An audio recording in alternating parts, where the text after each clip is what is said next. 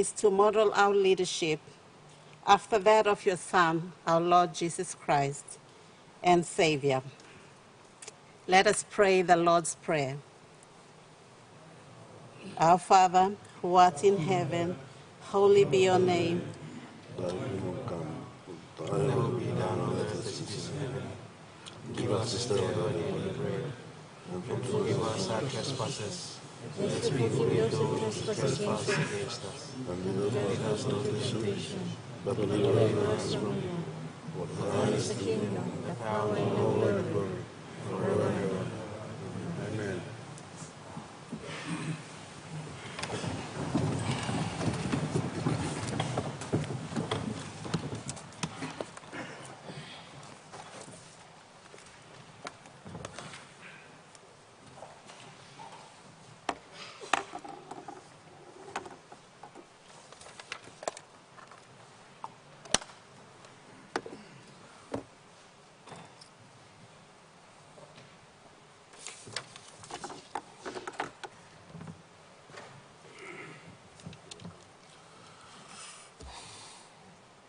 Leader of Government Business. Mr. Speaker, as Leave of Parliament to move a motion without notice. Is leave granted? Leave granted. Leader of Government Business. Mr. Speaker, I move that so much of the standing orders be suspended as would prevent A, orders of the day number 4, 5, 6, 7, 8, 9, 10, 11, and 12, government business being called forthwith. B, the opposition spokesman on Treasury replying to the 2023 budget. The question is that the motion be agreed to. Those in favor say aye. Aye. Those against say no. The ayes have it.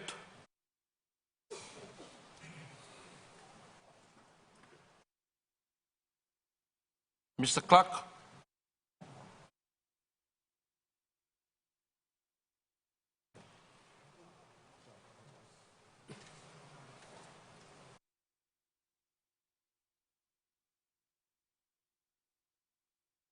Order of the day number 3, Appropriation General Public Services Expenditure 2023 Budget, Bill 2022, second reading, resumption of debate from 29 November, the Shadow Minister for Treasury in continuation.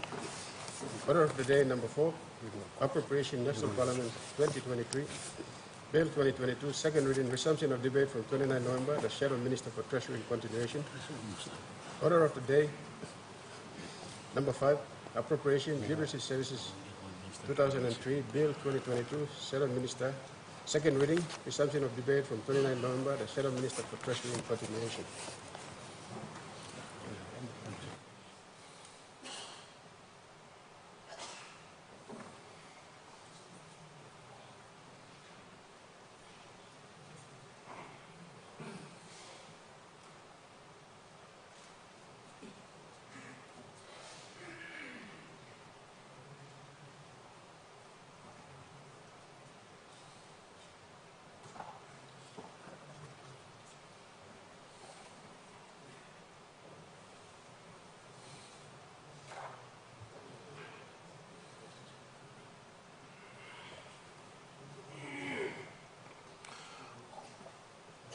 We have a point of order. Mr. Speaker, that seat should be occupied by the treasurer, and I don't understand why another minister is sitting there. I think the treasurer should be here, sitting there. Thank you.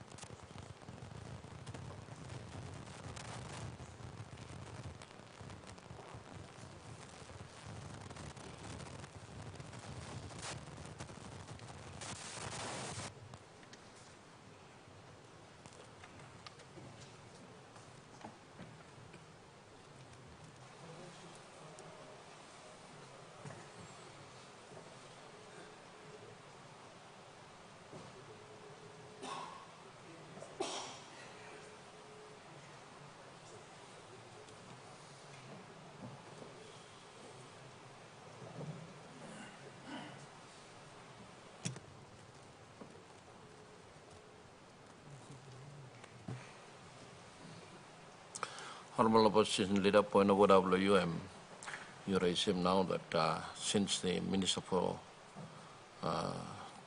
Treasury is not here, PMM talk all right, so the long Minister sit down on place floor, now you can give him a opposition spokesman or Shadow Minister for Treasury now, and can give him a debate long and responsible on the budget.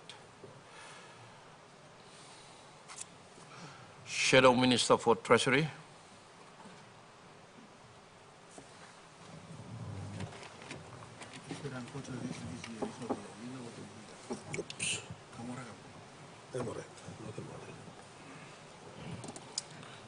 Mr. Speaker, first of all, me like talk good morning to the people of Papua New Guinea.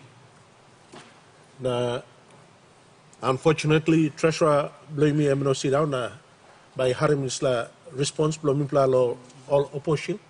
And we believe that it is a parliamentary convention that important bills presented by ministers should be present to take note of contributions coming from the opposite side of the House. Unfortunately, I'm not stopped. The Prime Minister stopped. The Minister of all Ministers stopped. And I think it's in his wise decision to allow another minister, senior minister, to sit in the place of the Treasurer to hear us out today. Mr. Speaker, Tete, after speech or talk blomi, we will hear from our end and from the government's end a lot of negative and positive debates will come from us as leaders of this nation to support or not to support the budget. But Mr. Speaker, first of all, at the onset, I'd like to speak well of the budget. Number one, I'd like to speak blessings of our Almighty God upon this budget. I'd like to speak goodness, blessings. I'd like to speak, like I said, well of this budget, that this budget will go well for the people of Papua New Guinea. The purpose of money plans is for the goodness of the nation's people. And so at the onset, on behalf of the opposition, I'd like to speak God's blessings upon this budget. Because without God leading us and being at the forefront of our plans, we will fail, Mr. Speaker. By me talk opening remarks below me. Mr. Speaker, allow me to highlight na talk below me lo speech below the Treasurer on Tuesday. Basically, I will try my best to respond to most of the agendas or points or issues that the the Treasurer has come up with, and then allow us, the eminent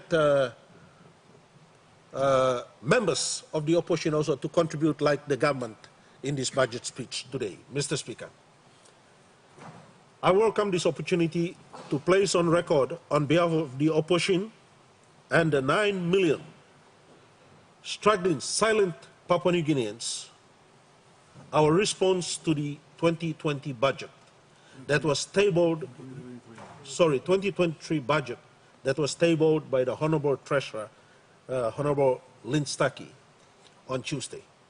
As most honorable members would have realized, the numbers contained in the budget are very rubbery and makes it very dubious and uncertain.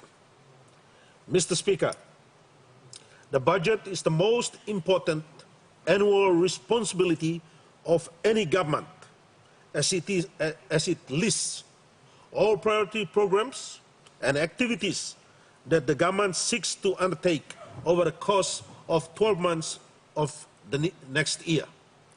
The effectiveness of the government's programs and its performance will of course depend on the outturn report of the end of the year.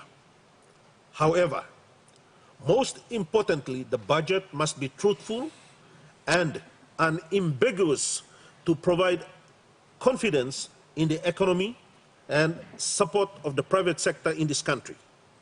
It is very important, Mr. Speaker, that the budget properly framed, and if it is implemented successfully, our people will benefit, Mr. Speaker. At this very important juncture, our young country, I remind the honorable members of the House that as leaders, our people are watching very closely at our actions.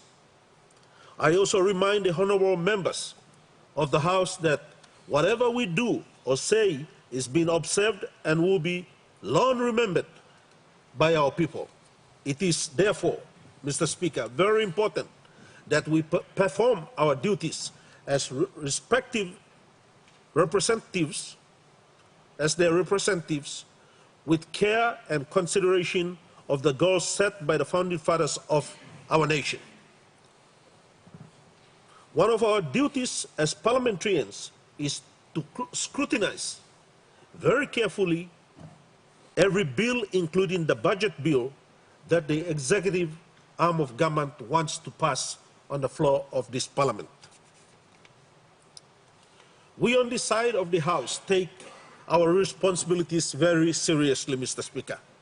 We will support the government in the greater interest of the nation when it matters, but at the same time, we will spare no effort in pointing out any flaws or unfairness in the government's legislative program and its implementation of the government's policies to make certain that the government treats all our communities evenly and fairly. Mr. Speaker, whilst I praise the Honourable Treasurer and also the Minister for Planning for ensuring that the bureaucrats compiled the 2023 National Budget Paper or Money Plan, I must also stress that the two ministers, as the entire Marape government, are fully accountable for the outcome of this budget. The government is also solely accountable for how the public servants apply the funds and implement the public programs and projects approved for funding under the national budget.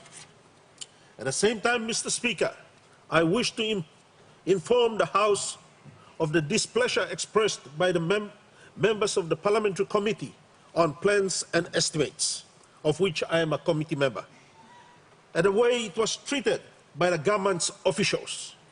I can testify that the committee was only provided incomplete budget information just a day before the budget was tabled on the floor of Parliament by the Treasurer. The committee received no information on the PIP component of the budget, 2023 budget. Also, officers of the Department of National Planning, who are responsible for the PIP budget, and the staff of the NSO, who are responsible for national accounts statistics, were not present to brief the committee members on the status of the national account statistics. For any meaningful consultation to occur, as it is required under Section 109 of the Constitution, the 209 of the Constitution, the absence of a fuller information and failure of advisers to appear before the committee is a mockery of the parliamentary committee, and such treatment of parliamentary committees, Mr. Speaker, is an affront not only to committee members but to the entire legislative government. Section 209 of the Constitution, the committee must be consulted prior to the finalization of the budget. In this case, the committee never received any meaningful information from the Department of Finance and the Department of Treasury in order to contribute meaningfully to the budget process, Mr. Speaker.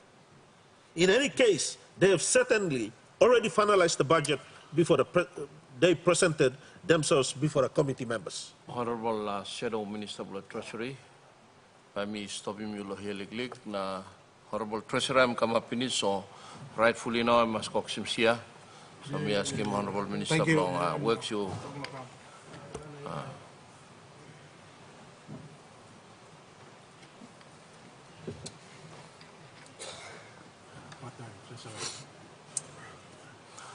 Honorable Shadow Minister of the Treasury, you can continue now. Treasurer, good morning. In future, for any meaningful consultation to occur, I suggest the committee must be briefed at least 2 weeks before the budget is due to be presented on the floor of Parliament, so as to allow the members of the committee to make meaningful contributions to the national budget, to make certain that the budget addresses the important needs of our diverse people and our country. Mr. Speaker, we on this side of the House have the responsibility to always remind the government that PNG, that Papua New Guinea, must always live within its means. That means the government should only commit to the country priority expenditures, and what it can really afford, instead of trying to be the imaginary richest black nation on planet Earth.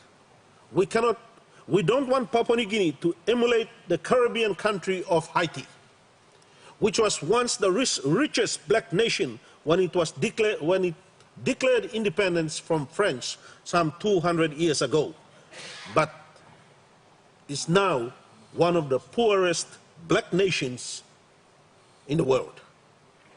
Unfortunately, for a treasurer who does not miss a chance to endlessly remind the honorable members of the House that his budget is being a responsible budget, the budget fails to live up to even the simple claim. Mr. Speaker and honorable members, no doubt many of you have noticed how this treasurer has on numerous times tried to hoodwink Parliament with his continuous attribute of being a responsible treasurer. Mr. Speaker, when one takes a close look at the treasurer's budget speech delivered after several postponements, one cannot fail to realize that he has been deliberately and repeatedly misleading the House. For example, let me elaborate. In the last paragraph of the very first page of his speech, the treasurer states that PNG has achieved, yes, achieved in the past tense, for the first time ever, 3 years of consecutive economic growth in real GDP, exceeding 4%, namely his claim that the real GDP growth of 4.8% been recorded in 2021, 4.5% in 2022, and 4.6% in 2023. The only problem, Mr. Speaker, why we cannot believe the treasurer's claim is because he is stating numbers that are not in, but merely projections or estimates. Talk about counting the chickens before they hatch. The latest GDP figures in the official national account statistics published by NSO were only published last month and are only up to 2020, Mr. Speaker. The treasurer cannot for ignorance of the official statistics, because the same figures are featured in Table 1 of page 146 of Volume 1 of the Treasurer's 2023 budget papers. Do the honorable members realize that 2023 budget documents say planned expenditure of 39 million, whereas the treasurer says in his speech the expenditure is 24 billion. So how can Parliament trust the treasurer's words that the budget is a responsible budget, Mr. Speaker? Mr. Speaker, I don't intend to dwell on every false claim that the treasurer is making in the budget, as they are all plain to see by discerning readers, by any discerning readers. What is worse about the budget is that the government is counting on the naivety of the members of the government side to blindly pass this very dubious budget, which by the look of it is only good for 6 months, when one realizes that a number of important policies embedded in the supporting budget bills are only for 6 months duration. Mr. Speaker, the honorable members of the House will have realized that on paragraph 2 of page 14 of his speech, the Treasurer makes it very clear that the government is unsure of his budget, and the government is likely to push some of the listed expenditure back into 2024, even after receiving parliamentary approval in the budget, in the 2023 budget. The following, that fellow members, is just irresponsible for the government to get approval for expenditure in 1 year and only knowing that, well, that too well, that it cannot afford such expenditures which are then deferred to the following year. In any case, the Treasurer is being deliberately dubious because he didn't even bother to identify the programs that are likely to be affected and is concealing this expenditure from the honorable members.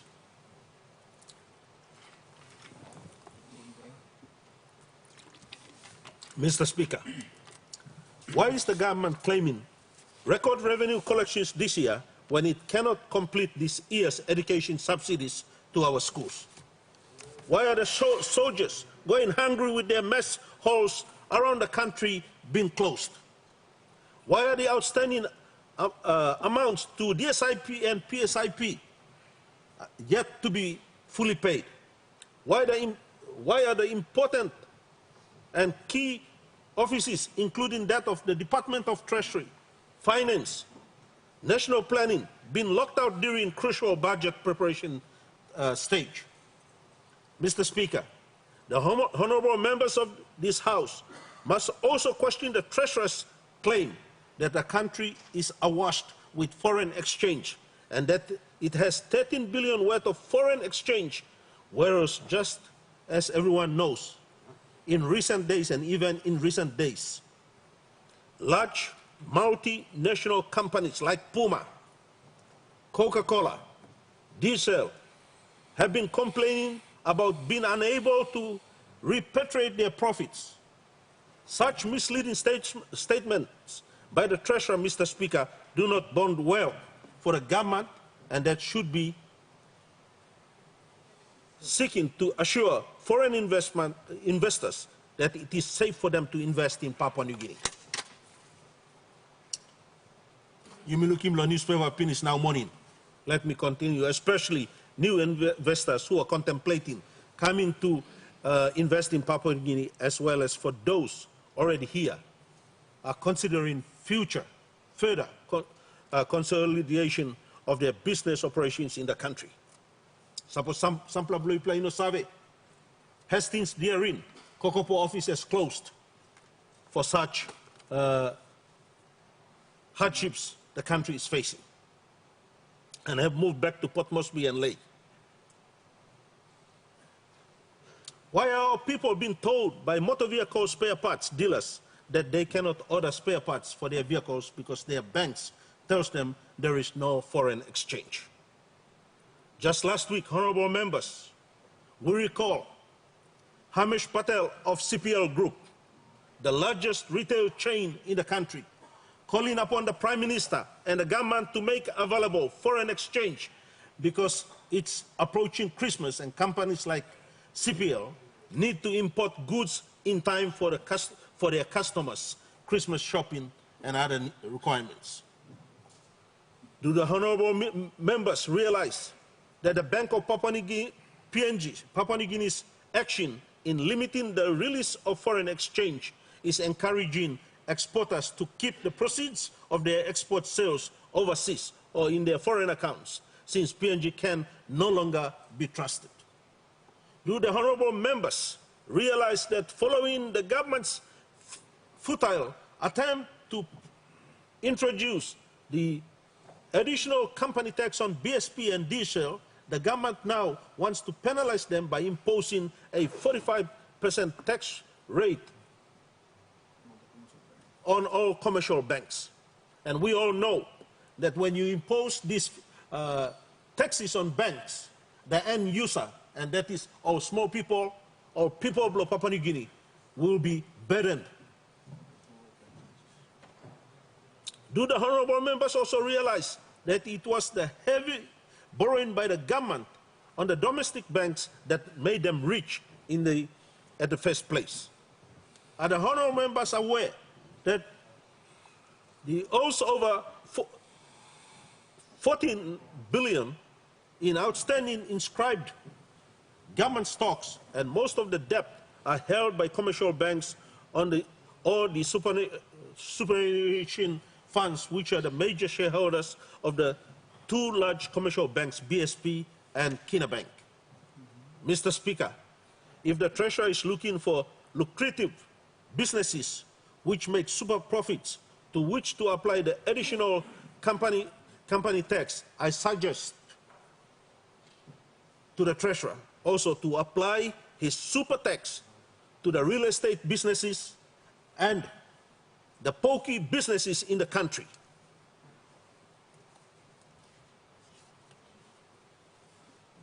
Do the honorable members realize that the government's tendency for borrowing from the domestic banks soak up all the spare liquidity in the banking system such that it increases the cost of borrowing and also crowds out our local SMEs, thus making it harder for them to borrow from commercial banks? Mr. Speaker, do the honorable members realize that the Treasurer has been hacking the 590 million of the so-called cost of living relief assistance package, and before the elections in March, yet he has continuously failed to bring the enabling legislation to the floor of Parliament. And we know that in the supplementary budget, he said the enabling legislations were not ready yet, and so the 611 million relief package was to be postponed to January. Was that all a real serious government policy to assist our ordinary Papua New Guineans, or just a plain election promise to show up numbers for elections? Do the honorable members realize that the 590 million so-called relief package is so inadequate that it translates to a mere one-off amount of 65 kina per person per year, or a very meaningless 18 toya per person per day when divided by 9 million people of Papua New Guinea? How is the government going to ensure that these amounts will trickle down to the ordinary villages? The government's so-called relief of housing assistance package is not helping families. Instead, it is pushing the escalating law and order issues in the country. Mr. Speaker, as we speak, prices of goods still remain high. The basic food requirements, oxen palm, sugar, rice, flour, even the fuel cost still remain high. Do the honorable members realize that the majority of our people are unlikely to ever see any benefit from this so-called government's intervention, and that the money could have been better utilized to ensure adequate supply of life-saving medicines to all our rural aid posts and health centers? Do the honorable members realize that instead of tackling problems head-on using the existing regulations and powers of the state, the government is belittling the role of Parliament by asking Parliament to pass new laws that are likely to be later repealed, just like the abolition and then reinstatement of the Chief Secretary Act. Similarly, the government is going the roundabout way when it is asking Parliament to pass the non-tax administration bill as part of the 2023 budget so that it can impose its will upon the statutory bodies and the SOEs. Mr. Speaker, is the government now admitting that it does not know how to deal with its own subsidiaries? With its proposed non-tax revenue bill, isn't the government just broadcasting its own incompetence in dealing with these organizations? Mr. Speaker, take the revenues that the National Fisheries Authority is collecting from licensing fees from the commercial fishing companies, for example. This revenue is originally derived from a tax, so why now treat it as a non-tax revenue, Mr. Speaker? By right, the state should receive all revenues from the licensing of companies licensed to harvest the nation's vast fisheries resource. Just as all the log export tax revenue collected by customs from the forest industry are directly deposited into the Consolidated Revenue Fund, all fisheries revenue must also be paid in the Consolidated Revenue Fund instead of being collected and kept by National Fisheries Authority. The proper way to do that is for the government to simply amend the Fisheries Act instead of listening to lazy public servants and coming up with a crazy non-tax revenue bill which the Supreme Court is likely to later rule to be unconstitutional, just as it did with the Public Monies Regulation Act in 2018. We have a point of order. Mr. Speaker, when we are presenting response, treasurer when he presents or the opposition presents, you cannot be entertaining point of order. There's a point of order, and I will make that ruling if I see the point of order is not in order. What's your point of order, Honourable Member for Vanimo Green? Point of order, Mr. Speaker. The shadow treasurer cannot be preempting the Supreme Court decision on various legislation that are to be passed on the floor of Parliament. You cannot. You cannot preempt the Supreme Court decision or National Court decision on the floor of Parliament. Thank you, Mr. Speaker. The Honourable Shadow Minister for Treasurer and point of order belong Honourable Member Blavanimo, is in order.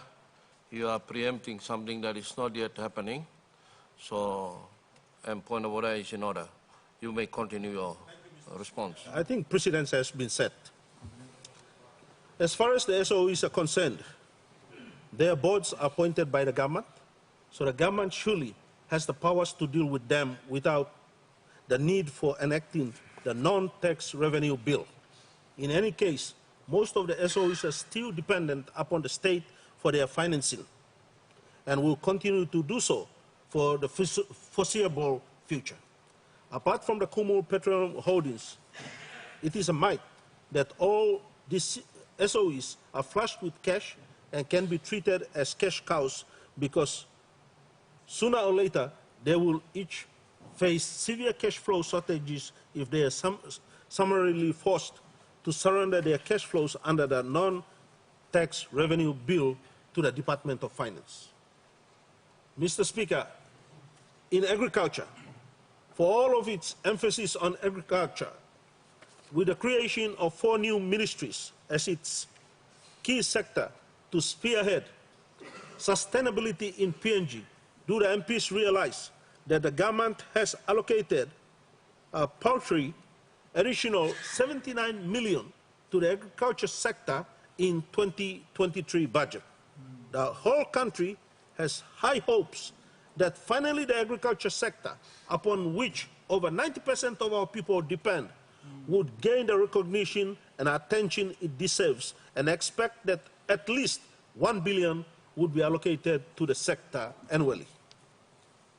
Instead of perpetuating the colonial era endangered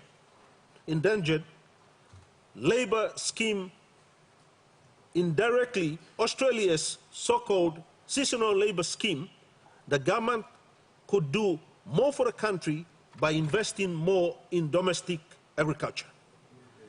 If the government is not careful, the endangered laborers working for Australia farms will unwittingly shift the competitive advantage from Papua New Guinea to Australia farms, which are still exporting oranges and vegetables to supermarkets in Papua New Guinea. So what is really wrong with a country when its economy, with the country's economy, Mr. Honorable Treasurer? Our people demand to know, fellow honorable members, despite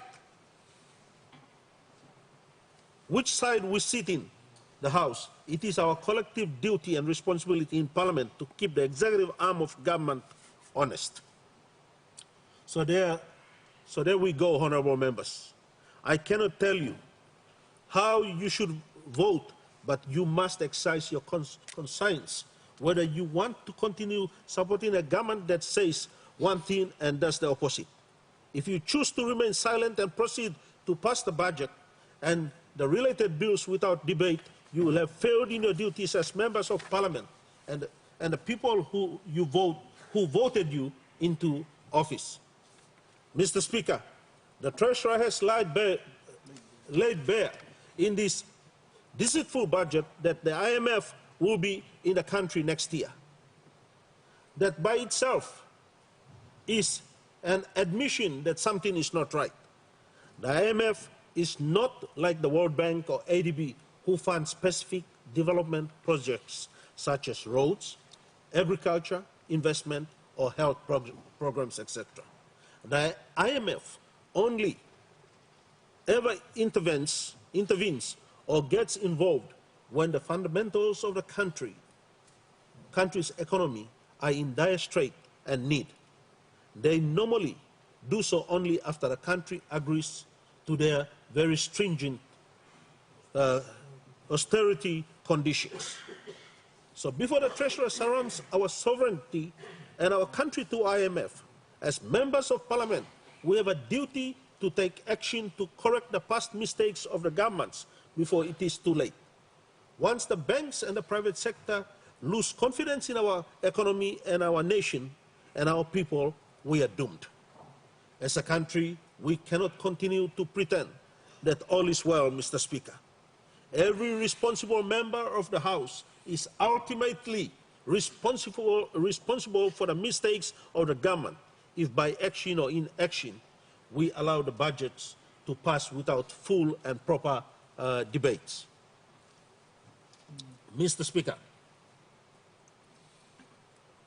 are the honorable members of the government aware that the Secretary for National Planning very recently, during the budget lockup just on Tuesday, that his department is still holding on to a total of 1.8 billion kina in unissued warrants from its development budget? Why can't the government use these public funds to complete the outstanding funding for our schools and our districts? But what has allowed this situation to happen? What is the government withholding money? Why is the government withholding money when our government services are screaming for funding? Is that what a responsible government does? Surely something doesn't smell right, Mr. Speaker. At least we are on this side of the House have pointed out some of the major deficiencies of the budget that is expected as of a responsible opposition. Do the members of the House realize that the entire national revenue of 19.6 billion expected to be raised by the government in 2023 budget, 13.8 billion is to cover the cost of running the government and leaving just 5.8 billion for debt servicing and PIP, etc. Do the members of the House realize that the government has been borrowing just to repay existing debts and will continue to do so forever without any end in sight according to the projections of the government's budget? Do the members realize that by increasing the tax on forestry by 20% from the already extremely high rate of 50% to 70% will instantly kill off the forest industry? Do the members of the House realize that the exports of logs only occur in coastal regions and logging activities provide the lifeline of economic activity for many coastal areas of the country because they do not have benefit sharing agreements as the other resource owners have for LNG? Do the MPs realize that the lies being perpetuated by the government that formal employment has been increasing when it has in fact declined by more than 20% since 2014, according to the official figures in the budget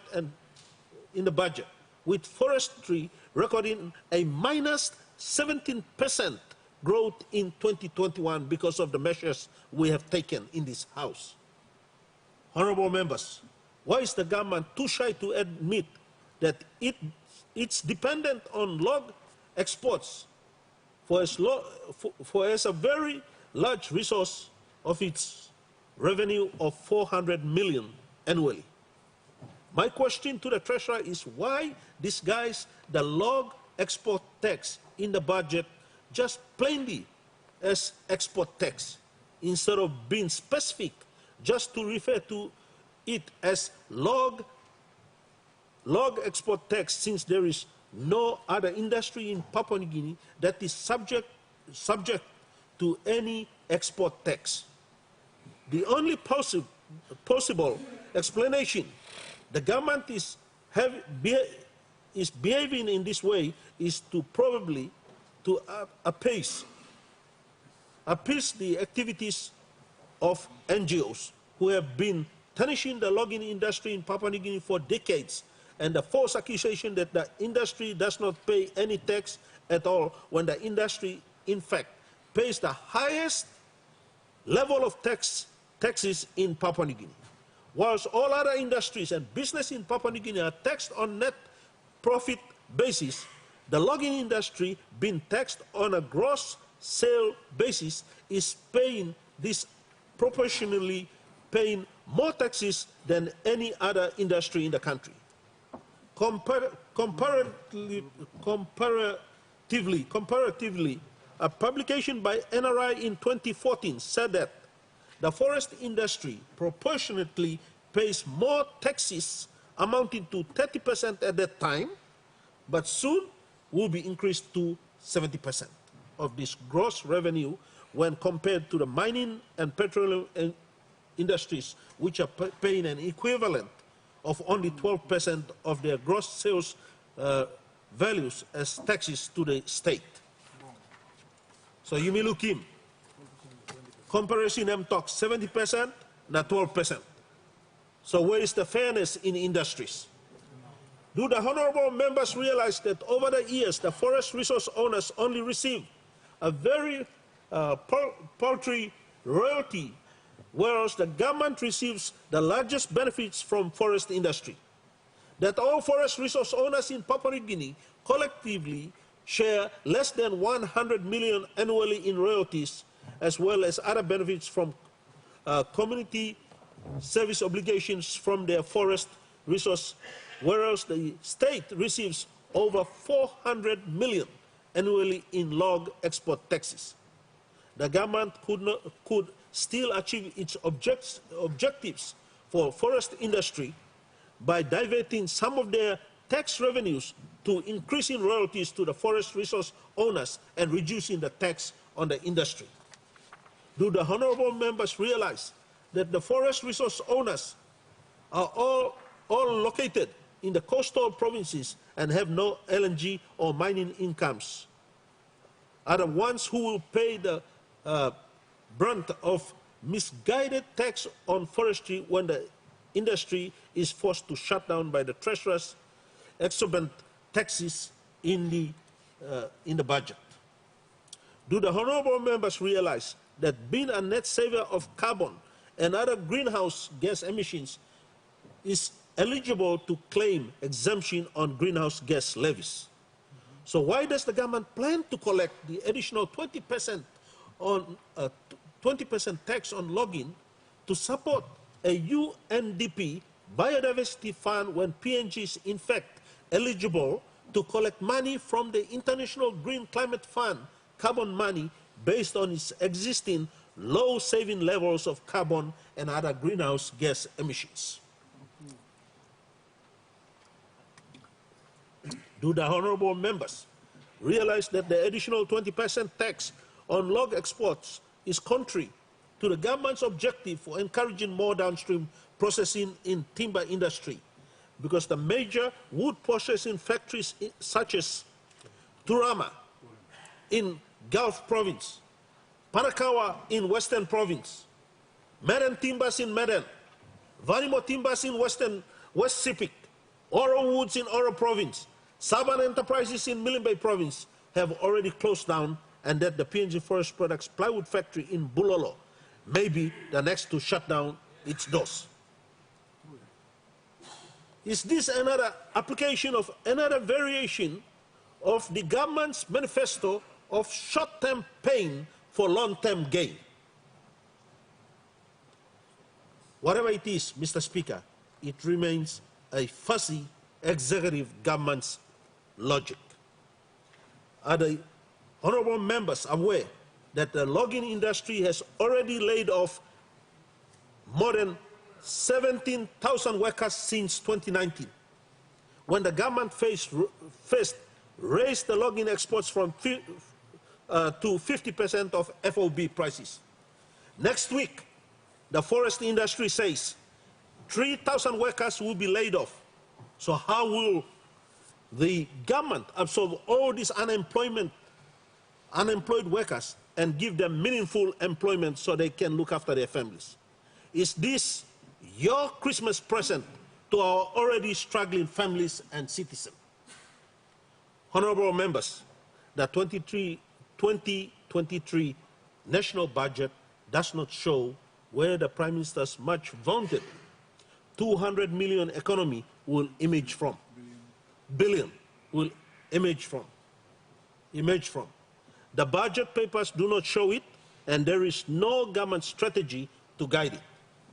Mr. Speaker, the undisciplined tendency by the government to continuously borrow year after year to finance the budget is, to say the least, unsustainable. The government's past practice of bulldozing the budget through Parliament without debate reeked of a dictatorial tendency. The amendment of the Fiscal Responsibility Act as part of the budget process without input by the honorable members of the House is contemptuous of the elected representatives of the people and an affront to the budding democracy in this country. The FRA Act was enacted by Parliament in 2006 to rein in government expenditure by limiting government borrowings. The government must now adhere to the FRA and refrain from unnecessary borrowing simply because the country cannot afford any more borrowings. Our analysis of the 2022 budget indicates that the government is simply living beyond its means by raising the debt to GDP ratio from 34% of GDP to 60%. The government has weakened the solid foundation of PNG economy laid by our founding fathers following the independence. Although PNG has met its debt servicing to date without defaulting, this amazing feat cannot last forever if the government continues with its reckless public expenditure. We on this side of the House are committed to the country and its people and are willing to assist the government to pass the budget if it is responsible and will not bankrupt the nation. The priorities of the country as we in the opposition see it to be, are as follows. Law and order, and thank you that you guys, the government has placed great emphasis on law and order. Education, health, and agriculture. Put him some money go inside law agriculture. One of you put him up. You got 4 ministers now, put him more money galore. Thank you. The government should cut back on programs that will not cost lives or deny education for our children. But we must ensure the maintenance of good order, evidenced by the rule of law and peace throughout the nation. Immediately, the government can achieve these objectives by cutting back on new infrastructure developments and a reduction in the administration cost under the current budget. One plus something as them people are discussing. All plenty departments, all got car, pull up lo car. But all work lo higher, na higher yet. Suppose people are checking records. The records will tell you that hire of vehicles mount up to millions and millions of kina. Excuse me.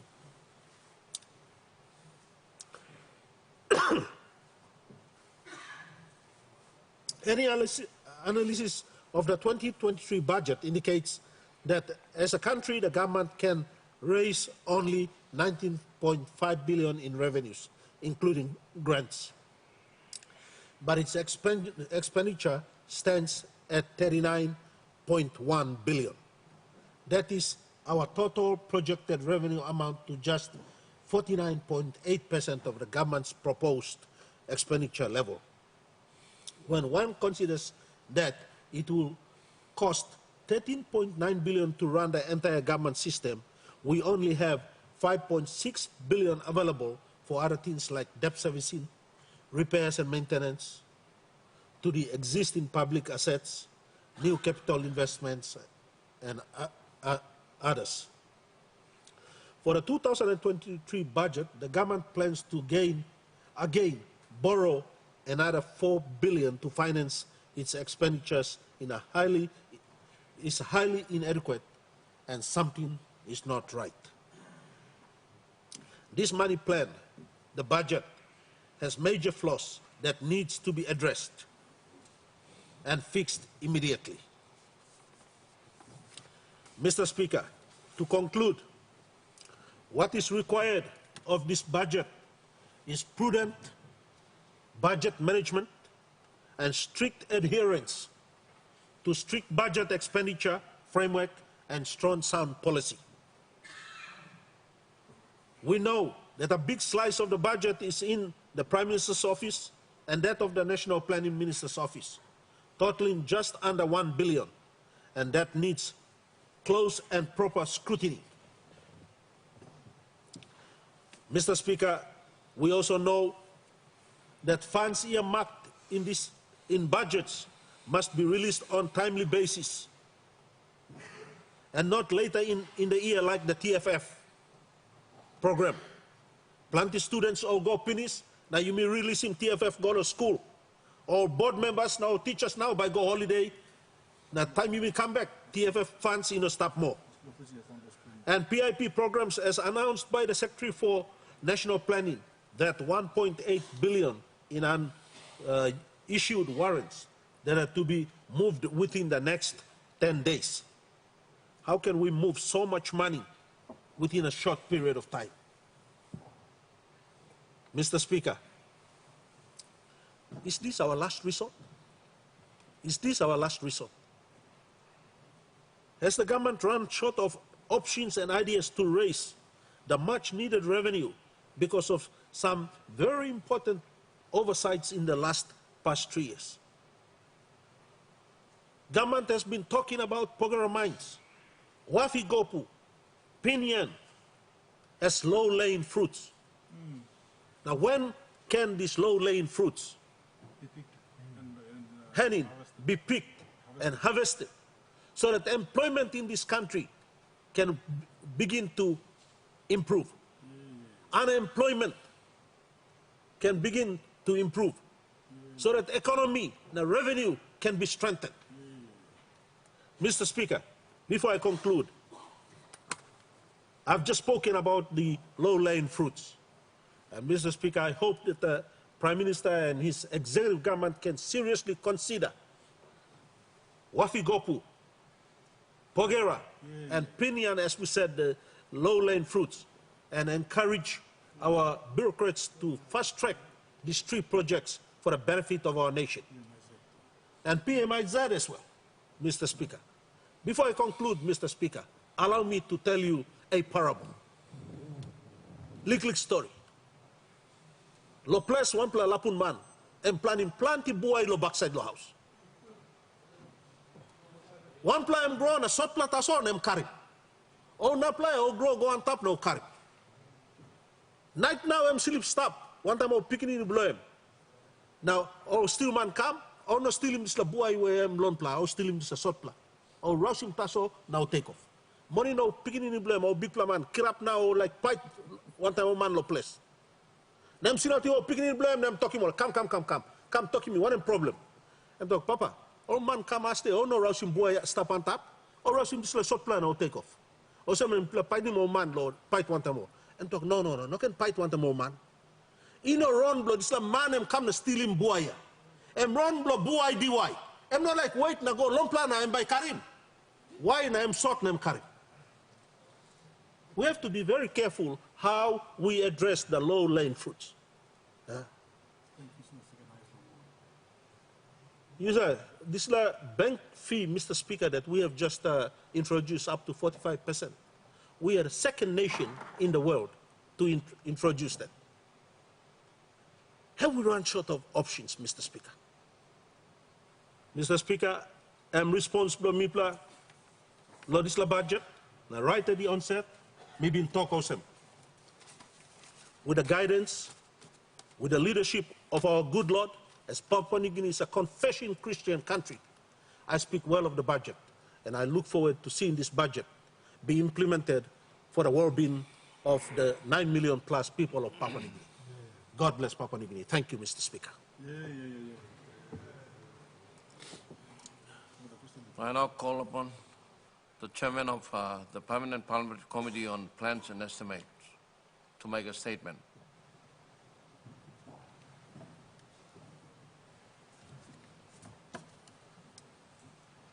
Thank you, Mr. Speaker. I rise to present the views, observations, and recommendations in relation to the 2023 budget of the Permanent Parliamentary Committee on Plans and Estimates. Mr. Speaker, this committee is made up of both opposition and government members. And as part of the consultation, the committee had a briefing with the team representing the Department of Treasury earlier this week after 3 consecutive deferrals. The committee unfortunately regret to inform this Honorable House that no representatives from the Department of National Planning, Finance attended this briefing despite being requested. In future, the committee would prefer to meet with relevant department representatives along with their ministers during this kind of briefing. I would like to sincerely thank the following members: Honorable Johnson Wapunai, Honorable Douglas Tomeresa, Honorable Wairapa, Honorable Simon Kaiwi, and Honorable Benjamin Moole for their contributions and participations. The committee would like to extend our gratitude to the team from the Treasury Department who were able to take us through the budget, which we consider to be satisfactory with meaningful exchanges. The committee acknowledges the budget would not have been possible without the hard-working public servants who worked tirelessly to bringing this all together. We appreciate you all. Mr. Speaker, purpose and importance of the committee.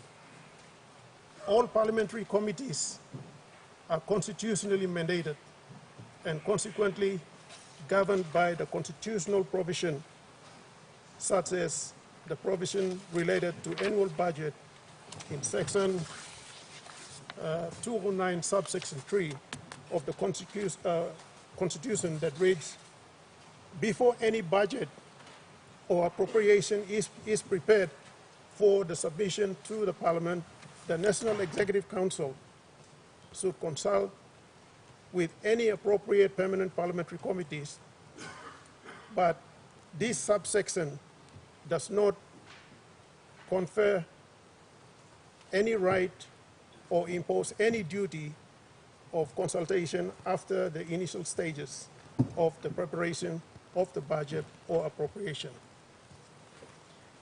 The budget is a government's most important money plan, which captures its spending strategy in a fiscal year.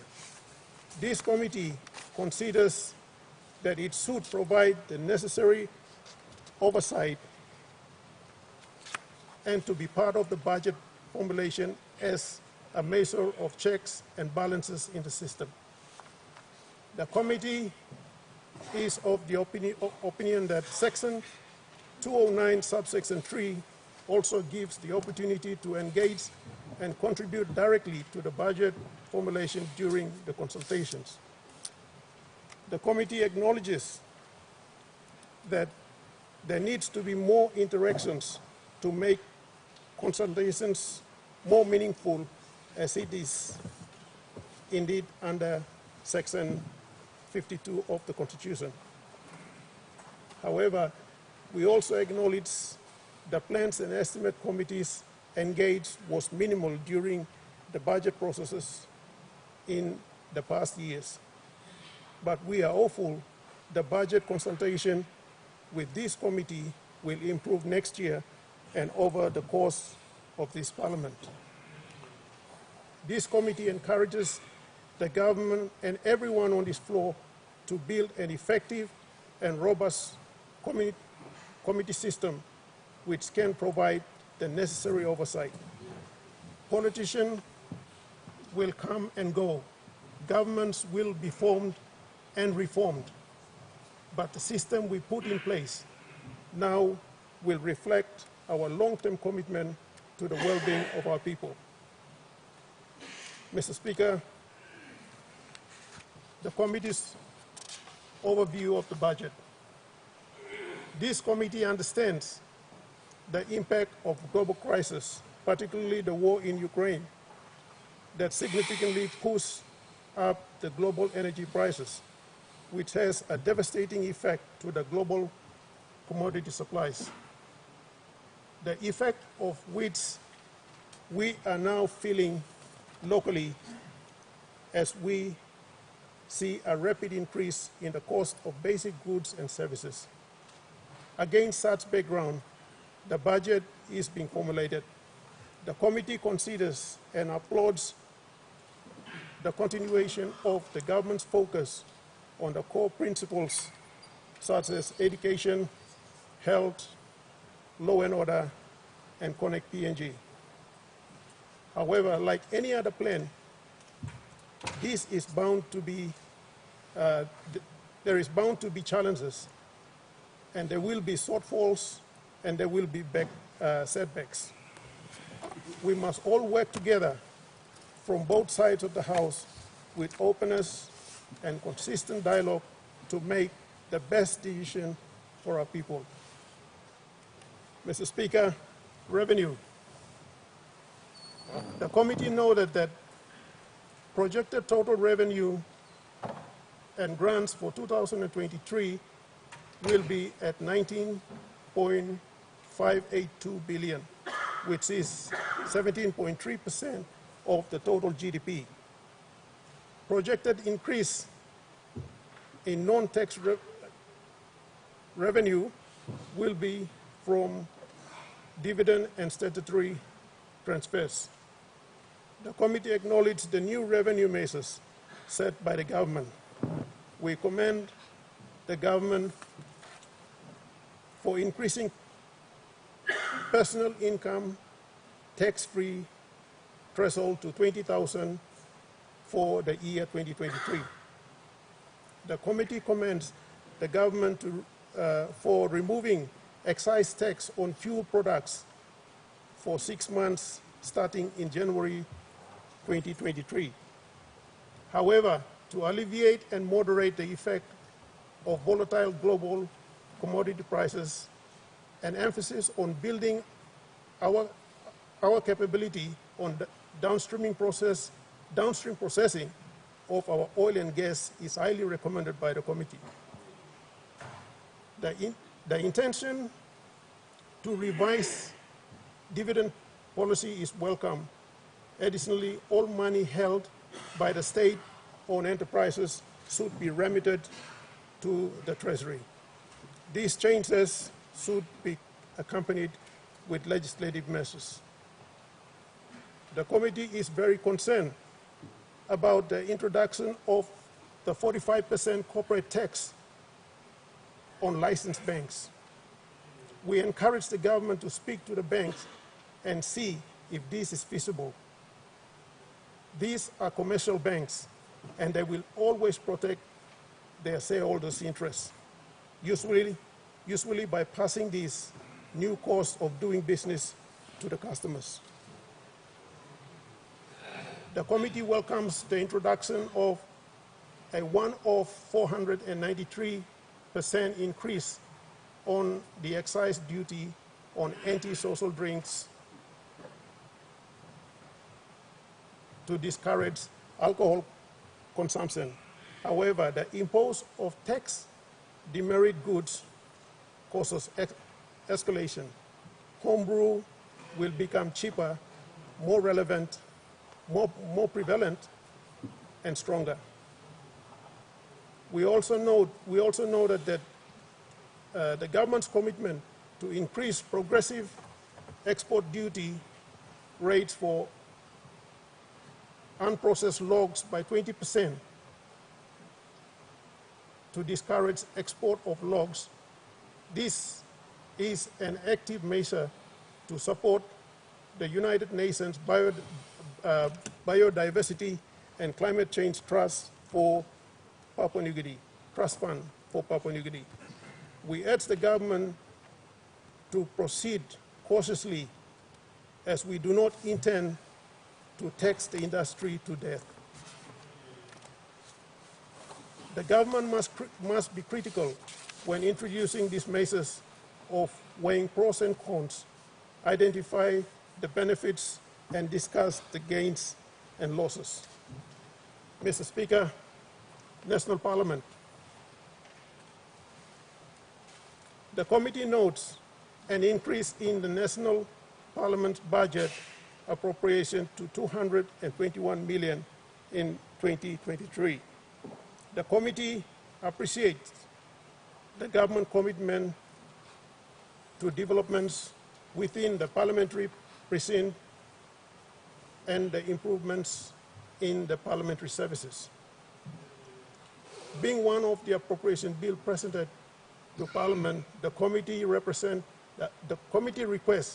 greater consultations right from the beginning to ensure the parliamentary services are adequately funded so that it functions effectively and efficiently to meet its obligations.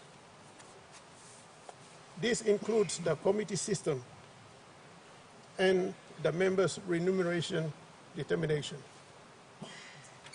The committee has noted that most parliamentary committees are incapable of functioning to their fullest capacity because of funding constraints. Past chairmen have called for adequate funding for the parliamentary committee to no avail. We recommend a sufficient increase in funding for future budgets. Mr. Speaker, education. The committee notes that education sector is receiving the fourth highest component in the 2023 budget estimate, budget estimated at 1,649.5 million kina. Sadly, Mr. Speaker, there is no emphasis on quality of education. We know that the entire budget is focusing on quality over quantity over quality. The Marape-Rosa government, which I am part of, should treat education seriously and make education one of the signatory programs like the Connect PNG program. In doing so, the focus on quality over quantity of education must be treated as the #1 priority in all education programs. In my term as Education Minister, I focus more on quality over quantity by introducing new policies, such as the early childhood education policy, yet it has been shelved in favor of the third level education. Early childhood education is an area we should immediately allocate funding and start implementing the process. Preparing a child at the early stages is important for our education system. The committee notes that the current budget puts the cart before the horse, as primary education, particularly early childhood, has not been treated as paramount, allowing a huge quantity of low quality students to move through the system, causing a bottleneck that needs addressing. The government now must cater for the huge number of dropouts through the various third level education scheme. For quality education, primary or early childhood education must remain the #1 priority of any education programs. An important area that has been neglected by all governments and must be treated equally important as others is the teachers' welfare. Many of us do criticize teachers and say all kinds of things against them to say they are not working. But being in the system, I've seen teachers sitting all night while all of you may be sleeping, may have good rest. Teachers do not have rest. And sometimes we don't worry about their welfare. We don't care how they live. Let's take NCD, for example. Many teachers are sleeping in the settlements, and you expect them to prepare the lesson for our children in classroom to go and teach the child properly in the classroom? No. So we have to consider somehow teachers' welfare must come into play. The committee appreciates the higher education loan program.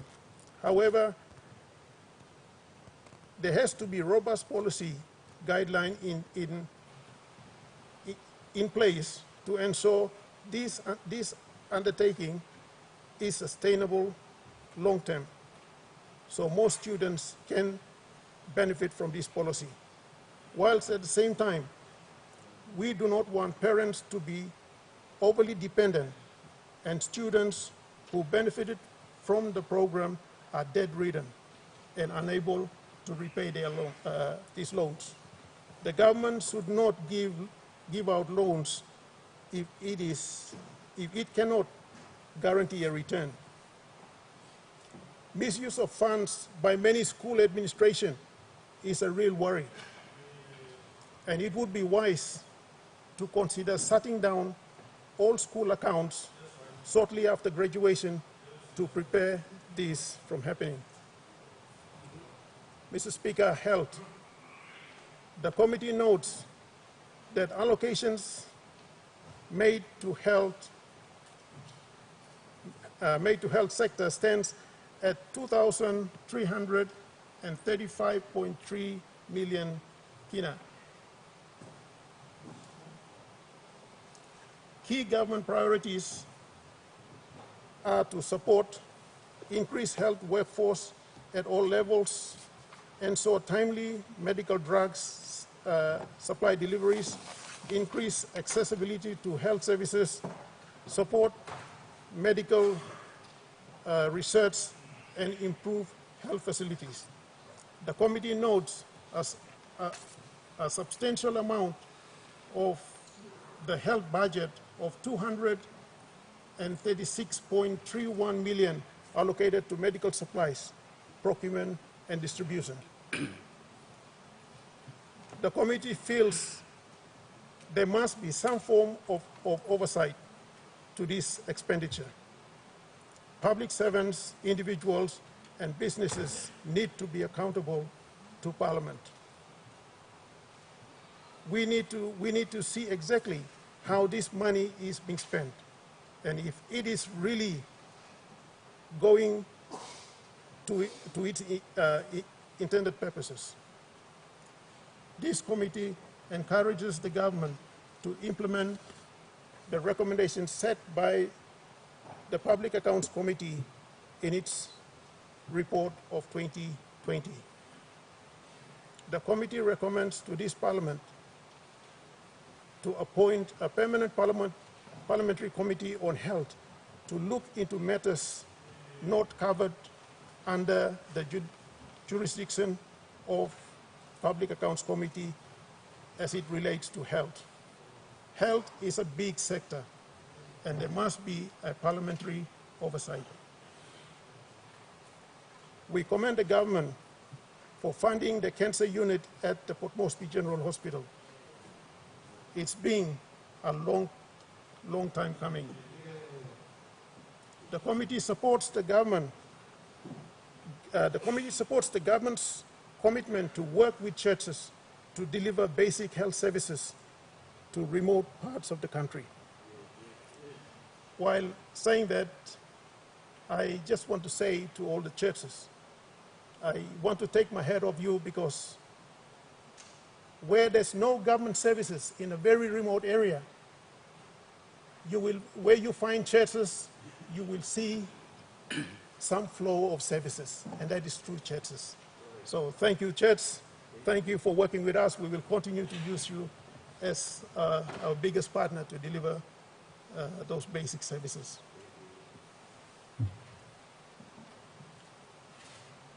The committee commends and acknowledges the appropriation made to churches.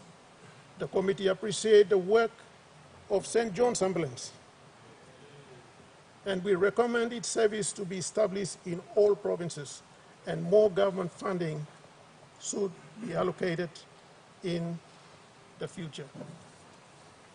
Mr. Speaker, community and culture. The community and culture sector has received the lowest of the allocation at a total of 187.3 million. Key policy priorities include limiting gender-based violence, inclusiveness of special needs children and persons with disability and disability. The committee acknowledged the 7.1 million kina set aside for the gender-based violence. Although more violence is perpetrated towards women than men, it does not mean men does not suffer domestic violence. Those administrating this allocation should look at both sides and avoid sexist discrimination. The committee feels this sector has not been given the attention and recognition it deserves. Future budget should be more proactive. This is the sector is widely viewed as being responsible for restoring morals and values to our people, strengthening family units and cultural identity, instilling Christian principles, and prioritizing youths. Mr. Speaker, economic. The committee acknowledges the key government policy on economic sector, including strengthening agricultural interventions, market accessibility, and SME interventions, addressing structural impediments, downstream processing, and import substitution, economic zones, and enhancing trade and investment. The committee noted the labor and mobility initiative to encourage women and discourage groups,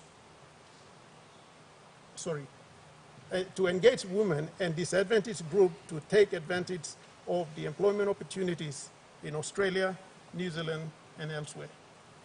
Mr. Speaker, the committee commend the government's decision to setting aside the 7% of the state-owned enterprises.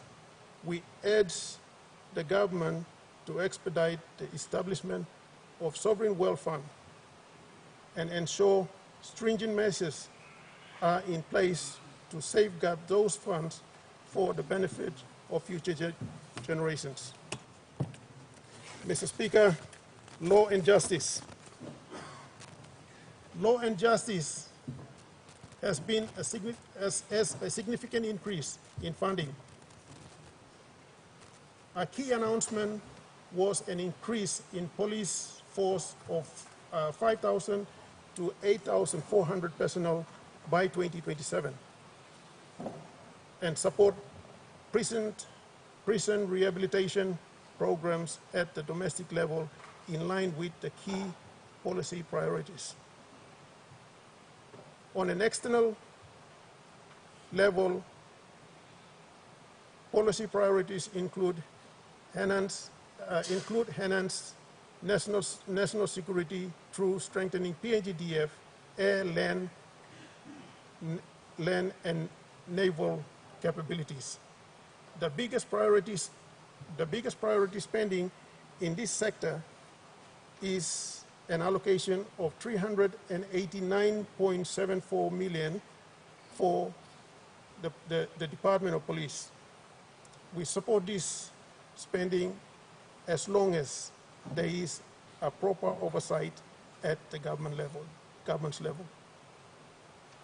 We understand that law and order is a major threat to our well-being, resulting in high cost of doing business and decline in economic growth. We welcome government's priority to boost our defense force. The defense force should be adequately equipped to assist in state of emergency, natural disasters, and call-outs. Mr. Speaker, administration. A key government policy in this sector is for CACC to be sufficiently funded to support all other sectors and address overhead costs and retirement. Highest priority spending in this area captured in the 2023 budget is $480 million for the 7 new districts. These monies should be spread out and paid on installment over the next 3 to 4 years instead of paying it outright. This would allow for oversight and control to minimize misuse of funds. Much can be done with less money, as we have witnessed some local MPs using the limited DSIP to develop their districts. The committee commends and encourages the contribution of the retirement program, of which $300 million has been allocated. The committee has noted an allocation of $100 million for Wafi-Gofu IDG, which is commendable. The committee feels Wafi-Gofu and Pogera should be started as soon as practicable, provided all requirements are satisfied.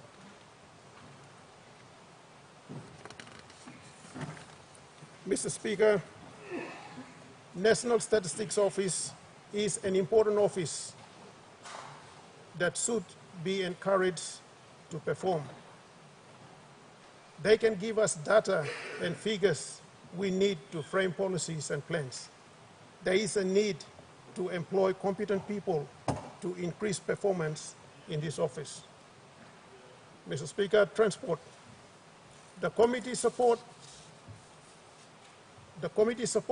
transport sector initiative to connect PNG and opening economic corridors.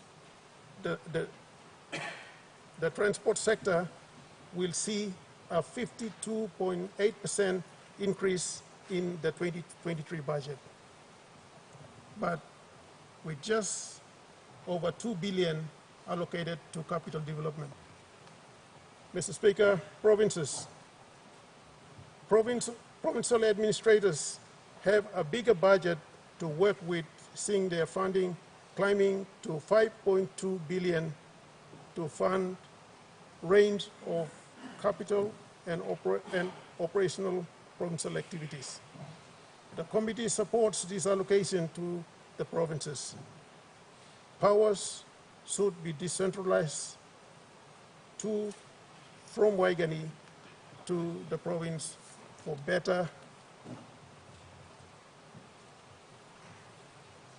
the better. Mr. Speaker, ABG.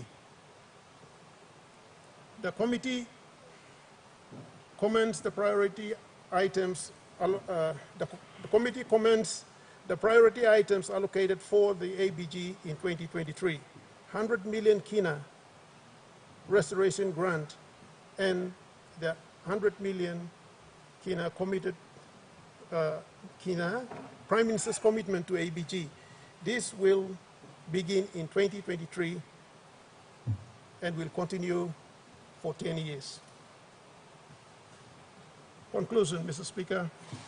The committee has noted legacy issue of widespread failure and non-compliance by agency with respect to providing expenditure report, lack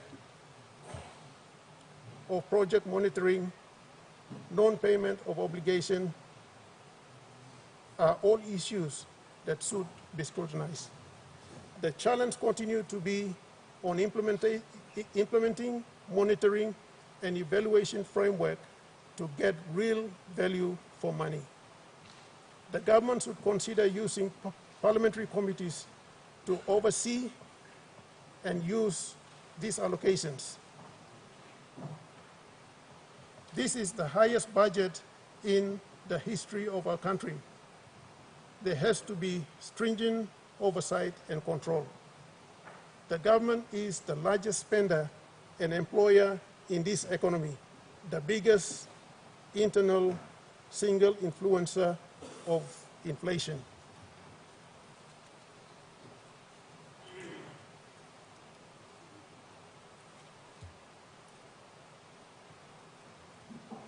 The committee also calls for fiscal discipline.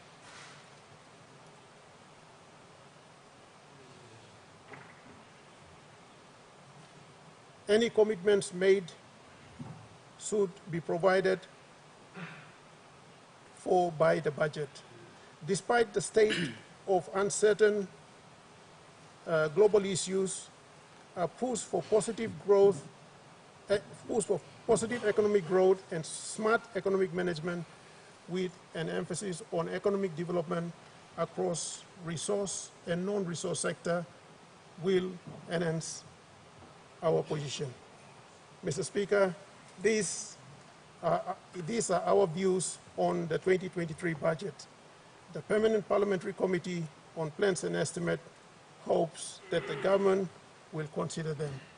I commend this report to the Parliament. Thank you, Mr. Speaker. Oh, Assistant Speaker. Leader of Government Business. Mr. Assistant Speaker, I think I rise to contribute to the debate on our 2023 budget. But Mrs. Assistant Speaker, before I do, I'd like to thank my three Vice Ministers who've been assisting our Treasurer, our good member for Tuave, Vice Minister for Planning, member for Minyama, Vice Minister for Treasury, and our good Vice Minister for Finance, Honorable John Boito, who've been assisting in the budgetary process. So it would be not good of me to acknowledge the support that they've given us as ministers performing in the space of Treasury, Finance and Planning. Mr. Assistant Speaker, before I make my comments on the budget and at the same time support our Treasurer in tabling this very important budget, I'd like to just stress a bit on some of the points raised by the Shadow Minister for Treasury and Finance on our opposition side. But looking at the time, Mr. Speaker, if I can ask Parliament to move a motion before I make my statement, please. Honourable members, is the leave granted? Leader of Government Business. Mr. Speaker, I want to move that so much of the standing orders be suspended as would prevent Parliament sitting beyond 1 o'clock this day, and B, Parliament adjourning a motion to be moved by a minister at any time. Honourable members, the question is that the motion be agreed to. Those in favour say aye. Aye. Those against say no. Ayes have it. Leader of Government Business. Mr. Assistant Speaker, if I can quickly just add on to some of the comments made by our good spokesman for the opposition on their take on our budget. Mr. Assistant Speaker, you would know that somewhat in the last 3 years we've been trying to be as honest and transparent as possible in our budget in the past 3 years. As such, the principle of transparency has always been maintained in much of this budget processing until we've arrived in such times when we table the budget on the floor. Mr. Speaker, statements like when a Prime Minister of a country says our mission statement is to be the richest black Christian nation, and hearing our good spokesman from the opposition saying that this is an imaginary motto. Prime Minister, if through you, Mr. Speaker, if I can just say, we stand as a black nation. That is not imaginary. We already reached, Mr. Speaker. That is not imaginary. We are a Christian country, Mr. Speaker. That is not imaginary. Prime Minister is just stating what we are as a country already. Now the challenge is how do we get there? If you look at some of the figures and facts that our good spokesman from the opposition has stated, to say, you know, some claims that the government side is banking on the members on this side being naive. Mr. Speaker, I don't think so. We've had qualified members elected by our people to be on this floor, equally equipped and educated to be on this floor debating budgets, and I don't think our government is thinking that all our members on this side are naive in whatever positions they take on their political opinion. Mr. Speaker, things like office lockout, messing issue, these are issues that have been ongoing in the past, and as responsible government, we'll try to do our take in trying to take responsibility and set programs and projects to curb these ongoing problems. If you look at things like office lockout, forever an issue. 10 years, if you look at 10 years, we've been paying 300 million in our operational budget. Now the government has made a very clear distinction and a policy to bring in the seat of government, which will see government owning offices. So we saved 300 million in 5 or 10 years and invested money into law and order and other sectors that much need this money. If you look at the speech made by our good spokesman on the opposition, he said, I will pronounce blessing. Mr. Speaker, I don't see a lot of blessing in the written speech here. Much of it from the opposition, it has been criticizing our budget, but, you know, that's the work of the opposition and we take note of it. Things like bringing back some of the reforms that we did as government, such as the position of the Chief Secretary, some of the reforms like non-tax revenue bill. Mr. Speaker, our good spokesman on the opposition was part of the government that ended down the PMMR Act, which was ruled unconstitutional. And that has been now redefined as a more refined, more flexible legislation that we've now brought is not a new legislation that this government is proposing. And the intention of the bill is clear and the act that every member can pick out on the floor. Mr. Speaker, my support to our good treasurer. I congratulate and thank the good hard-working treasurer as well as the undying support that his department has been given him to ensure that we table our budget for this 2023. My comments, Mr. Speaker, this budget, and we thank the people of Papua New Guinea for giving us a clear mandate to the ruling government, Pangu, and we thank our coalition members as well for being able to come together and set the agendas of development that we want to see in the next 5 years. As such, what you see in the budget is an amalgamation of all our collective views as coalition partners in this government to see what we want to see in the next 5 years. And it's not just an agenda by a Pangu party or no, it's an agenda by all collective minds on this side of the house to present to us the money plan for the next 5 years. So, Mr. Speaker, our budget now is focusing on more of rural development. Much of our people are still unlocked, still in places where road has not reached them. Basic government services have not reached them, Mr. Speaker. So if you see the gist of the budget, if some of the allocations you go through, is trying to unlock the people that we find in our places. Places in like Bosavi, Mr. Speaker, places like Telefomin, places like Kantiba, places like Miniama, places like Asiki, places like Kendrian Gloucester.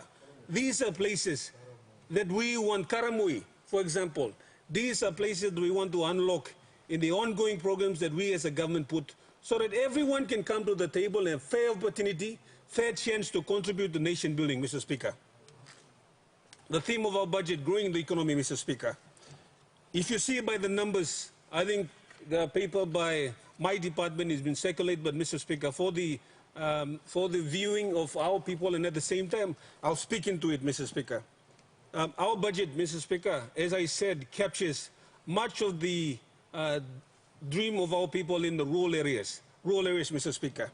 As you can see from that, major allocations have been given to provinces and districts so that we can all work together collectively. In the past, much of these programs have been captured and kept in major departments, Department of Works, Department of Planning, Department of Health, no. Now we've more centralized those fundings to provinces and districts. So if you can see in those allocations, all of us seated in this house has been allocated a fair piece of the cake in those provincial allocations, including the shadow spokesman for the opposition as well has been allocated a funding in there, just the same as Finchaven is allocated, and as well as Kendrian, Gloucester, Pomio, and whichever district that we can name in our country. Mr. Speaker, the numbers that Treasurer has presented, I will not get into. I just want to speak into some of the major PIP programs and the capital budget we have for the next 2023.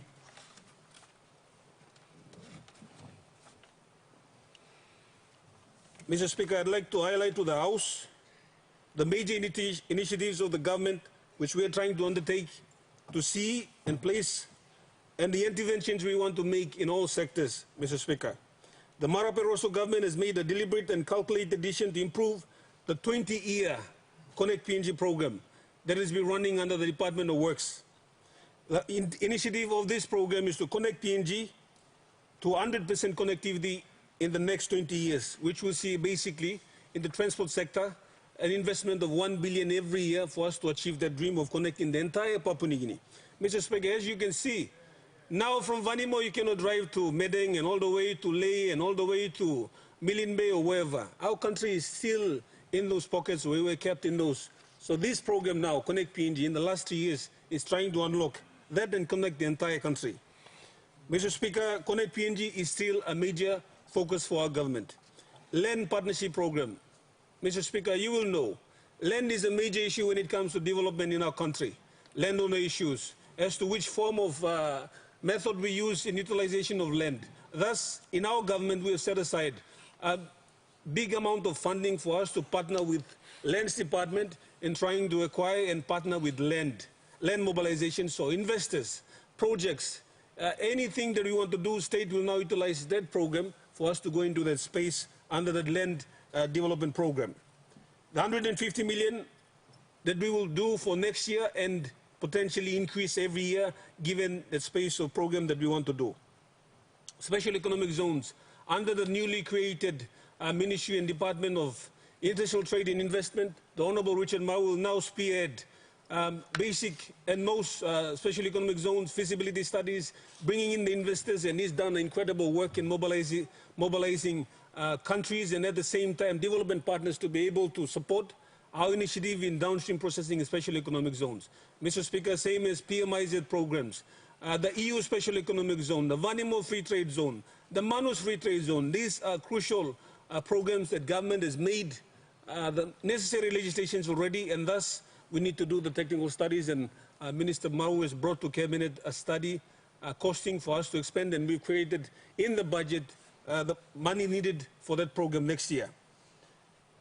Mr. Speaker, agriculture, I commend our government for creating 4 different ministries to deal with agriculture as a priority in terms of coffee, livestock, agriculture, and oil palm, Mr. Speaker. And as you can see reflected in the budget, not just creating ministries, but also allocating funding for those sectors to be equally equipped next year and start those reforms as set by our Prime Minister and our government.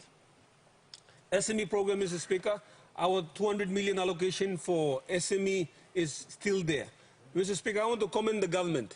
This SME program, when the government puts the policy through our government and through the policies done by DCI, Commerce Department, Mr. Speaker, people are giving Mr. money to bank. The government stays away from it. The banks trade the facilities and the products. It does not dictated by Prime Minister himself or the Minister for Commerce, no.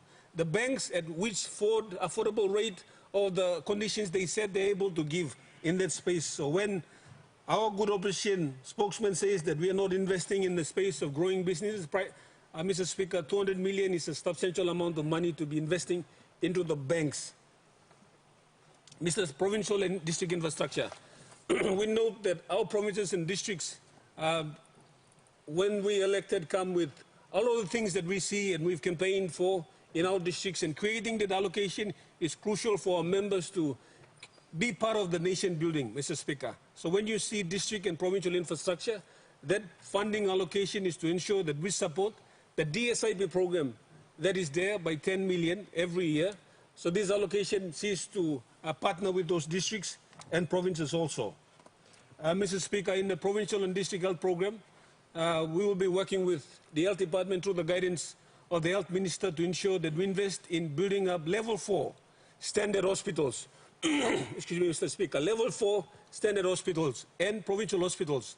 If you can see on the budget, Central Provincial Hospital is brought on board for us to create a new hospital to take the stress and strain from Pomgen Hospital as well. So the hospital program is a crucial program that that will be administered by the health department. Mr. Speaker, for the first time, we are now trying to elevate the School of Medicine and Health Sciences into a standalone medicine university. That is to deal with the workforce that we need to be working in those district hospitals that you may build in. Now, we remember you may build in 8-post health center, community health post, level 4 housing, usat ba work lo desla. Thus, we need to create a standalone university for our country in the medical faculty school to be a standalone university so that they can provide the workforce, skilled labor that we need in this health sector that we are backing by funding. Mr. Speaker, also this year and next year, we'll be looking at completing the Pomgen cancer facility. That requires another 38 million, Mr. Speaker. 17 million to extend the ICU for the intervention cardiology that we've been doing in Pomgen. So 15 million for cervical cancer, Mr. Speaker. This facility I'm going mama. Where you may set him throughout the country, or mama can go check him on it, whether I've got early sign or late sign or 1M sign, or cancer, or mama had to go check him on, Mr. Speaker. That has never been made available, and our government is making those interventions in this budget now. Now, 10 million, Mr. Speaker, I'm helping all PHAs, blame audit him. I must plow sick stop, I must let post stop, I must work money stop. Only got work structure stop on Oga house go. Oga house flow. What are the things that are missing in terms of infrastructure? And that audit will be done to ensure that we check our health system. Mr. Speaker, education, major component. TVET programs are still running. School of Excellence programs are running. And the districts that want to build TVET colleges and all that, we've captured those programs that are ongoing, like the Mauro Technical College in my district in Sinasini-Ogumuk. Mr. Speaker, education interventions, as you can see in the budget, captured and reflected. Law and order, Mr. Speaker, we play increasing budget. Increasing budget from what we had in previous years, and we're looking forward to working with the Internal Security Minister to ensure things like, and I am happy to see that through the working plan, Mr. Speaker, or something was a Mayakan or something now, police yet but by Mayakan, or Barausi Mayakan, or police but only Karablongoliet. So this will be a thing of the past, and we commend the leadership of the Internal Security Minister. Mr. Speaker, government precinct. Mr. Ross and Planetime, Mimi government, we have been locked out, and we've been faithful tenants in whichever buildings that we occupy. But sometimes when this Oga right or exercising or locking mipla. And thus, in the next 5 and 10 years, we want to invest in what we call the Office of Government Precinct. Government must own him office long emet, so that we save this 300 million imis a pay. Every yellow rental must go into health and education and others. So you stop paying rental, government got office long emet. Mr. Speaker, information technology, we continue law funding more space, and in record funding for next year, Mr. Speaker, to show confidence in the work that our good SOE minister is doing, we've now placed 200 million kina to support our SOEs in those programs that we are running for the country. So that is a big intervention in the SOE space, and much of it has been ticked off by ADB. This law program, SOE, you meet us all some government make him. This law you must understand him. ADB is on a program with us to support those SOE reforms. Thus, we'll give him lilik money, you meet top him, you put him money, long supporting work, long SOE reform. Mr. Speaker, may I conclude?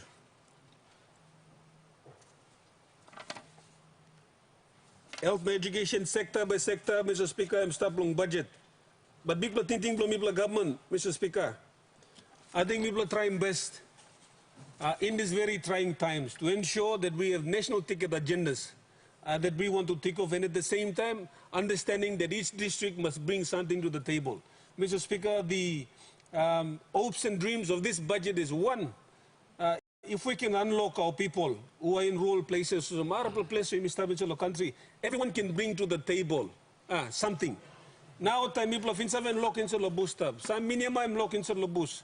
Bosavi locked into the bus. Everyone is not bringing their fair share in terms of nation building onto the table. Once we unlock our people and they're able to contribute, and we make those services, enabling services like infrastructure, shipping services, time people, Mr. Speaker, may I conclude, time people to connect PNG, planting manting also, like connect PNG and road tasol. No God, Mr. Speaker, connect PNG and Mimi put him road, jetty, shipping services, subsidy plus shipping services, all by line Mr. Island too can be connected. Like our districts, there are maritime provinces and districts are also catered for. Mr. Speaker, I must admit, all our list and all our things that we want to do as a nation and as districts and governors, all of them, if we had to add up, we don't have the space to cater for everything. But what we can do as government in our priority areas as health, education, growing our economy in the SME space, downstream processing, Nogata, we've tried to manage and cater for everything in the budget to set the pace. Now, Mr. Speaker, I may like thank him, our ministers now who've been supporting myself and Treasurer, and our Prime Minister, Deputy Prime Minister, and the members on this side of the House who've been able to contribute meaningfully to ensure that at least there's something in the budget to ensure that they take home for the districts and the provinces, and we can move as one country going forward. Mr. Speaker, may I thank him, Treasurer, and all the members who have given a lot of support for the last MEC meetings, where you may try and come, talk budget, now you may go forward. Mr. Speaker, may I commend him, this development budget, blame me floor, na me opposem, you may can support him in the intention of the budget you may cut, you may all that you may capture inside. And as a government, we want to be fair. As a government, we want to be fair. And you can see in the allocations, no district gets missed out, which goes with the motto where you talk to government that no child be left behind. You can see government, no opposition, everyone has a fair stake in the budget. So budget and blame me. In a block government, as what Shadow Treasurer talk, budget and blame because people blame me, Kiriuna Ganat, all Stabin said too. Pomio Stabin said. Kendrin closer Stabin said, same as Finsaven again, Kikorina, Must be South Timor start budget belong country. Mr. Speaker, me like pushes and me supporting budget, na me implementing budget next year. Thank you, Treasurer. Before Chair me larim one honorable member la walking discussion belongan long this budget lo yumi. Say like talk sabel all honorable members of the house and we got look sabel sem plandi or long time member of parliament na you got nubla member of parliament yumi inside long rule of house lo standing order 52 and me talk sabel sem one time, member, you lose him kirap, lose him siablo you, or you come inside, you must get look sabel long sia. I mean, not just any other house where you just kirap, go outside, come back inside, go straight. I'm standing order 52, I'm talking to him. Am I right, huh? Okay. Sia now, it looks sabel long. Sia by making more sem. By one block speaker, we discuss lahab side, narbla lahab side, na mi look sabi also, so he fail or two side, huh? So by me go to this side past them, behind by me come back to this side.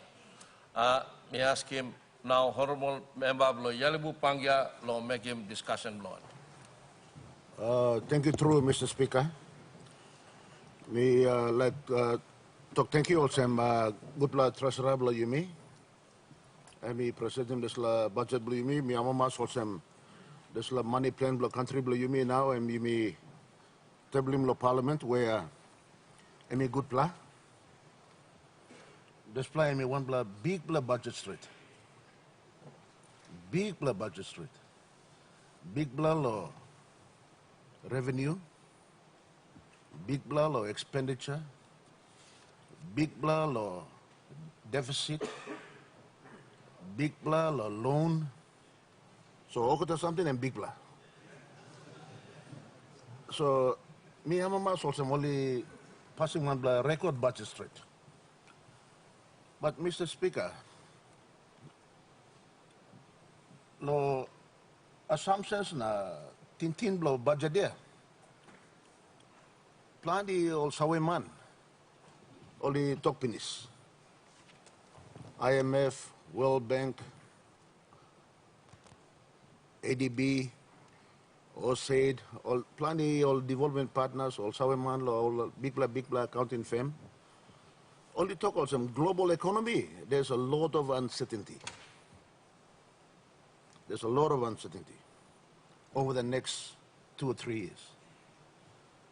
Driven by the fact that plenty all birwa is world where and by affecting some assumptions you mean working law framing this budget blame. So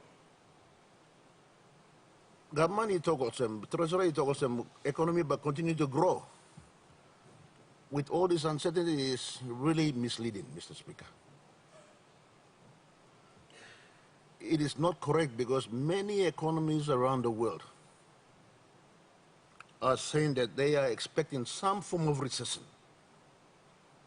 Meaning some economy we go bagarablik. But lower side you mean talk, but you mean by go strong yet. Our economy will continue to grow. And many central banks around the world are intervening, Mr. Speaker. Intervening because inflation blow global economy will go on top. And our own inflation is going up. So central banks are intervening with corrective measures like upping interest rate, blow money, also lending me go low, one bank, low inside low economy blow. To try and curb, stopping this inflation low go on top, low backgrabbing economy blow world. So PNG is no exception, Mr. Speaker. Our country is no exception. The second thing is that the windfall that our government is talking about is derived from only 1 or 2 products that we export in this country, LNG and oil. LNG is affected because, Mr. Speaker, the biggest producer of LNG in the world is Russia, or one of the biggest producers, or one of the biggest suppliers to a big market in Europe. Because now of the Ukraine conflict, we have a situation where online Europe we work in now, no importing plenty gas below Russia, price below LNG go on top, and we are the beneficiaries of that. But how long will that last? We don't know. You and I don't know, Mr. Speaker, whether the conflict in Ukraine will continue or not, and we will be still the beneficiaries. But I can guarantee you one thing, Mr. Speaker, prices will readjust, and most likely they will come down. So this assumption of that over the next 4 or 5 years, that prices may stop on top yet now, but you may benefit yet here, one tintin, where we have to be very careful. Very careful, Mr. Speaker. So this is a budget that is framed around these 2 or 3 assumptions. So, Mr. Speaker, normally when we frame budgets, my small experience in this House is that we frame budgets around development plans or vision or programs or strategy. But when the treasurer comes here, time and work speech plan here, no got one vision. No got one vision. And to talk about budget repair. Budget repair, lo want something. You've been repairing the budget for the last 3 years, Mr. Speaker. When are you going to stop repairing and be productive? We have to make sure that our development plans are fully costed, fully designed, so that we can fund them properly. We are talking about public money, Mr. Speaker. Public money. And Mr. Speaker, I was a treasurer, we blame previous governments, and I take responsibility of what we have done in our government, and many of those who are sitting on the other side were my ministers in my government. But not one of them are men enough to stand up and take responsibility, you know. Our governments are not run by one person, it's run by our parliament. But they continue, and thank you for stepping and intervening on my behalf. Because Treasurer continues to keep on blaming me. He thinks, why are you in business? I've been in business for over 40 years, Mr. Speaker. 40 years when I left university. Mina gona, see one block contract block government. I didn't ask the Prime Minister to write me a check when he was my finance minister. Let me assure you that. I've been in private sector for 40 years. So, you know, you can rebut that. You've been investigating for the last 3 years and you found nothing because I never asked you for nothing, Mr. Speaker. But you saw it. There's a kind of blame game here. There's a kind of blame game here. You take ownership. You've been in government for 3 years. Take ownership. Honorable Member, you are referring now to statement when we ask him, Treasurer withdrawing finish or Emmy withdrawing finish or you're not going to bring him back in? Sorry? You good. You work law now, refer long one plus statement where Treasurer make him, now she ask him to withdraw him, yeah. Emmy withdraw finish, so you're not going to bring him back in? Yeah, me also talk. Thank you, Yuta Sol, yeah? That's you work in the second intervention, yeah? So, you can you're not going to worry about the talk. You can continue long but me talk. Discussion. Have to talk about budget repair, yeah. One time member stop the repairing budget. Because, Mr. Speaker, this is probably third budget and probably another 2 or 3 supplementary budgets that he has presented, Mr. Speaker. So, Mr. Speaker, he has to take some responsibility of the performance of the economy of our country. Today, when he's talking about budget repair, let me highlight to you, Mr. Speaker. This is 3 years of consecutive high deficits in our budget. 3 years of record consecutive high deficit. Mr. Speaker, also, this year and the last year, and the year before when COVID was in our country, unemployment is at record levels, Mr. Speaker, at record levels. But minimum wages is still at its lowest. There are a lot of families out there who are eating, Mr. Speaker. But today, as government continues to print money and borrow money from the central bank, the interest rates are going up. That is the fact. The biggest expenditure, now the third biggest expenditure of this budget, is repayment to central bank. Because the cost of borrowing money there is much higher than the concessional loans that we get from ADB and all the Exim banks around the country and Australia. That is a fact, Mr. Speaker. You look at the numbers that you print. The third biggest expenditure of this budget is payments to repay treasury bills. So, Mr. Speaker, when you do borrow that kind of money, what happens is that you stop growth in the private sector because banks become lazy, super funds become lazy. They buy treasury bills, they buy treasury bonds, and they don't lend money to private sector. And when they don't lend money to private sector, Mr. Speaker, what happens is that private sector does not grow and does not build a business, unemployment becomes prevalent. That's what we are facing today. And Mr. Speaker, instead of addressing these kind of core issues in the country, the Treasurer is saying, I'm still continuing to budget repair. And Mr. Speaker, let me say this. Today, interest rates in our country remain high. All you have to do, Mr. Speaker, is ring the central bank and they'll tell you what government is borrowing from them on a short-term loan, 12 months, 24 months, 5-year, 10-year loans that they are getting from the central bank. The government is the biggest borrower. To fund this budget, Mr. Speaker, you will borrow more money from the central bank because nobody else is going to lend you money. And all it does is put pressure in our economy, where private sector, SME, agriculture, all our small businessmen and women cannot borrow money because the banks are lazy. They are not forced to lend money. They are lending money to central bank because they're getting much easier interest rates. So, Mr. Speaker, one of the other reasons is that inflation continues to grow. It remains very high. I think it's about 6% on average now. That's what the budget is estimating, but I think it's literally more than that.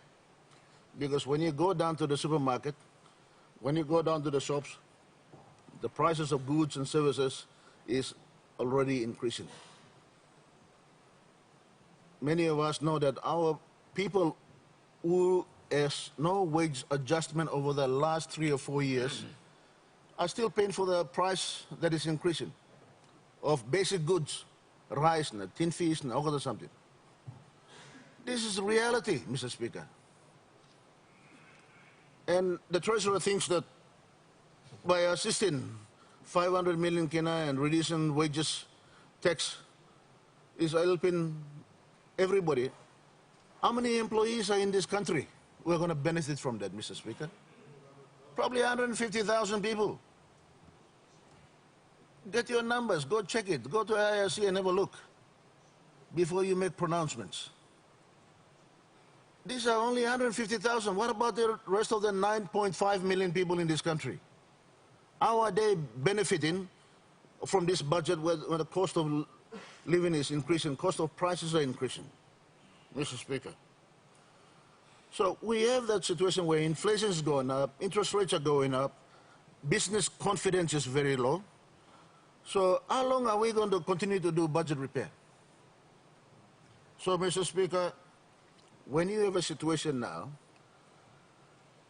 the Treasurer, who continues to walk in and out, because he's got no care for the country, you know. No care for the country. It comes late. This is the most important budget policy document for the government, you know. When you're serious about running this country, you sit there and listen. You sit there and listen. You have to be serious about your job. Decisions that you make affect 9 to 10 million people in this country. Honorable Member Yalibu, you make a point of order. Honorable Prime Minister, when a point of order, you?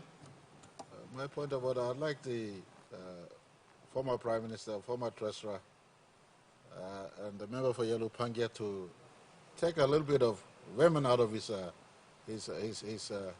inferences to the Treasurer. Treasurer is only a human being. He needs to go to the restroom. He needs to do anything. There is no commandment that affixes him to the chair when he is speaking. So can he be kind on himself and be lighter on the Treasurer? He cannot pass judgment on a fellow member that is lazy or is working hard. He's not got to understand what Treasurer is going through in his life. Can he withdraw his statement on his assessment on Treasurer's work ethics? For me, I find Treasurer amongst the hardest worker in this parliament at the moment. Much harder than him anyway. Yeah. Olsem, this is his budget. He arrived late in this parliament. Minus our Prime Minister give him leave la monogat. Lago malo liklik lo at the time. But I'm all right. Mi pla larem lo tupla. But this is not a matter that has to be taken lightly. We are talking about a document that is going to affect 10 million people of our country. So I am not going to withdraw any statement whatsoever, because he has to take his job seriously, or he doesn't have to have this job. There are 117 members on this parliament who can do his job if he is not wanting this job. Honorable, but anyway, going forward, Mr. Speaker. Member Yalibu, time Honorable Prime Minister when I make him ruling yet, you should have talk. So now by me stop you look na me make him this la ruling no this la point of order. Point of order law, Honorable Prime Minister, and we got through inside longan. You looking past them, we go maybe in Kirablik. Namigor said Deputy Assistant Speaker accepts here because me must go straight to me. Now behind me come back. So long with them treasurer me one kind of same. And me go outside. Sit down no see two plenty time me saw save him. Time treasurer me walking plenty or talk blongan. Some time you miss a kirap too. Do sim see go outside na come back so that's like go come and me that's a lot but you got point too. Lo make him time you talk all same treasurer me late lo come inside long see lo important bill where me must stop na desla and me got point lo desla but no go got some reason why and me pass come but me sabe desla important bill and must stop but me ask him you now lo kisima plus blue you can continue lo discussion blue. Thank you, Mr. Speaker. By me no na pulin totok lo desla na mi pinisim totok lo milo walk passing blow treasurer blow you me. But let me say this, Mr. Speaker, when we are repairing the budget, business confidence in this country is at the lowest in the history of our country for 47 years. Because why? Government work law not firm on its decisions. Time you work on the decision, stand on it. Whether it's right or wrong, you have already made a decision. People must know that that's the decision. But changing totoki go come, changing policy go come, affects confidence of people. And business are the biggest employers of our people in this country. Government is not. Mipla lo pani money na spending money tasole. Those who make money for this country are in the business community and the employment community. So we must be consistent about our decision. And Mr. Speaker, the Treasurer talks about GDP. Yes, when we took over government in 2011 and when we finished in 2019, we doubled the GDP. But GDP does not feed our people, Mr. Speaker. GDP is just a measurement of the performance of our economy. It does not feed our people. You cannot say that, oh, people work GDP will grow up, but real challenges in the economy remain. Let me say this. Why is the GDP increasing in our country today and over the last 3 years? It's only because LNG prices and oil prices are up. So we are earning more revenue in this country, Mr. Speaker. Mr. Speaker, why are the LNG prices up? Only because of the conflict in Ukraine and Russia is not able to meet the LNG market. That's the only reason why. But it will come down. And we are not planning for that readjustment in this budget, Mr. Speaker. We are spending the windfall that we have today because people think also the price of LNG will stop yet, but will be rich forever. We are spending before we have earned the money, Mr. Speaker. Who are the biggest beneficiaries of the increase in GDP? It is certainly not our people. It's certainly not our country. It is certainly the big oil companies that are producing LNG in this country. They are the biggest beneficiaries. But, we proclaim that, that's our Mipla Woklo Sumbesa Totok where Mipla Tino some GDP Woklo Grona, Mipla Woklo benefit law this law. So, Mr. Speaker, so when we are addressing revenue in this country, this is one of revenue.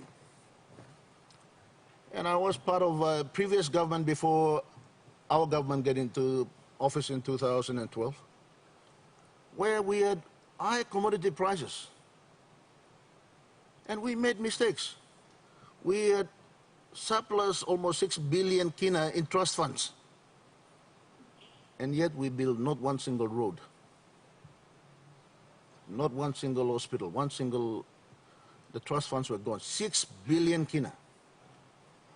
And I was part of that government, and I am saying that we were irresponsible. We must not make the same mistakes again. These windfalls comes once in a lifetime. When the commodity prices... Member of the Yalibu Pangam, time blue you and me, it finished now. Me come long namel, Honorable Governor Blong. 20 minutes on this debate, Mr. Speaker. It's 20 minutes on this debate. Yes. Why are you stopping me halfway? I have not finished. Sorry, Honorable Member of the Yalibu, 20 minutes blue and finish. I'm kilok is tablo high blue me, I go finish. No, God, I think you must read Narbla clock. You must. Clock blue me, talk blue me finish. Kilok blue me, emi talk all same 20 minutes, so because emi kilok blue me, you must be in him. And time blue and finish now. I think good luck to talk, so I'm all right. You sit down. Good luck. Thank you. Honorable Governor Blonga, Morabe.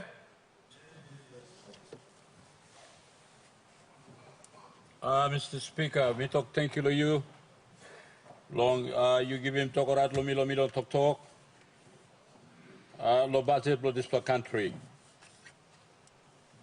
Nami, I'm actually looking you come sit down no chair. Lo anem you abri sim chair lo long time. Me no talk no good lo you, but also me like him you, but you no stop.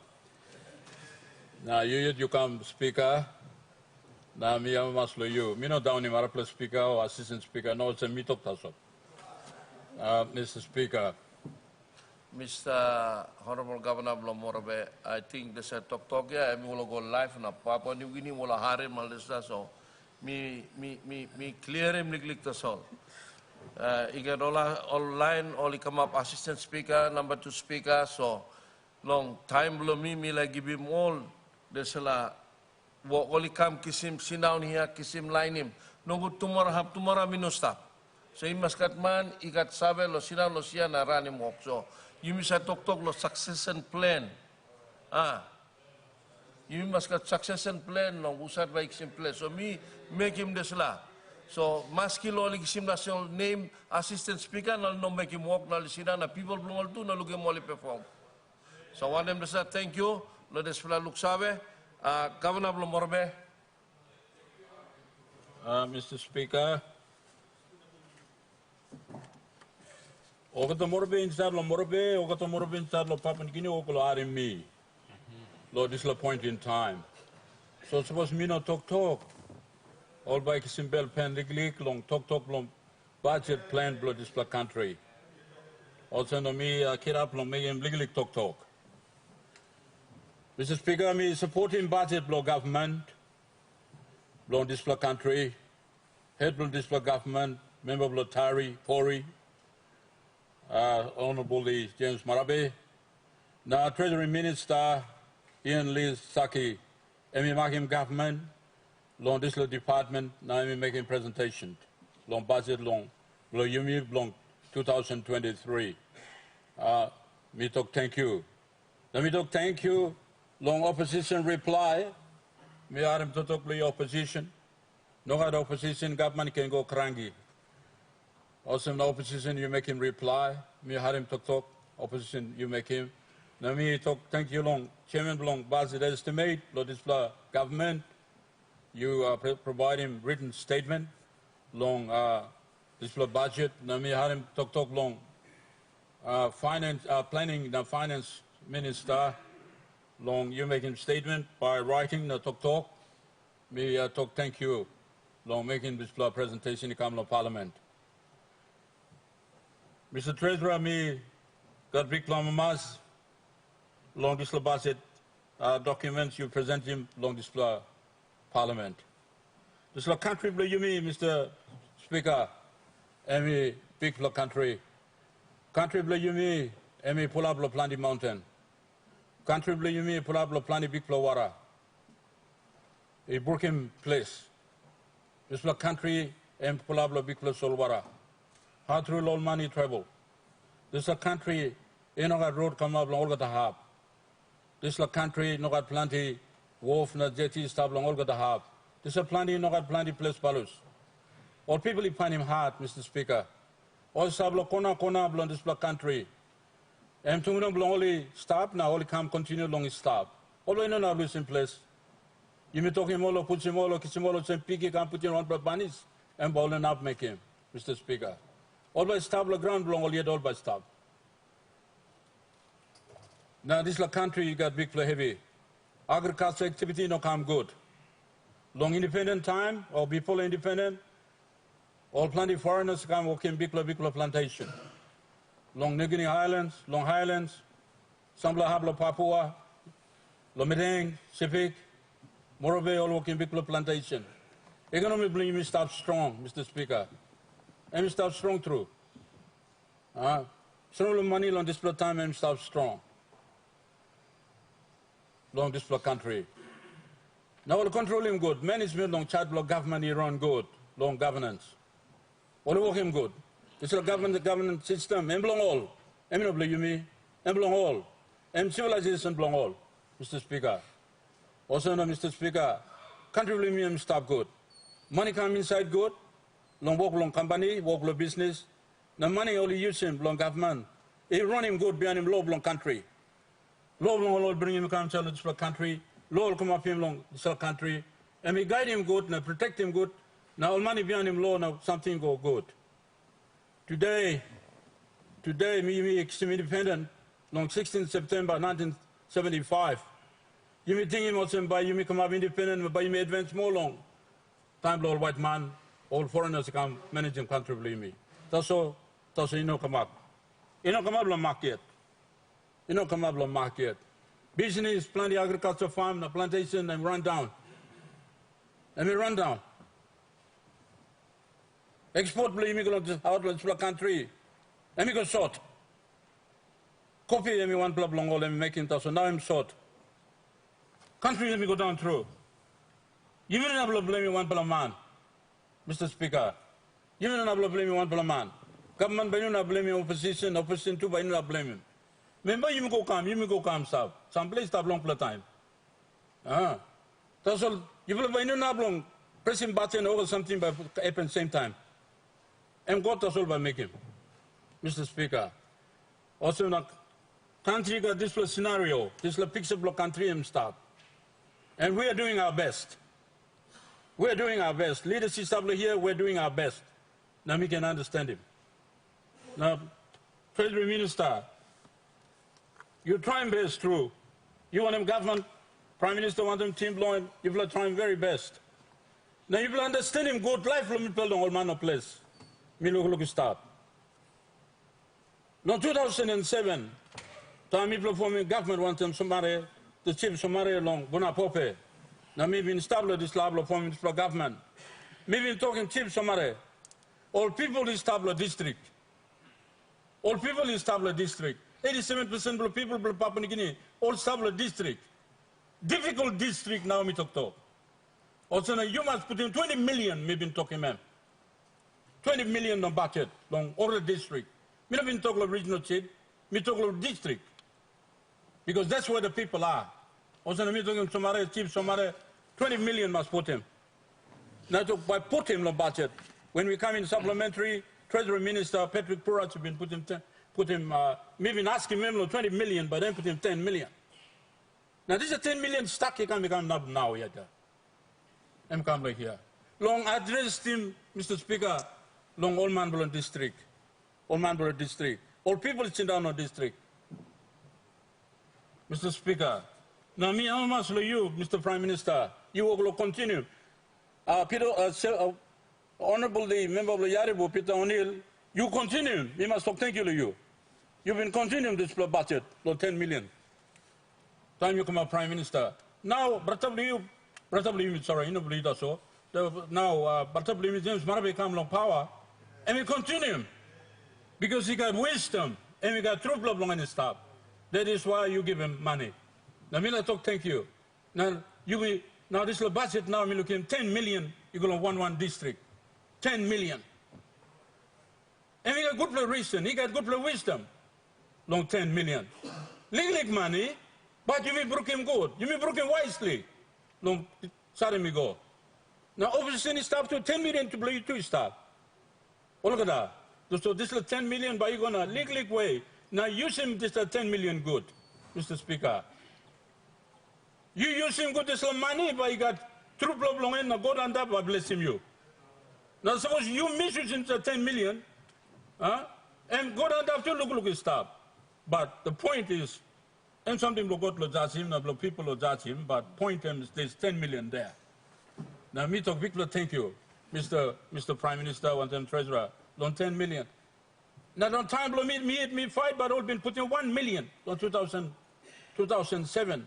Regional member, you play now at planning number, also putting 1 million. Give him 10 million, go open member, and give him 1 million. So now this time, you look him 10 million, you're going to regional member of this budget. So me too, me got power. Me too, old man marking me here. Now me too, me promise him old man was by me deliver him something here. All we're going to put him here and we're going to hire him stop here. When him time, but someone by come to give him money, Mr. Speaker. Now me we're going to run around with some cocaine and sing out nobody stop long end. One something by come up now, one something make him by me come back. Now 10 million you put him go, Mr. Speaker. Me and Muslim 10 million, government you put him inside. Now big or something. So all member but power him district long 10 million. Me too me by help him all or power him long 10 million legally want us. So I think by working 1 million give more. Not by you go. So when we're talking money, when you're talking the district, where the people are, that is there. So Prime Minister, me talk thank you. Me thank you. All more by me now. You give him 100 million. Wapi no kirap, but you give him 100 million. Long infrastructure, long Morobe province. Me talk people thank you. Wapi no kirap, but wapi by kirap. What plug up money come now. Tanim we go now making planning game and talk na through him now. Me talking Morobe by me come now by wapi by kirap. And master me talk out there, wapi by kirap there, and by kirap yeah. Mr. Speaker. And by kirap yeah.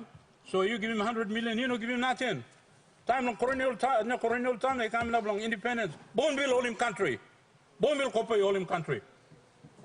Him go through. Boneville one of copper. Him all him go through come.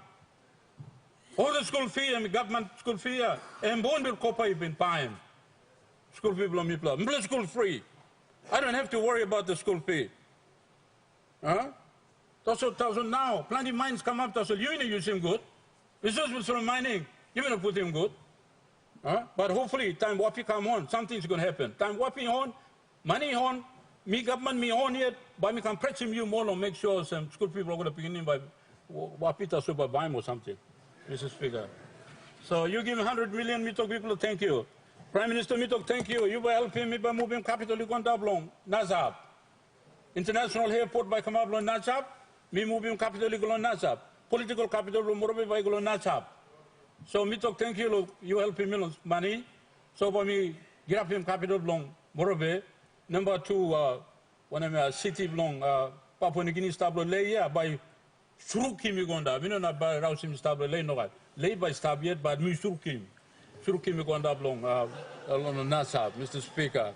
So it's a big city by Kirab. So you man run here you go, you put down on Nasab, you put down straight long capital. You know put down no airport nothing, no. You put down no capital. Plan is something by Kirab lo this lahab. Plan is something by Kirab. So making me see. Some member is stopping this not this lahab. Me not call him name, so you play it, how you play it. Mr. Speaker. So me and Master Prime Minister, you give me big money long by helping me on Nazap. Me talk people thank you. All more by Hamamas little point. Let's talk to me, Prime Minister. Me look at me budget. You give 440 million long walk long when I'm long more administration. Long kind administration below government. Inside Long Morbe, Long health side or education side, all got you give him 440 million. Out of this province by all by I think jealous legally so Morbe me 10 district I think and big province. Awesome now you give him 440 million long budget 232 million plus by long member personal enrollment, goods and services by 15 million, capital investment 170 million, and big money come long Morbe. That's a Morbe in big country inside long country. Wasn't total white man and a country also to talk, but you know minimum in by breakaway no. Mr. Speaker, so you give big money on this lake ham. Now, Mr. Speaker, this budget to give him a free education or school subsidy. Morbe got Amaspla, total population and close to 1 million. Close to 1 million now, Morbe population. Eligible voters and put him long 800,000. Now, counting all picking stuff inside, Umbin Romaman, you know, come out yet. Put him this like one population by one yet. Abris a million I go, Mr. Speaker. So you provide him, give him education, Mr. Speaker. People money come long education or school subsidy. We talk to people. Thank you, Mr. Prime Minister, Mr. Treasury Minister, and the government team who study rating budget and constructing this budget. Mr. Speaker. Yeah, so people helping me give him Kamlo Morbe. Me to people thank you. But Mr. Speaker, me like him talking this Parliament, talking this Parliament. You know, just by countries by giving million Morbe nothing. Morbe say contributing become this country.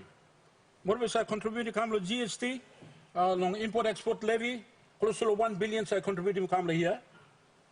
Morbe say contributing come here long Indian tax, close to 1 billion say contributing come here. Morbe say contributing long important long company tax, say contributing come here, income tax contributing come here, plus all our SOE long government is in on Morbe, along place for Morbe, all to make him interest to him, contributing come long national purse for this country. So me no come like kiss him 19, but no, me contributor, big contributor too. So government can look sour, and the parliament can look sour, country can look sour that we contribute. But you may not think to know me play it, me not think to know country as a nation, country. You make him independent or build them country. No one think to know one plan, no, build them country. So one is something me play contribute, me play contribute and build them country play you me. And that is probably talk, I mean make him long revenue side. You know can feel offended, honourable speaker when I'm a Treasury Minister. Me like talk, thank you. Me like talk to so long, talk long, takes long, all alcohol. This is like talk when I'm a takes. Me like talk so Mr. Speaker, the Treasury Minister. Mr. Sit down no place. Mr. Sit down no place. Me sit down no block. Me stop the settlement. Me say stop. Now plenty of people, 1,000 people, is stable villages, all stable block, all stable settlement. Now revenue, one plus big revenue collection, you put him long in, and by you collect him long, increase him or tax him all, tax long all, alcohol. Mr. Speaker, that may be so. The country can sour, also display one way long, put him all pressure long, line long, man will drink plenty, some alcohol or down him. That's what me like in talking you or some plenty money stable block and settlement, all no money man. All simple grassroots man, all is stable settlement. All come to place migrant camp, all is stop. Legally work, all kiss him, all is having family and stop. That's what they are human being. Human being. We'll talk sour. All two, almost sim sample drink or alcohol, long main skin blong na, dime skin blong na, all no can make him all sit down in a dream, lose him title, sample pressa, lose him ting I stop. And one will medicine or some. That's all. Me looking at you, takes him all, company blong, produce him alcohol, display you heavily takes him all. Me like him talk sour some. Time you takes him all more, Mr. Speaker, kick back from this law. And more brew, more drug, and a dangerous drug, all community all by producing. One is something HP producing, one is something land of Vitis all producing, and all scientists find him out, and dangerous drug. Don't make him. That's all one is something all block him, walk him like blong lead and tintin blong lead, and be more dangerous drug. Also, the more you increase in price, you go on down. And all this company all by put down. All by not make him walk. All by not make him walk. Now they provide employment too, Mr. Speaker. All provide him employment. Also, the time you make him or size him down, and then you all know produce him legalized alcohol, medically tested, scientifically tested, and good well consumption below citizen, and by make him, by you kill him all citizen. Now me like him talking to you, Mr. Speaker, Mr. Finance Minister. I think this line for a long time here I'm going to take some high tax. You think good to citizen. And also to put him you come to the parliament here. You know, stone pitching put him you come to the parliament. Time to vote by you going to glass root, no going to campaign, no glass root, no assembly me. Now you must need to know the source of the mandate. So me like him takes you put him high, but you think good. You got some way stuff. Long you look low. You must look long. You may look long. Something you can raise some money long M. Now revenue is the very important issue. Revenue generation, and very important. Me man to fight the country. You may continue borrowing money. You may continue borrowing money. You may must making money now. Long this country. One of something you look long. You got oil and gas and stuff. We're the producer of oil and gas. Why do we have to send everything away? You mean sorry, more they go. Me go to Thailand, me look him, you got rice bank and stuff, below consumption, below citizen. Rice bank. You mean to talk about money bank, but only got rice bank. Now this is oil and gas, you must send him agreement so that you must own him, totally own him oil and gas from this country. You must got reserve. You must send him some money, put him some money, stable reserve. Subsidize him oil and gas long citizen play you me. Now make him easy long all by using this plan now working business long him. Now help him all people. That thing you have to do. You must build him, you must work him mineral processing of this country. Why do we have to export him over the goal he go out? You must refine establish him refining this country. You must make him. Prime Minister, you talk minister, Mr. Body Mute stuff. You must put him when I'm a refinery. Put him refining along lay. Suppose you find him ground. Then you find him gold. Gold will more yedia. Stop yedia. You put him gold. Big law real mining been stable more be. Low wow no blow and been start. That's all got gold no on top of ground or carry him go inside don't him still stop yet. He didn't very and whopping one example him stop yet. More him by stop yet. Also you must set him refinery, you must produce a final product. How much gold bar you must come up him here, Mr. Speaker. Now put him some money. Honorable Governor, sorry. Honorable Governor, time to finish now. Plenty money like plenty honorable members only like discuss. So we stop time. Thank you, Honorable Speaker. Time to finish. Thank you. Thank you, Honorable Governor Morbe. Me now look sabe long Honorable Governor Isivik. Lo make him a discussion long. There's a debate. Thank you, Mr. Speaker. Long look sabe long people long isipik. Before long me talk long budget long marape rosso government me like woki wambla. Plan is something former Prime Minister na. Good member lo yalibu pangia me talk. Me like correcting the sol. Me like correcting one plus statement the sol. Out lo algeda. I me talk all same. Time emi holim government emi double him GDP belong Papua New Guinea. Na me like talk all same. That's like no hard work blow you. Sorry. And work block Grand Chief Sir Michael Somare na government belong him. You come inside, na you see na nantap lo hard work belong him.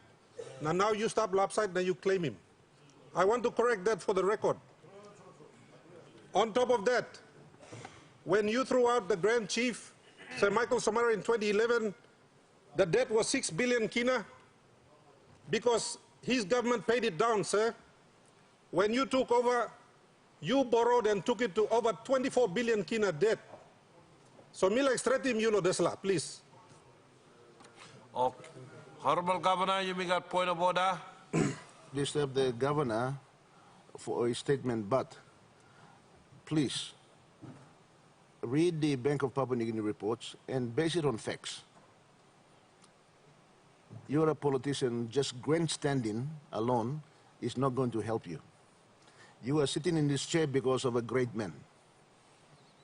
So be respectful. Thank you, Mr. Speaker.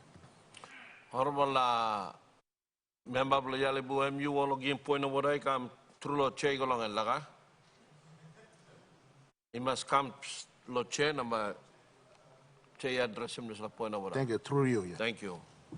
Honorable Governor Blong Isipik, me look sabe long this point of order, and you may not can personalize him too much, but you can discuss him, put in facts, all this lah.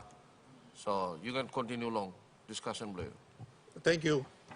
I think the facts speak for themselves, and I am quoting Bank of PNG records. Number one, talk me like making momolsem. Time, Mama Law, you may been writing plenty time. You missing out law fair and equitable distribution. Me like talk also this la budget and me come up in this place. So me like talk thank you long marape Rosso government. Me still got worry. Also you may need to make him sample more strategic investments through the budget. But I'm all right, at least we've made a start.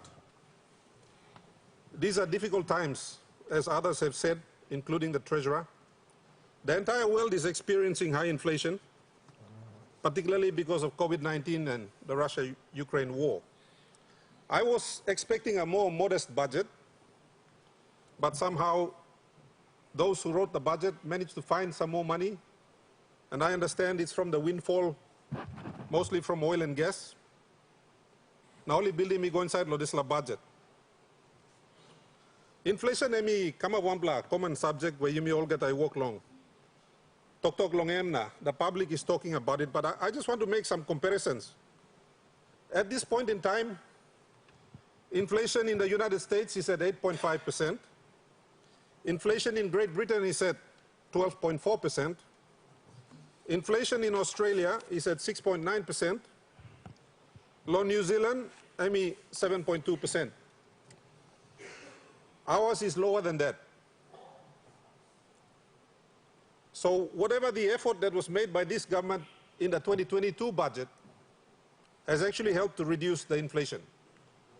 Now, time you me talk low inflation, you me say lose thing all same. All of this inflation is imported. What that means is quite simply, suppose you take a rice, you have to pay the same price that somebody in another country is paying. Now plenty man only talk low like buy him car. Suppose you go low motos buy you look him all same. Only no got car lo salim. And this is one of the things. Honorable Governor, lo isipik you make at Narbla point of order. Honorable Opposition Leader, when a point of order, you. Thank you, True. With due respect to the Honorable Governor, I think this last statement also, the inflation in the country is all imported.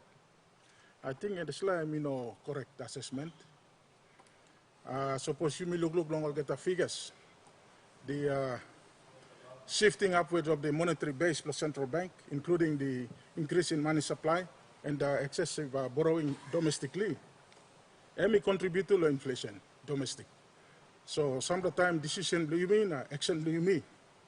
Low side blow one kind decision mo low side blow budget, financing or something or some may contribute to long inflationary pressures domestically. So I think we need long. Nekan mo kin dislakan tok that inflation lo country is all imported. You know got flex plongan lo back him up this statement plan. Thank you, Mr. Speaker. Mr. Speaker, Honorable Governor, let me roll on his point of order, then me come to you. Thank you. Point of order, Honorable Opposition Leader. I think me no Englishman too much, but me like understand him. There's a lot imported minerals and issues. Lo arblahab lo place ground. Maybe me wrong. Bring him, but me like talk to you. Me all member. But me give him you time. Long come, lo discuss lo display. Whenever, suppose you have a point lo talk long narbla member, honorable member. I mean, when I'm finished, you hold him stop. Na time lo discuss and lo you, but you talk lo display. No can you may raise him unnecessary point of order. Now you may cut him short time because plenty member like talk na plenty point of order. You make him na you may wolo golongen na time you wolo short. Thank you. So, Honorable Governor, please, if you continue your discussion, please. Thank you. Thank you, Mr. Speaker. Me agree to some extent, long opposition leader, but I was still in the process of explaining now. I'm rudely cutting me off, so me no finish yet. Me not to start. The issue of budget repair and budget consolidation. 3 years ago, Treasurer been talking me Blaulsem, and by making this plan, and me promise him on behalf of the Marape government. One of the things that all critics see fail law looks away Molsem. This year's budget is 1 billion kina less in borrowings. And I think we have to acknowledge that because Treasury Togi Mibla, they have a plan. And that plan is expanded over the medium term. And the reductions will be made over time. Because these borrowings were made over time. They were not just made in 1 year. You cannot expect to fix something where issue may come up over 10 years, now you try to fix him 3 years. It doesn't work. Any of us who have gone and gotten a loan from the bank, you might have a loan that takes you 15 years to repay. You don't repay it in 3. This is a similar concept that this government is using in the budget repair. So I wanted to make that point and to say that at least Mibla looks away also, there is actually progress in reducing the size of the debt. This year is 1 billion less borrowing. Next year is 1 billion less borrowing than this year. So let's give credit where it's due. What is critical is that we must protect our revenue sources. Now, Desla and me agree one time, opposition spokesman, we need to do more for businesses, particularly in the private sector. And me agree one time, Dr. Blong, member Bloyali Bupangi and a former prime minister too. And I think that's something we need to manage properly. On the issue of debt to GDP, it's interesting to note that in the last 3 years, and we cannot deny that, every single country on earth, na member Bloyali Bupangi and a former prime minister too, talk. Every country has borrowed. So when I'm borrowing with this government is working over the last 3 years, I'm consistent want them all get a Narbla government the world. But there is a difference in the size of the borrowings. If we had had some money left over from the hard work of the Somare government, suppose sabla money been stopped, suppose you may be in behind him talk na build him sovereign wealth fund, we would not have had to borrow in the last 3 years.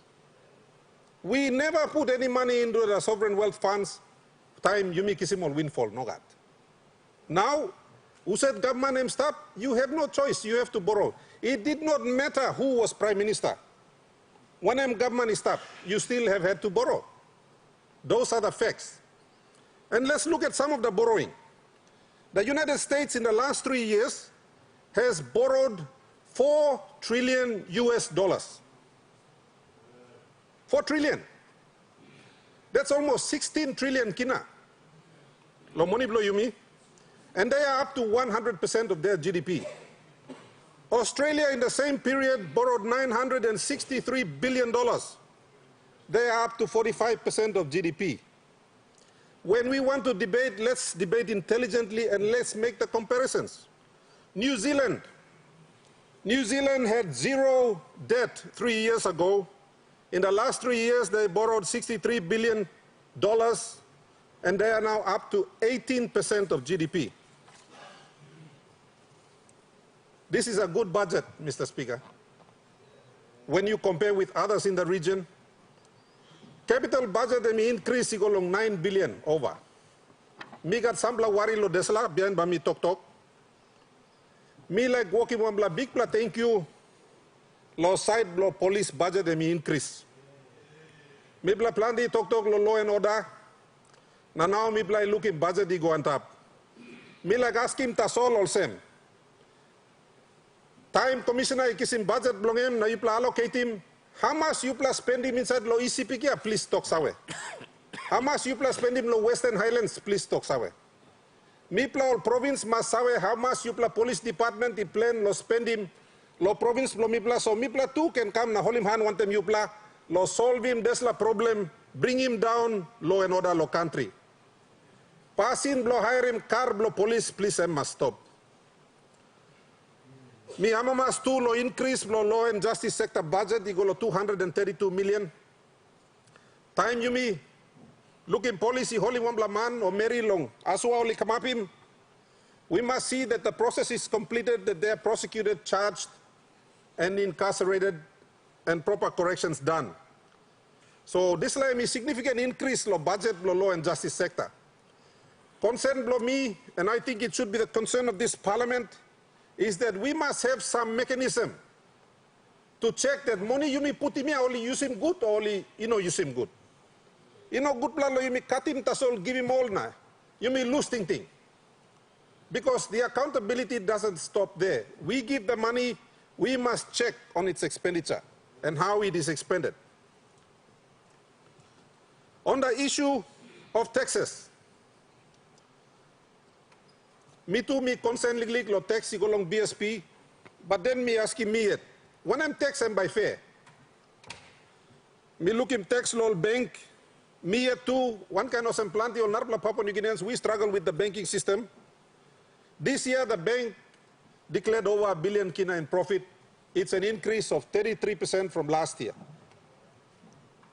Now all by declaring Narbla dividend ken. It'll be interesting to see how time and tough na all gonna money no making profit na bank am still making profit yet. Everyone should carry a fair share of the tax burden. Time you stop yet long issue long inflation. We been talk inside Lodesla House last time. We must increase local production. Suppose you mean on not planning rice, we need to increase the production of taro, banana, cow, na despla kain ol kai. So you substitute the imported items for local produce, which is also much healthier than rice. We have to start thinking like this. Me got concern too, you mean increasing can levies antap lo logging export. Me understand him rationale behind lo desala. You mean like forcing more logging companies lo go down na walk him downstream processing na come up him walk so that all people can walk. Me note him. Debate blong. Shadow Treasurer, me talk lo desla. I think we need to do some more work. Rather than just having a punitive tax in place, you should find him some road lo encourage him all desla company, give him all incentive so they can build the processing plants that we need to process the logs. Rather than just kisim ang blab diway na brook him head blow na lose him country na go. Come back lo mipla. Me still need think of some you need lo straight in this all forex issues. Now yet you may look at crossfight to come up, opposition treasurer I may throw my talk. Now me talk also as I stop lo government. I was sitting in the opposition bench when I was raising issues about forex. Now I'm on the government side and we still have issues with forex. We need to find out whether the problem is in treasury, the problem is in the Bank of Papua New Guinea, or the problem is with the commercial banks. We need to find out and fix it so that the businesses can have access to forex. Ino good plan lo imi sutim to go come. Come back lo side blong isipik mi player. Mi like talk thank you lo government. You play increase in budget blong mi pla. The biggest increase is in teacher salaries. Mipla lo isipik got close to 7,000 plus teacher. Nami amamas also you play look sabe na increase mi go 117 million lo make sure likisim pay blongol. Mipla got increase too longol grants go down longol province na longol LLG funding. Mi talk thank you lo desla. Big pla thank you mi like give him he go long treasury. No line he walk from the health department. Mipla lo isipik, we are about to open the most modern public hospital in Papua New Guinea. It is the first fully digital hospital that has been built. And we have to increase the funding for specialists. Ino gudla lo yumi gat all gata machine, all gata something na. Ino gat workman. So government he give him extra 10 million long pay moldespla all 7 man by come na work inside lo desla housing. Ino lo save him 1 million people belong east na west sipik tasol. Tasol blow save him all people blow Papua New Guinea. So me like talk thank you lo despla. The risks I see to the budget in closing, Mr. Speaker, Parliament he must get oversight lo desla spending. Mr. 5 years lo desla Parliament, me no look him. One pla oversight, you miss I make him long all expenditure, you miss I pass him lo desla floor. Now you me go lo record budget. By me give him triple money go down long all province, triple money by go down long all district. I want to commend the member for Yalibu Pangia when he was the Prime Minister. I mean starting this pla passing bro pushing money go down long all district. But if you take a look at it, Sambla district only kisim 200 million kinapinis from 2012 to 2022. Sambla district, our favorite one, blow Yumi Sambla, they get extra 50, 60, 70 million a year. So some districts have received close to 400 million already in the last 10 years. No got one bla money go down na sekim. Lo find out or some desla money, desla district ikisim. Emi come up in one kai kai. Desla estri boli build him. How much pla balusi sai punar longem? How much pla passing there use him? We have never checked. And that is the failure of every single government since independence. Now, all district by Kisim, 15 million. Every single district. ECB province. So me like encouraging also, we need to come up with a mechanism now. Before the next year's budget comes out, first session, next parliament, if we need a parliamentary committee or we need some other mechanism to check it, that's going to be set up. No can give him money, nothing, no district, na province, na agency, na lose thing. Give him, na go back, na sek him. Only use him good public money or no got. Me consent to, na mi harim sabla debate, liquidity and pull up lo bank. You got plenty money to mass inside lo banking system. You may still no piny one bla road, lo deploy him this money come inside, lo help him mi bla, lo grow him economy blo mi bla. That needs to be found next year. Before lo you may start lo go inside lo this lo all get a expenditure. I will call again, given this opportunity, we need new investments. Time blow walking on Nubla Garden. You may harvest Octedi by Pinis now. Oil emi work go down, gas by Pinis close to. The challenge is on us. Rather than you may give him money, nothing lol district here. Now province. We go to have a cut-off point where you may luluk lo desla money and let's invest in strategic investments. Come up in Nubla Garden. Belong all future generations. My last point, Mr. Speaker, before I sit down, this is a good budget.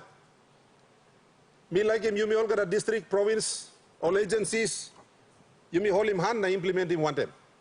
Where you got opportunity, blow him partner na share him cost.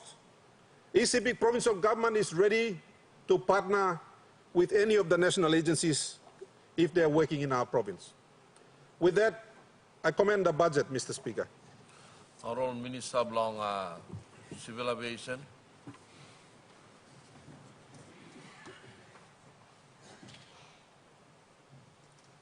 Mr. Speaker, thank you for the opportunity to contribute to the debate on the outcomes of the 2023 budget with the theme, Implementing the Vision, that the Treasurer, the Honourable Linkstaki MP, presented to this Honourable House on Tuesday, 29th November 2022. I commend the Treasurer for a budget that promotes the aspirations and plans of the Marape Rozo government. Mr. Speaker, I wish to also congratulate the Prime Minister and the government for handing down a money plan, the budget, with record expenditure of 24.6 billion kina. This is a split of 14.8 billion in operational expense and 19.8 billion in capital investments. Total revenue and grants, also a record, is forecast at 19.6 billion kina. The 2023 budget results in a budget deficit of 4.9 billion, which slashes the 2022 budget. Honorable Civil Aviation Minister, me stop you pas time interrupt you lik ta Honorable Treasurer Ximsia.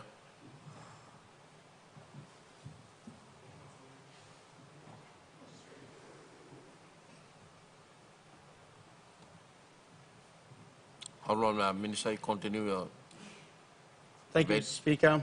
The total revenue and grants, also a record, is forecast at 19.6 billion. The 2023 budget results in a budget deficit of 4.9 billion, which slashes the 2022 budget deficit by a billion kina and represents 4.4% of the GDP.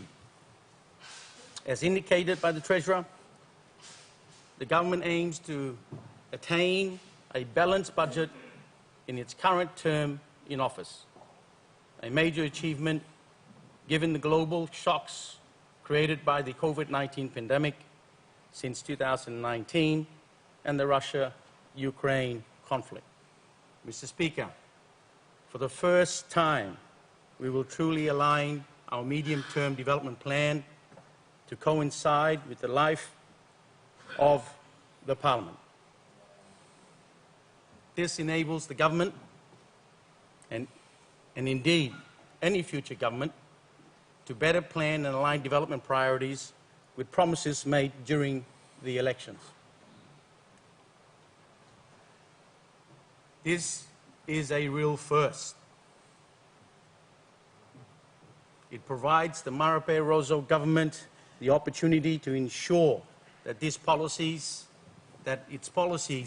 are successfully delivered and that they contribute to an improved performance of the PNG's economy. This is a disciplined government we all must acknowledge and appreciate. Mr. Speaker, 2023 budget is the first annual budget for the new Marape Rozo-led coalition government and the 11th Parliament since independence. This budget is the fourth in the government's rolling 5-year strategy of budget consolidation and economic recovery under the theme, Take Back PNG. With most development aspirations aligned to the Marape Manifesto and the Lolowata commitment. As noted in the Treasurer's budget speech, the 2023 budget is set amidst unprecedented uncertainties here and globally, brought about by tough economic conditions. Besides the COVID-19 pandemic, which reduced the government's capacity to finance the 2023 budget solely from internal revenue, the world economy has also seen impact by the Russian invasion of Ukraine and the consequence fueling of inflation through higher commodity prices and disruptions of supply channels. Debt financing has become a critical planning tool, not just for the PNG government, but for everybody in this world. It is extremely pleasing, therefore, Mr. Speaker, that the Treasurer can confidently forecast that the PNG economy will exceed 113 billion in 2023. Indeed, a landmark in our development history. Underpinning this growth is the expectation that the non-resource sector, on which the vast majority of people rely on, will grow by an exceptional rate of 4.6% on top of the 4.5% last year. Mr. Speaker, while the economy is faced with a variety of external challenges, the government has taken a cautious approach in managing available funds resources through the budgetary process and by taking the whole of government approach in allocation of financial resources. This is done to prevent wastage of financial resources and to maximize the return on government investments. This is evident from a lower budget deficit and the government goal of attaining a balanced budget by 2027. If you haven't noticed yet, this government has been a disciplined government. This must be appreciated by all, including our most criticized groups and individuals. Mr. Speaker, as Minister for Transport and Civil Aviation, I also wish to emphasize the importance of the transport sector as an enabler and conduit for economic development and for effective service delivery. As a result of this recognition, the transport sector absorbs a significant portion of a capital funding made available each year. Nevertheless, we cannot afford to slacken our development efforts at any time. The nation's transport infrastructure and services are a vital component for economic growth, service delivery, and ensuring that the benefits of development can flow to all corners of this nation. The Department of Transport develops the transport modal policy and provides the regulatory oversight role over the three vital modes of transport: land, sea, and air, that support almost every aspect of economic and social activity. Mr. Speaker, I would like to point out that the Department of Transport allocation in the 2023 budget amounts to 33.3 million. This comprises 17.3 million for operational expenditure and 16 million for capital investment. An overall reduction of reduction of 9.4 million or 21.9% compared with 42.6 in 2022. The National Shipping Services Program, NSSP, and the Jetties Program that are currently running within the Department of Transport received some funding in 2021. However, they were zeroed down in 2022 and again in 2023, although the agency sought continuity in funding through the 2023 budget. Furthermore, it is noted that the funding of 20 million for the SSP will now reside under Department of National Planning and Monitoring, which now means that we have parallel programs run by two different agencies which the government may want to consider rationalizing to ensure effective outcome. Mr. Speaker, the transport sector allocation of 2.3 billion in the 2023 budget represents an increase of 57.3%, or 824.8 million. This exciting increase in funding compares to the 1.4 billion in 2022 budget, will set the pace for significant improvements in the nation's transport infrastructure.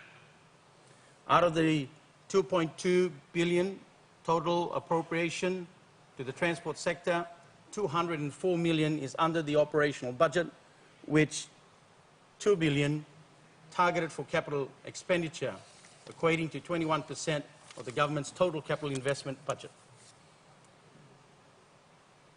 Despite indicated challenges mentioned above, this massive increment in transport sector funding in 2023 is linked to the government's overarching policy under the banner of Connect PNG agenda. It will maintain a key focus on providing connectivity for the rural communities, helping them to better connect with local and overseas market, and to better access education, health, and other services. The Connect PNG agenda will involve the construction and maintenance of key rural roads and wharves, along with provisions of electricity and telecommunications. This will help to lock in high-profile programs and projects that deliver improved living standards to most of our people. This integrated program involves planned expenditure of 450 million in the coming year, an exciting, innovative effort by the Marape Rozo government. Mr. Speaker, the jetties and the NSSP projects are integral to the government's overarching Connect PNG agenda to realize effective connectivity in transport. It would therefore be prudent for the projects and the benefits the rural majority, such as our rural airstrips and jetties, to enjoy continuity in funding. There is, therefore, a need for us to visualize a properly integrated transport system that has the capacity to reduce poverty and increase the reach of government services, as mentioned earlier. I would urge the Treasurer to reconsider the Department's request for a modest funding of 10 million for jetties and national shipping services to help further boost regional and rural connectivity. Mr. Speaker, closer collaboration and partnership with the state line agency, including provincial and district administrations, with support from development partners, are key enablers for the successful delivery of these new initiatives. The government continues to be the major provider of investment in the transport sector, in partnership with the development partners through loans and grant funding. The land transport subsector continues to dominate the investment profile. However, in recent times, the aviation subsector has also received substantive funding in respect of the ongoing works undertaken by the NAC, National Airport Corporation, in upgrading national airports under the TVWAN project. It is now envisaged that the TVWAN program will extend to the rehabilitation of our small rural airstrips by the Rural Airstrips Agency. Mr. Speaker, to conclude, 100% perfection is tabula heaven. Here on earth, we will try our best, based on current economic circumstances, to deliver this budget. Budget 2023 is this government's best effort, and the key takeaway is this government's discipline in controlling a debt economy since May 2019. This cannot be denied, and we all must acknowledge and appreciate. As Minister for Transport and Civil Aviation, I would like to commend the stewardship of our proactive and focus-driven Prime Minister, Honourable James Marape, and our hard-working and brilliant Treasurer, Honourable Ling Stuckey, and our tireless Minister for Finance and Planning for handing down this historical budget of 24.5 billion kina. At this juncture, Mr. Speaker, I would like to wish everyone a safe and enjoyable Christmas and a prosperous 2023. I hereby commend the 2023 budget to this Honourable House. Thank you, Mr. Speaker. The Honourable Opposition Leader. Thank you, Mr. Speaker. I want to also join this debate on the 2023 budget. Before I do, I want to acknowledge the government and the Treasurer for tabling the 2023 budget. We acknowledge that, and I want to thank all the public servants and everyone who have contributed to the documents now before us. I want to also acknowledge the Honourable Minister for Finance and Planning for ensuring that this is the people's budget. And I think he has mentioned that there are funding for programs for every members on both sides of the House. So I just want to thank that. Work must go yet. You know, our people are irrespective of where we sit, they are citizens of this country and they have the same issues, they face the same issues, they have the same needs, so I want to acknowledge that and recognize that as well. Mr. Speaker, the budget is an important instrument of government to stabilize and grow the economy through its public investment programs, in creating jobs, controlling and keeping inflation low, and creating an environment that is conducive for private sector growth and investment, and in supporting the growth of business opportunities and improving the welfare of our citizens. Mr. Speaker, when the Treasurer handed down the 2023 budget on Tuesday this week, we do agree with him that our country is sailing through a gloomy international environment. And so we cannot underestimate the impact of these external developments on our domestic economy, on the lives of our people, on our business communities, and on international capital flows into and out of our country. So how are we insulating the country against these external developments?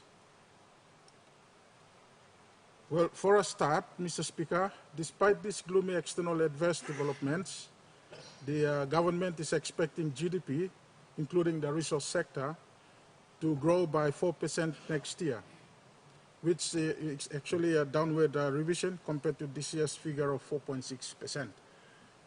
But we understand these are difficult times. Mr. Speaker, when we look at the December inflation rates, it has been increasing from a low 2.7% in 2019 to a higher of 6.7% in 2022. And I think we all have been talking about inflationary pressures.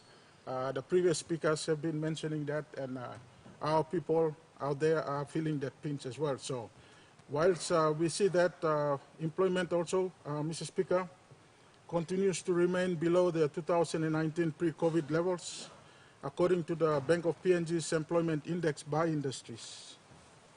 Mr. Speaker, foreign currency shortages continue to persist. And according to a recent ADB, Asian Development Bank report, and just by looking at what the Treasurer mentioned in his economic report in September, when Parliament last sat, he mentioned to the Parliament, to this Honourable House, that our total foreign reserves was 14 billion. In handling down the budget, in his speech, Mr. Speaker, he mentioned a figure of 13 billion.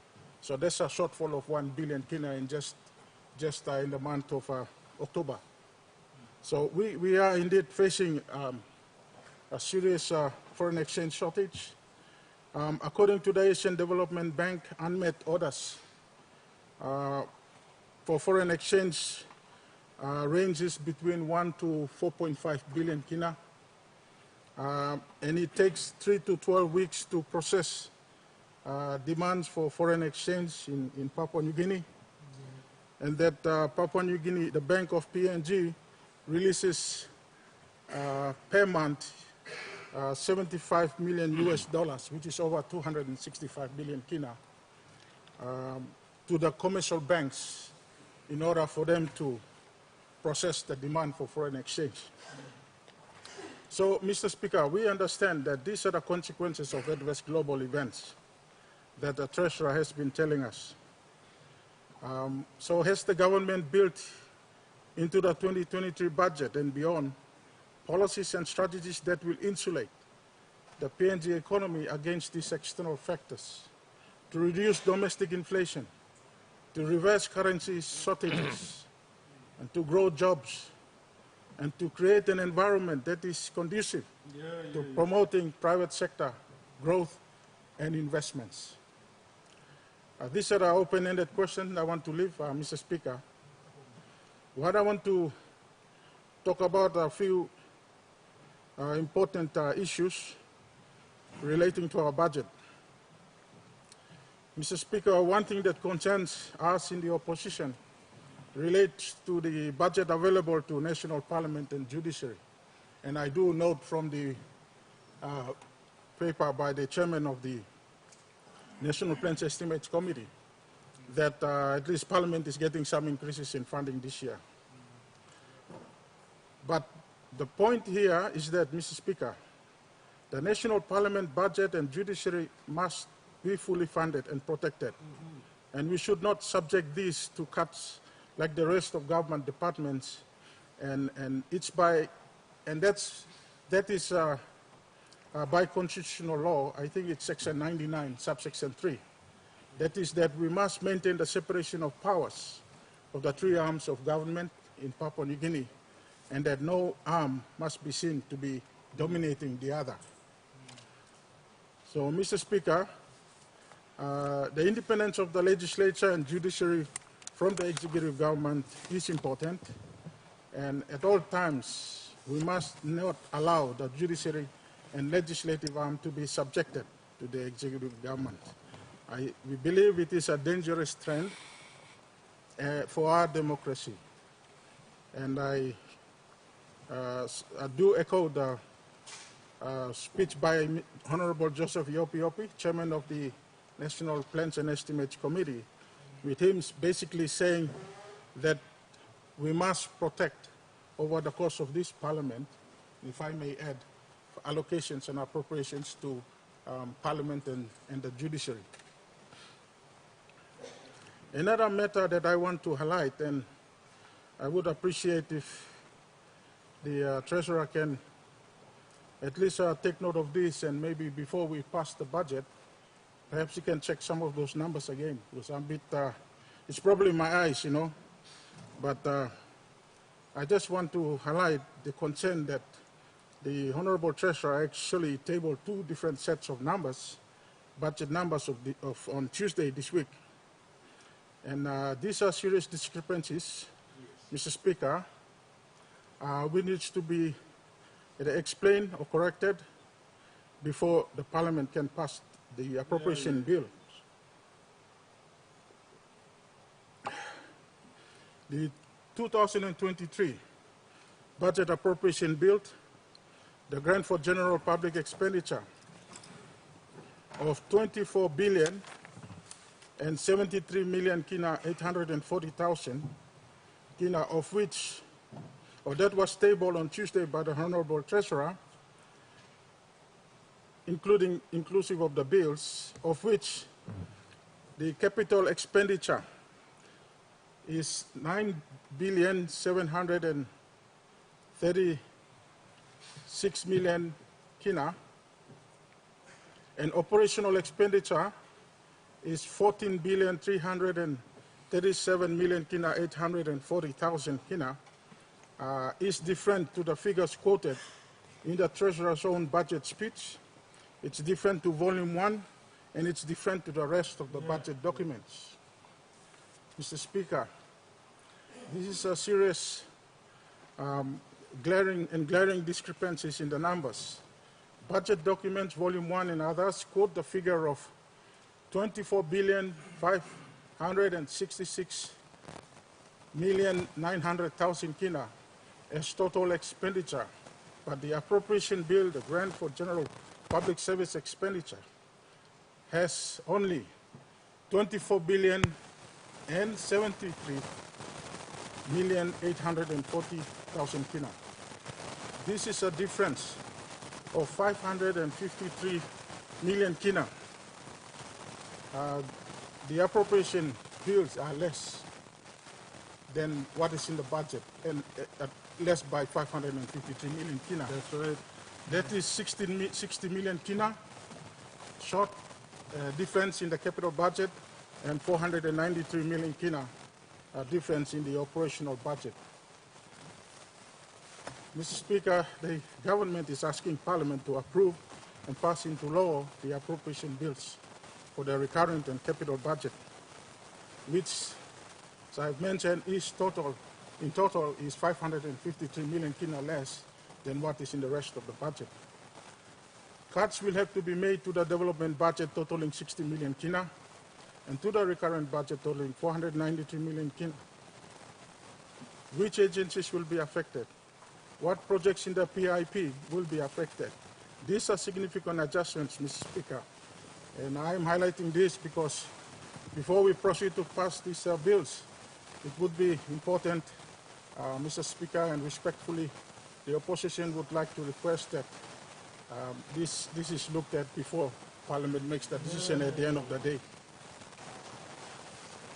Mr. Speaker, I am concerned about, I want to proceed on, and my concern relates to the health sector. I know the good treasurer has said that government has massively increased funding for the health sector, but the health sector funding has dropped by 7.1% to 2,335,000,000 kina, 300,000 kina in the 2023 budget, compared to 2,512,000,000 kina, 700,000 in the 2022 budget funding level to the health sector. So funding to the health sector has dropped. Mr. Speaker, we went in and checked the health sector, and we note that there was lower appropriation for critical health programs in the 2022 national budget for primary health and hospital services program, which received lower funding for next year. And that is also the same for health promotions, education, human resource development, and health support services, including health infrastructure programs for 2023. In fact, Mr. Speaker, some of the hospitals around the country will have their maintenance and infrastructure programs delayed or affected as a consequence of this. Mr. Speaker, these are some of the few observations I want to make. And with all this adverse external developments and its impact on the PNG economy, the private sector and on our citizens, I can say that the 2023 budget has fallen a bit short in trying to insulate our people and our country from the external forces, adverse external conditions that Treasurer has highlighted in his speech. While we acknowledge that the housing assistance package is intended to provide relief to PNG families as real wages are affected and purchasing power of the pay packets drop, we feel that more can be done. We also feel that this is only temporary, and the challenges, and that many of our people affected are actually not on regular payroll. They are out there doing what they can to make ends meet, and we are concerned about what all of this is going to affect them. How do we address this for our citizens who are not on regular income? How do we address the cost of inflation that is now in the country? It is difficult to see how jobs will be created in the 2023 budget. And while we recognize that the external borrowing of 3.5 billion kina to fund the 2023 budget deficit will provide temporary relief to shortages in foreign exchange, we feel that more effort is needed to focus on supporting our export-oriented industries and not to kill them, like the 70% tax, 20% additional tax on the forestry sector. We also acknowledge that 50 million kina has been allocated in the 2022 budget for the Pacific Marine Industrial Zone of PMIZ Park in Madang, and spreading over the next 5 years, totaling 200 million kina. We, on our side, Mr. Speaker, we would like to see that funding for the PMIZ needs to be front-loaded in order to complete the critical infrastructure investment in that area, in the PMIZ in Madang, which has the potential to generate more than 8 billion kina annually, create more than 15,000 jobs, and contribute to the long-term growth and development and sustainability not only of Madang province and surrounding provinces, but of the PNG economy as well. Mr. Speaker, according to the government's 13-year fiscal plans, expenditure will be increasing over that period, including personal emoluments, which is 6 billion kina in 2022, 6.8 billion kina in 2023, and will climb further as part of that plan to reach around over 8 billion kina in the short to medium term. Therefore, we feel that it is prudent that we need to focus more on generating revenue internally and also creating foreign exchange through exports to meet this projected expenditure increases and the impact of that on the country's external position. We are not getting any visibility on the low-hanging fruits, Mr. Speaker, on getting Pogera mine into production and at least getting Papua LNG, Pinyang gas fields, and Wapigo. This creates much uncertainty, Mr. Speaker, and much depends on getting these mines and gas fields into at least the construction phases, so that we can be able to have a development path into the medium to long term. And that our budget and our medium term projections, fiscal projections, can be met. So there is a lot more the opposition expects out of the 2022 national budget. And a lot of critical areas needs funding, but a lot of critical areas needing funding has been addressed by the 2022 budget. That much we can recognize, Mr. Speaker. We strongly urge, however, that the appropriation bills that I have mentioned earlier can be relooked at, as the difference of 53 million kina is too significant to ignore. Thank you, Mr. Speaker. Honourable Member of Lawanimo Green. Thank you, Mr. Speaker. Mr. Speaker, me too, me like walking my legal debate on 2023 budget, blue me. Mr. Speaker, me looking more some budget and me responsible budget. Budget and me funding plenty of interventions by government. Budget and me all this interventions and me aimed at growing economy, blue me. Me looking big funding too, go law and order, law cyber police. I believe also before me talk about development, you must fix law and order, blame the country, blame me. So this is law government, law funding, law and order sector, law increasing budget, law police, and me good plan. This law government, law do away with higher car business, law country too, and government masana panda plan na stop mayaka lo country blue me. Plan di money misal gimi lo police na plan di sabi go lo ayaka. Plan di money go lo army go lo ayaka. Ayaka time lo ayaka lo stop now. Mr. Speaker, we don't have debate too much long, the entire budget. But me like to plug him out one part of the budget where me he got serious concern, where me got learning, me believe was by got serious implication. So country blue me, and by come up in collateral damage. The country blue me. We look him display increase long extra 20%. Log export levy. Make a big issue on display, Mr. Speaker. Last year, government increase in tax equal to 50%. Now, with a further increase of 20%, now log export tax and by some upload 70%.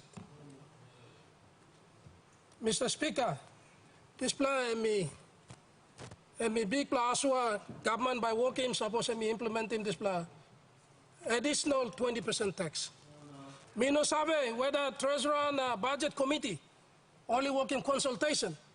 Want them Forestry Authority, whether this Budget Committee want them Treasurer, let me consult want the forest industry. Or you work long, arim talk lo line outside, where try to influence in budget blue me. Now tax system lo country blue me. Mr. Deputy Speaker, Mr. Speaker, Treasurer long, budget speech blame me talk all same. This log export tax and a consistent one-time objective. The government stop him round log exports, the country and encourage him downstream processing, the country blue me. Now, asking him to increase, and me talk also by me making 30 million kina. Now, by me putting me going inside long PNG United Nations Biodiversity and Climate Change Trust. Mr. Speaker, do you need to do that? Do you need to increase 20% extra tax on log export? To give 30 million into the Biodiversity and Climate Change Trust? Government can do it better and smarter. You appropriate 30 million and cater for that. You don't have to make this kind of decision, Mr. Speaker. Mr. Speaker, the effect of this decision will kill the logging industry in the country. That's the direct effect, Mr. Speaker. It will kill the logging industry. Mr. Speaker, you must see logging industry as a renewable sector. Why do we find easy to give exemption and tax concession to multinational companies in the extractive industry law, non-renewable sector, and we find it easy to tax the renewable sector? For the big companies in the mining sector and oil and gas sector, when we exempt them from tax and we give them tax concession, it's a drop in the ocean for them. It's a drop in the ocean. With this log export tax, the increase of 20%, Mr. Speaker, the collateral damage is this. We will lose big time in the log export development levy. Landowners will lose big time in royalty collection that sustains them. And there will be more than 3,000 jobs lost. We have already lost about 2,600 jobs in the country in just one decision last year in increasing the tax to 50%. And now you increase it with another 20% to 70%, we will have an increase of another 3,000 jobs lost. Mr. Speaker, that's a direct effect to the citizens of this country. That's a direct effect to the citizens of this country. For Treasurer to say that we have to put 20% tax to make way for us to generate the revenue to pay 30 million to the trust, Mr. Speaker, this is very irresponsible. Very irresponsible. Logging industry, Mr. Speaker, has been contributing immensely to the country. Before the Marape Rosso government come with the Connect PNG concept, logging industry has been connecting the country. They have been reaching the unreached. Why do we have to penalize them heavily? We should be seeing them as our development partners, strategic development partners in the country. We can do it better. We can do it smarter, Mr. the Assistant Speaker. Mr. Assistant Speaker, I see that with this decision, we're going to kill the economy of our country as well. The Prime Minister, our Prime Minister has come up with interventions in the country. He has created 3 new ministries, plucked them out from the Agriculture Department, the Oil Palm Ministry, the Livestock Ministry, and the Coffee Ministry. These ministries are part of forestry. You need to clear land to make allowance for them to plant oil palm. You need to clear land to make allowance to plant coffee. You need to clear land to make allowance to have cattle ranges. You go on with this decision, logging operations will stop. And the ministries that Prime Minister has introduced and established in this country will not move. That's literally the effect. We want to grow the oil palm industry. We want to plant up to 5 to 10 million hectares of oil palm. How can we do it? We need logging operators to be able to operate, to be able to clear the land so we can be able to plant the cash crops. The effect of this decision will stall the Prime Minister's intention to grow the renewable industry. Mr. Speaker,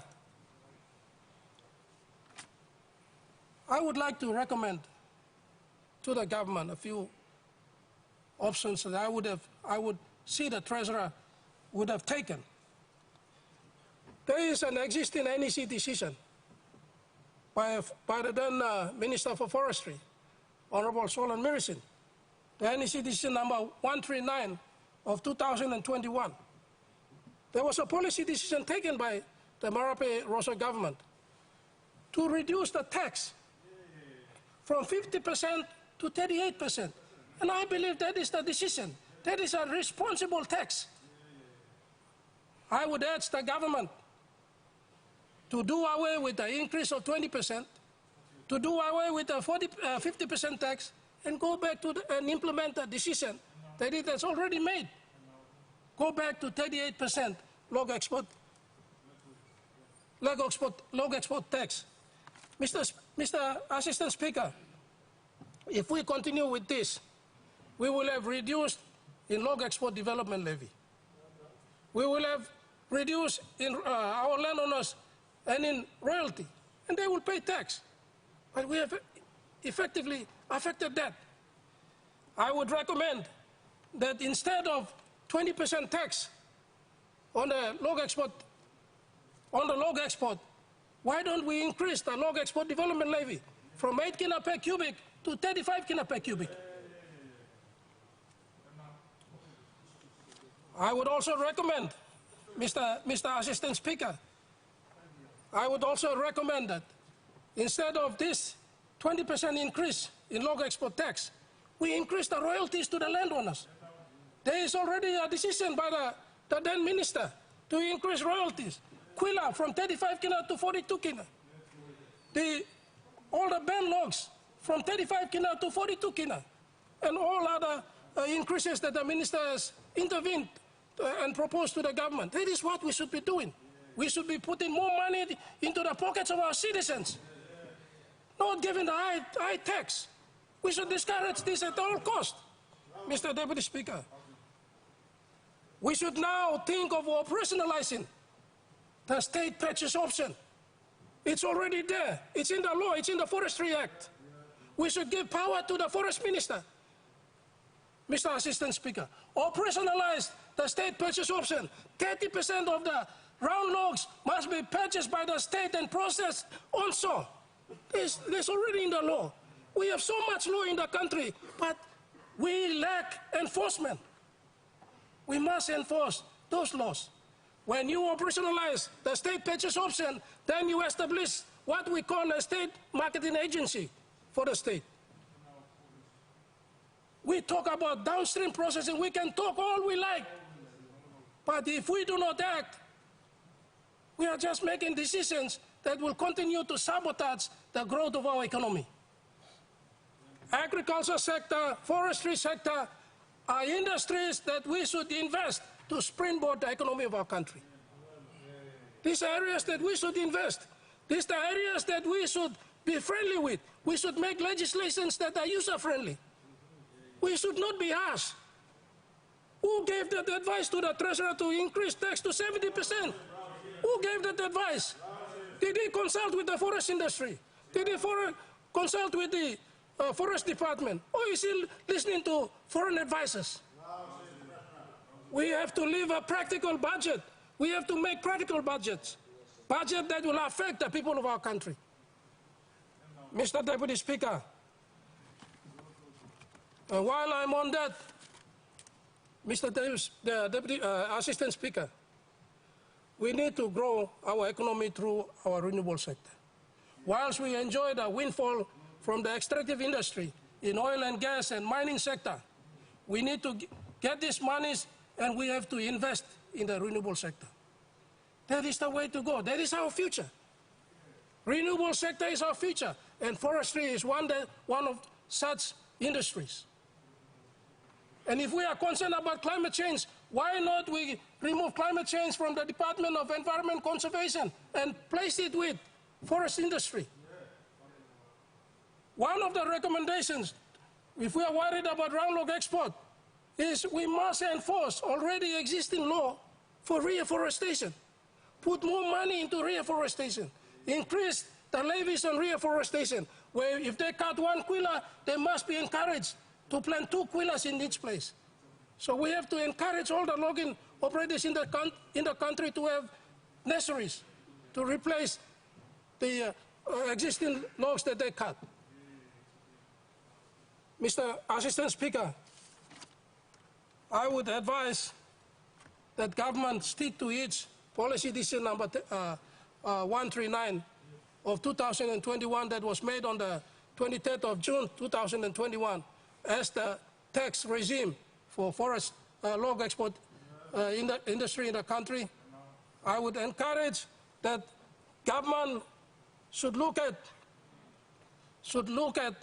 increasing royalty rates, increasing log export development levy rate, and look at increasing benefits to the people.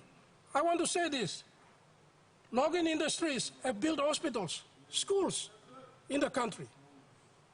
And effective with this decision, all those schools and hospitals will shut down because they cannot continue to sustain. They will not sustain. This is an irresponsible decision, I believe, Mr. Assistant Speaker. And Mr. Assistant Speaker, what we also need to do, and I want to recommend that the Forest Minister take on board, is that we should now look at the legislation where the logging operators are operating. We should ask them to build all-weather bridges. These are interventions that we can make, not by giving them hefty tax. There are other smarter, better ways of skinning the cat. We don't have to go down cutthroat decision. This decision to increase the log export tax, I think it's irresponsible, and I want the government to go back to the decision that it already made in June 23, 2021, in its NEC decision number 139, to go back to 38% log export. And Mr. Assistant Speaker, I would also want to urge the government, while we enjoy the windfalls from the extractive industry, we need to grow our sovereign wealth fund.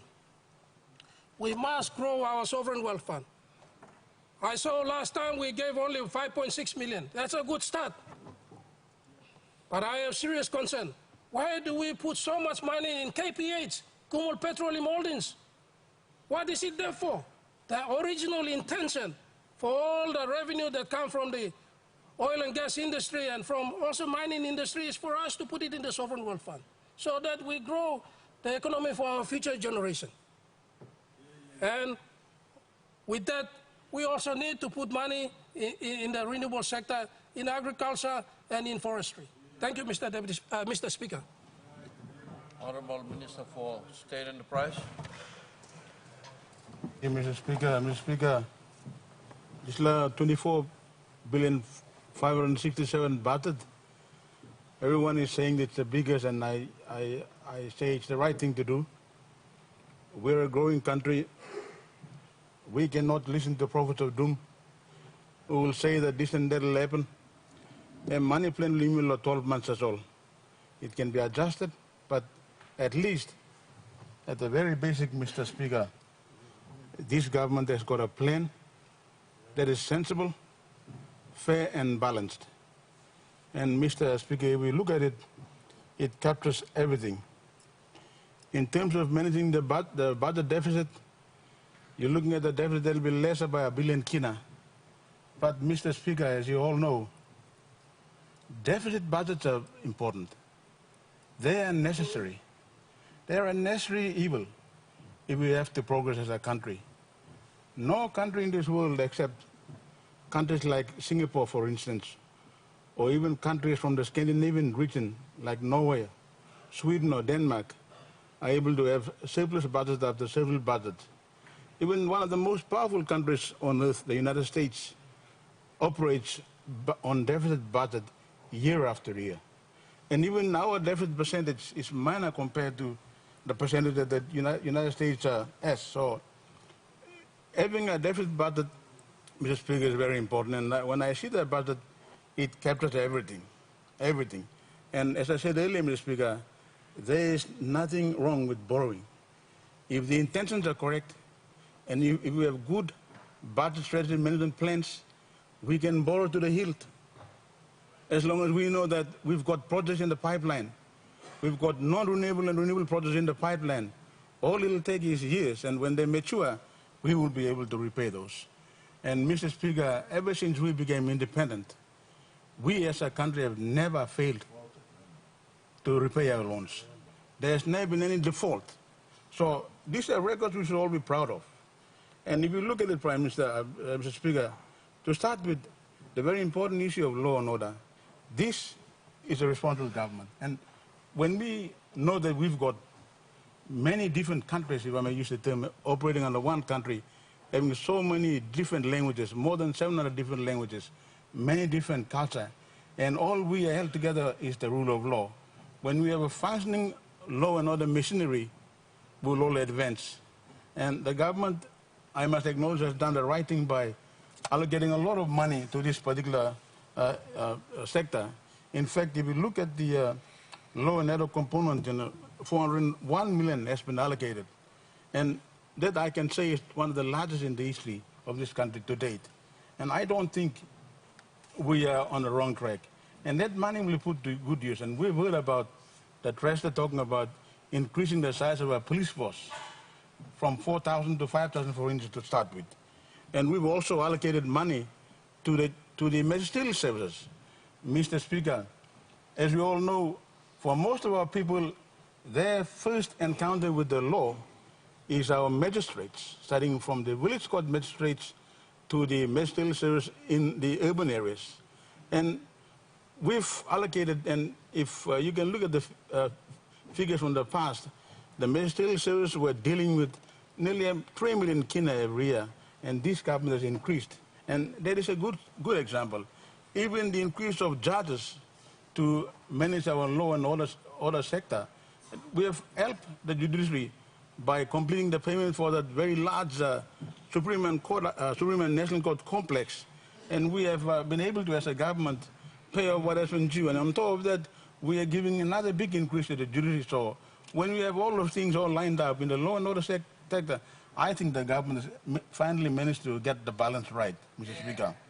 And in terms of infrastructure, again, $9.7 billion. Connect PNG, roads, infrastructure, telecommunications, ports, everything else, schools, hospitals, power supplies, water supplies. We are able to allocate money especially for those very important infrastructure. We as a country going forward must build those. And they are, as I said, a necessary evil. And no one should complain about spending more money on those sort of things. And every country has done it, Mr. Speaker, and I think we've got it right. And also in the economic sector, Mr. Speaker, the Prime Minister in his wisdom, for the first time, was able to announce 4 new ministries, starting with the Minister for Coffee, the Ministry for Livestock, the Ministry for Oil Palm. This is where our people are. The bulk of our people are. They involved in those very sectors.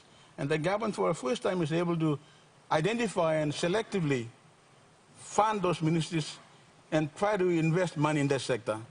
And even creating, by the Prime Minister has even gone to the extent of, under this government, creating a new ministry of international trade. And as we all know, leaders, we as a country do not operate alone. You know. We need to establish and give some concentrated effort into international trade. That is where we export our resources. So in terms of creation of the new ministry, I think we've done well. For the first time since independence, we are trying to set the balance right, get it right, fund them properly, and over the next 12 years, make sure that our people enjoy the benefit that we all think they should be. And also, Mr. Speaker, more especially in the case of SOEs, as we all know, the SOEs employ more than 7,000 employees, and their combined value is about 4 billion kina. These are important resources we can't ignore. And if we take the example of Singapore, although a country with no resources like ours has been able to transform all these SOEs into now the much talked about, much admired Temasek. And if we're able to set our plans correctly and the basic framework right, we should be able to get there, and it'll only take a number of years, provided there is less political interference, proper attention to budgetary frameworks, proper attention to the way we manage those companies. We should be able to get there. And I must commend and I must thank at this juncture the Prime Minister and the government for specially allocating a much needed 200 million kina to the KCS group of companies. They'll enable us, Mr. Speaker, to fix all the rundown, aging infrastructure that we find in PNG Power, most of the rundown facilities that we find in telecom, and in water PNG, and the list goes on. That money, Mr. Speaker, will be put to good use under a responsible government. Mr. Speaker, so I think we've got it right. And on top of that, we must not forget that 3 other SOEs, especially, or 2 other SOEs, especially Kumul Mineral Holdings, have been restructured, and we think they're better positioned to actually earn the returns that we expect from them. And not forgetting Kumul Petroleum Holdings, which continues to declare dividend after dividend. So these things can happen when we have the right government in place, right policies, and the right support. So I think, Mr. Speaker, the decision by this government to give due recognition to SOEs is the right step, and it's actually historic in the making, Mr. Speaker. Mr. Speaker, we can talk about all of this, but when our young people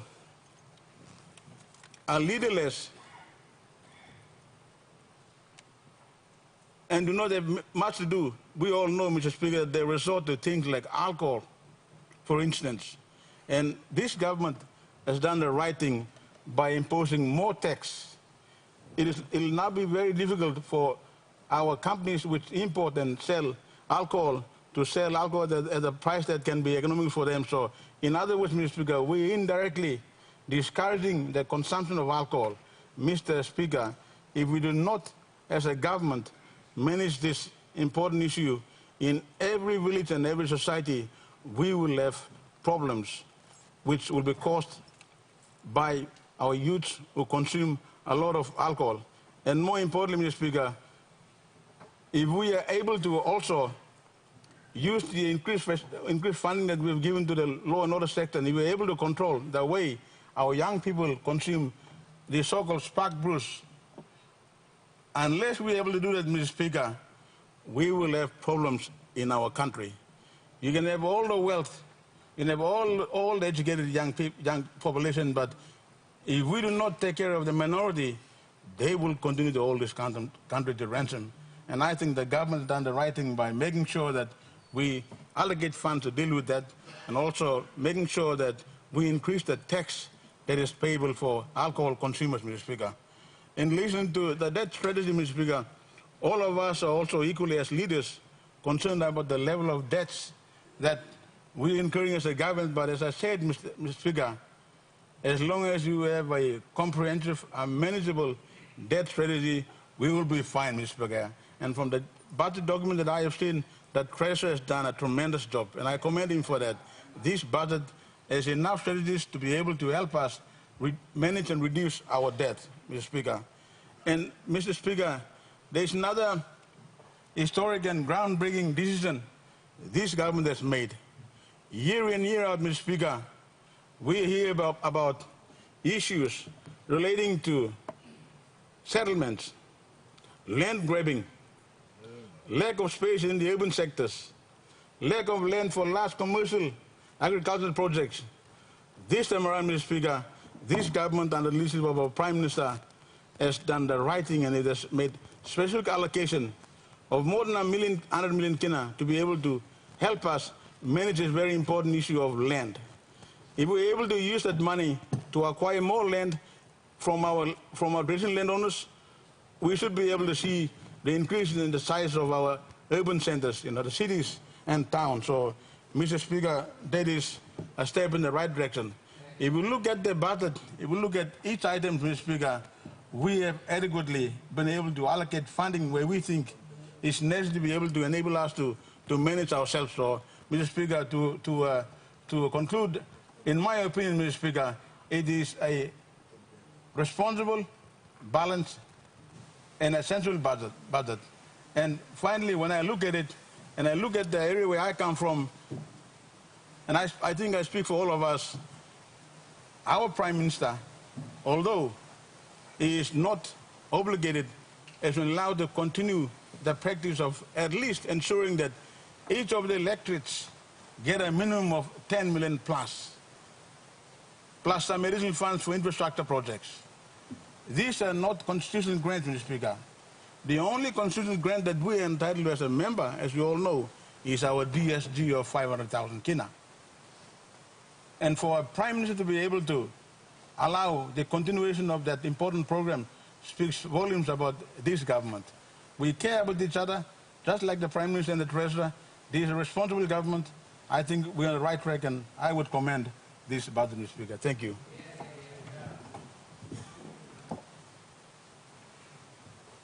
Dear Honourable Member for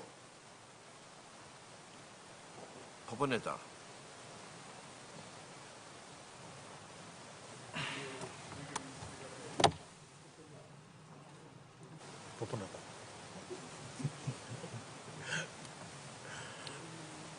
Thank you, Mr. Speaker. Luke Sawelo, people lo Poponeta lo contribute lo this lo important debate on our 2023 budget. Now, before me, talk lo side belong budget where Treasury delivering lo this la house. Me got just two point lo just where all opposition only making up lo talk where me like just put him this la talk lo rest because no good is la talk too by some time. It can be manipulated and twisted by media for their benefit of selling the newspapers. So 2+ something me talk lo here me talk osem this la rich black Christian nation this la narrative lo Prime Minister. When we talk osem it's an imaginary statement or an imaginary thought. I mean, when you look at it from when Prime Minister been narrating this la talk, we are already a rich country, yes it is. We've got land, we have a culture, and that statement is not necessarily implying on having money in our pockets. It's about building good health systems. It's about building a good educational system. It's about reinforcing our public structures now, or policies now. When something we put him in place, lo kevim or something we all by bagarapim countries, so that those are statements that can be sometimes taken out of context. But me believe was some time Prime Minister he been making this narrative. It is basically on looking at it holistically to make Papua New Guinea rich, is so that we have great health, great education, good land, develop our land. These are all part and parcel of making our country a rich Christian black nation. So me just like putting this so that all opposition understanding that that narrative is a comprehensive narrative which covers quite a lot of areas when you want to consider us as a rich nation. Another plus something too, emi talk all businesses workload downside. this decision law or businesses downside, these are business decisions, not government decisions. These are decisions made by business communities based on external environment that is affecting their businesses. You had COVID and post-COVID impact still having an impact on businesses. You've got the Russia and Ukraine war still affecting businesses today. The supply chain system, which Wampla leader me mentioned him, where you can't get a car now if you go down to Ella Motors. You have to wait for 6 months to 12 months simply because the supply system to provide that is all affecting business operations in the country. So when businesses are downsizing, they're trying to maximize their profits. So they are downsizing so that the business survives, and then when the economy recovers, the world recovers, then these businesses can expand again. So me just like clarifying this last so that opposition understand that not only is the government responsible for businesses, these are business decisions business make for the survival of the businesses. Now, narapla something when we talk long side long banks complaining that the government has increased the tax from the large profit tax, which now we call it the corporate tax, from 30% to 45%. So when you look at it realistically, the initial amount that was imposed was about 190 million, if I'm correct, in this year's budget. Now, if you look at that 45% increase, it's about 235 million increase. That's about 45 million increase. But when you compare that little increase, now we have to understand that the money that we add onto the budget, this money goes to pay for things like now project fees, Mipla Rausim Lo Mama Papa. If we look at it closely, we're looking at about 160 million kina that we are now taking away from the parents. But we're just taking a little out of these businesses, which I believe they declared large profits in this last financial year only completed. So what we take out from businesses and we then apply it back into the budget, these are helping our simple rural people who have bank accounts with big institutions and they get tax for their account keeping fees and all that. These simple people don't complain. So when we put such things in the budget like this, businesses like making huge profits should not complain, because we are putting the money back into the communities to help our people at the end of the day who will still bank with them, and banks still charge them bank keeping fees and etc. So, because I'm just putting low context so that the opposition understands that the government is being responsible, but at the same time we are not overdoing it. We are working it within a structure where I believe it complements all sectors of our communities. So, lo disla mila come back na talk big congratulations come lo our very hard-working treasurer. Lo budget and me put him together. And me like talk thank you lo Minister of Planning, Finance, Prime Minister, all the ministers that were part and parcel of this budget. But I also want to acknowledge the public servants that have worked tirelessly in the last few weeks behind the scenes to make sure that this budget gets presented to the House, and then we put a sensible, responsible budget for our people to be able to benefit from that in the next year. I've worked all my life in the private sector, and we have a general saying that if you fail to plan, you plan to fail. And if we don't put a budget in place, something that we can work off, then how are we going to change or move forward? So budget is a very important asset of anything, any business, even you may stop law house, and we work and we end a fortnight, we have to budget that. We budget what we spend. So government has to put a budget in place so that we plan and then we execute in this budget. Budget is consisting of how much money is coming in, where there's a shortfall. You like buying a house, the first thing the bank will ask you, what's your equity? You might talk me, I have X amount of kina. Then you borrow from them to buy the house. You non kisim kestasona go buy him. You are required to have a income of some form in order for you to get a loan to be able to successfully acquire what you want to do. So the government being responsible is taking the same measure. We have a revenue income. We know where we are making money from. But as the country continues to grow, of course there's going to be demand. People want bridges, People want new hospitals. People want new schools. People want new universities. People want jobs. So we have to look for ways to be able to compensate for that demand that's coming. So if the revenue is insufficient, there's nothing wrong with borrowing. Borrowing is healthy as long as you can manage to repay the borrowing every year. That's a responsible way of approaching things. If we don't have the capacity to pay, then we should be attacking the government for borrowing. But we have the capacity to pay. And we are working within the means of that capacity, so that's why we are borrowing. So as a responsible government, I want to congratulate the Treasurer because he has gone out, he's looked at everything with good advice. Both within the private sector, within the public sector, within people who have sound knowledge of the economy, have given him good advice in the budget and come up. All of us are going to benefit at the end of the day. Plenty blow, you may like Kai, but we are not ready to put the money back. You may like Kai, but we are not ready to look for ways to make money for this country. Kai and Missy, but who said by planning Kai? And this is where the Treasurer comes involved. He's not only looking at feeding you, but he's also looking at how to grow that garden to feed us. So thank you, Treasurer. One time I'll work line blow you. Now me like just contribute him all legally called something where me hamamas. I'm also happy on your money plan to look at assistant package blow household. You know, when you look at it, bloody old man, our rural communities, people who are low income earners, 65 kina may not be a lot to us, or 63 kina, a fortnight may not sound a lot, but to these simple people, that's an extra packet of rice, the extra tin meat, the extra lunch money for the children. It goes a long way. So when such a intervention comes by reducing now, increasing the threshold of people earning up to 20,000 housing tax, it's a good intervention by the government. But of course, opposition will always have a different opinion about this. Yeah. And that's their job to do that, and we accept it. Good plow say, Moli toko say, Moli bless him. This la budget na. Me look goya. Me think all Christian tasol sidan upside na work lo tok lo bless him this la budget. But it's good to see that they are Christians today. Hopefully they are Christians forever.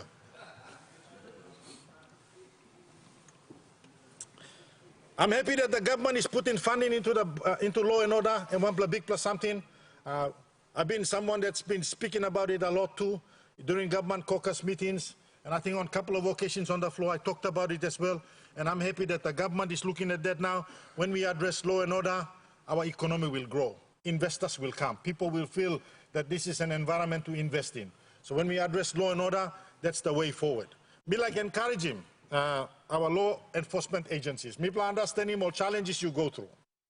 But now you play kisim more money, put it to the right places. Invested in the welfare of our policemen. Invested in their homes. Let's build some good homes for them. Let's increase the manpower. Let's start putting back where it really matters. And I'm happy that the Minister for Internal Security is addressing that. That's the way to go. We address those basic issues. Once you have a policeman or policewoman that are happy, you will find that they will do their job a lot more better. Agriculture. We are putting in more money there, and I'm excited about it. You know, Papua New Guinea is 85% of our people are rural-based. So when you talk about agriculture, you are touching the heart of our people. When you touch the heart of our people and get our people actively involved in participating in growing the economy, there's no need for our people to come to the cities. Why? Because money and stuff are place. If you look at our land, we've got more land, but less people work in the land. Why? Because we are not investing into agriculture. But when you start investing into agriculture, people start realizing that there's money to be made there. So me believe Osem, when you look at agriculture as the way forward, that's the next economic boom. Gas will go away, gold will go away, oil will go away, but agriculture, and by stuff will get a time. So that's the next boom we must concentrate on. Let's not talk about LNG, let's not talk about gold, let's not talk about the non-renewable sector, but let's talk about the renewable sector. Agriculture is the way forward. So in order for us to export, there are some things, and I would like to encourage the good minister to look at this. Something you may talk long export. But a lot of countries, before they import from us, and before we can export to them, there are certain food requirements or security standards that we have to match. Like if we want to send stuff to Australia, there is a food security or biosecurity that must be put in place. We must build a facility to be able to justify for us to export. You may get all man ready to provide cash crops. But if we don't build facilities to be able to bring that to that standard where all this law country expect him, then we can keep talking about exporting, but we will never get it to them. So me like encourage him, look, build him all security, food security facilities so that we can start exporting to these countries. And not only when you do that, when you start looking at exporting our local produce, technically we are creating employment. Right now, we are putting young people out into the social space. But when we are putting them out, planting blow you me, put them all schools, put them all go outside, there's no future for these young people. So what we need to do is, not only do we have to build food security facilities, but let's look at also improving some of the institutions so that young people that are coming out of high schools and secondary schools, let's start pushing them into the technical schools, agriculture colleges. Let's start training and building our agriculture environment and space so that we can be able to not only export, but create a lot more employment for our people. There's another thing that I would like to encourage us to look at. When we start looking at exporting our cash crops, is that we need to also look at a container shipping, container ship out policy. So when we build these food facilities, we tie it into businesses. So for example, one business me importing products from China come lo yumi. And then that container sits as an empty container and gets shipped back as an empty container back to China. What we need to do now is that we need to tie that container so that when it leaves our shore back to China, let's fill it up with potatoes, let's fill it up with bananas, let's fill it up with carrots, whatever we can produce, coffee, cocoa, copra, whatever. Let's load them back in those containers and ship them back to China. That way, there's some kind of a chain of supply that's working in both directions. It's win-win situation for everybody. They bring in containers with their products into our country, we ship those containers back to their countries with our cash crops. So we must put in place a framework to be able to develop a policy that becomes a reality at the end of the day.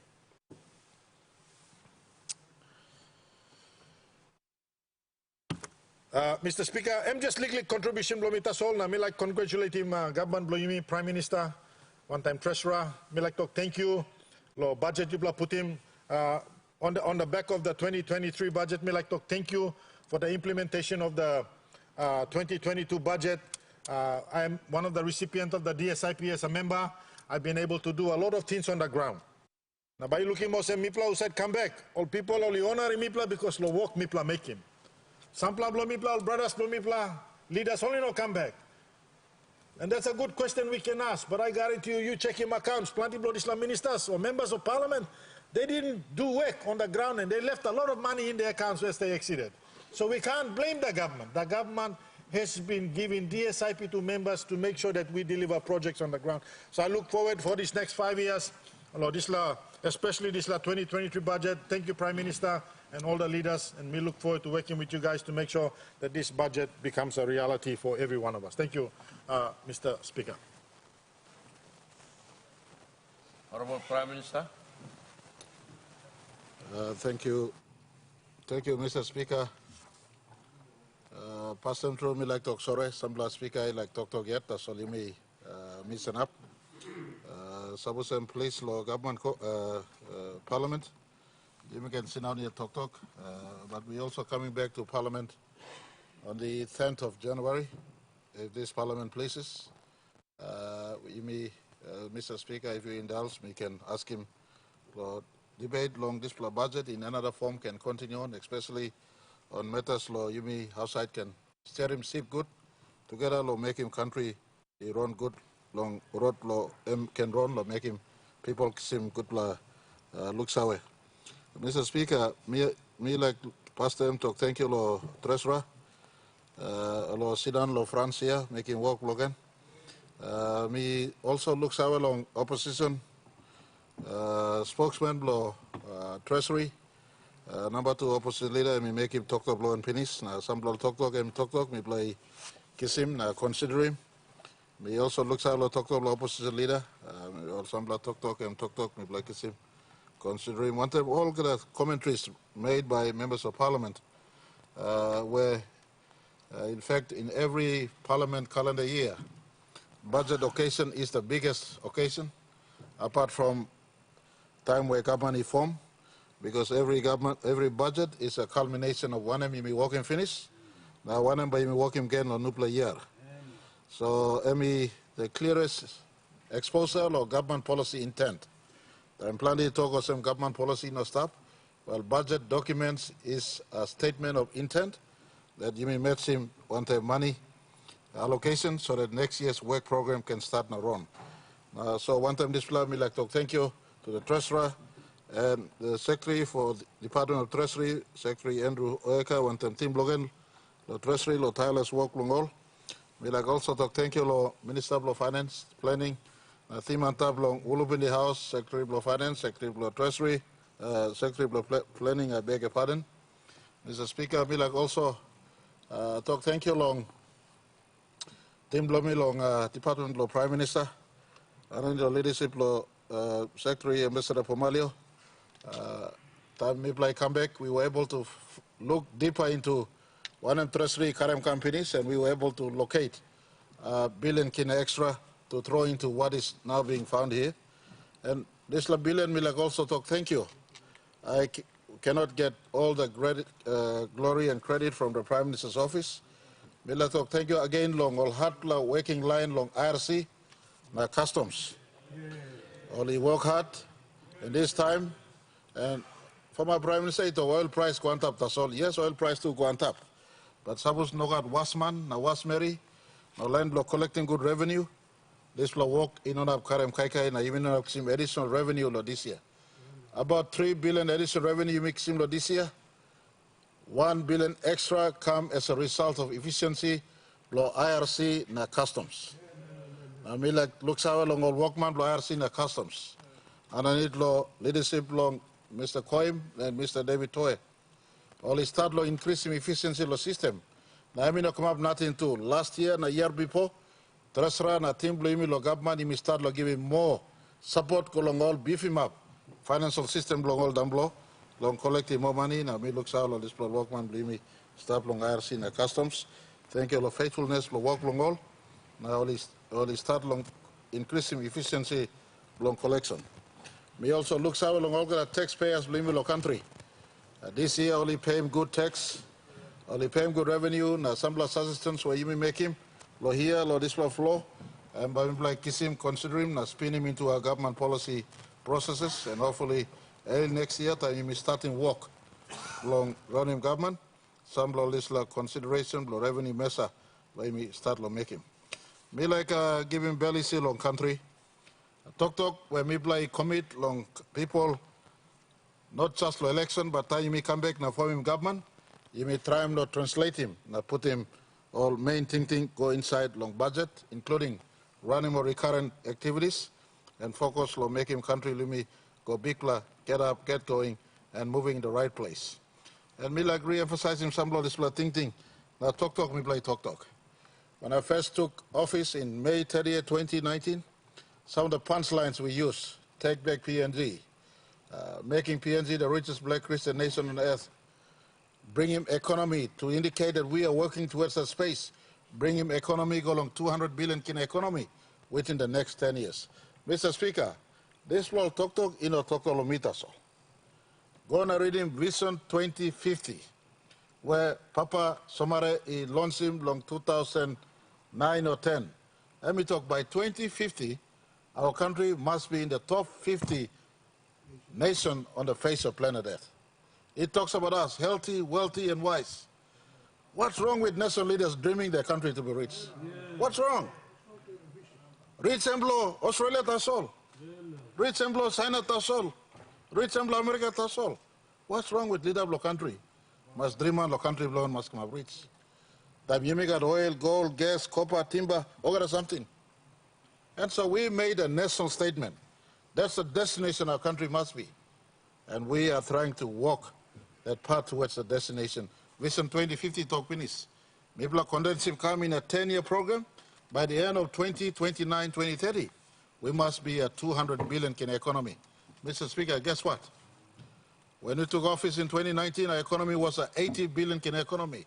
Don't downplay these statistics because the macroeconomic framework hinges on the size of the economy. 2018, it was an 80 billion economy. If I were to be specific, it was a 79.6 billion economy. Today, not my statistics. Look at IMF report. They focus the economy next year to be 113 billion economy.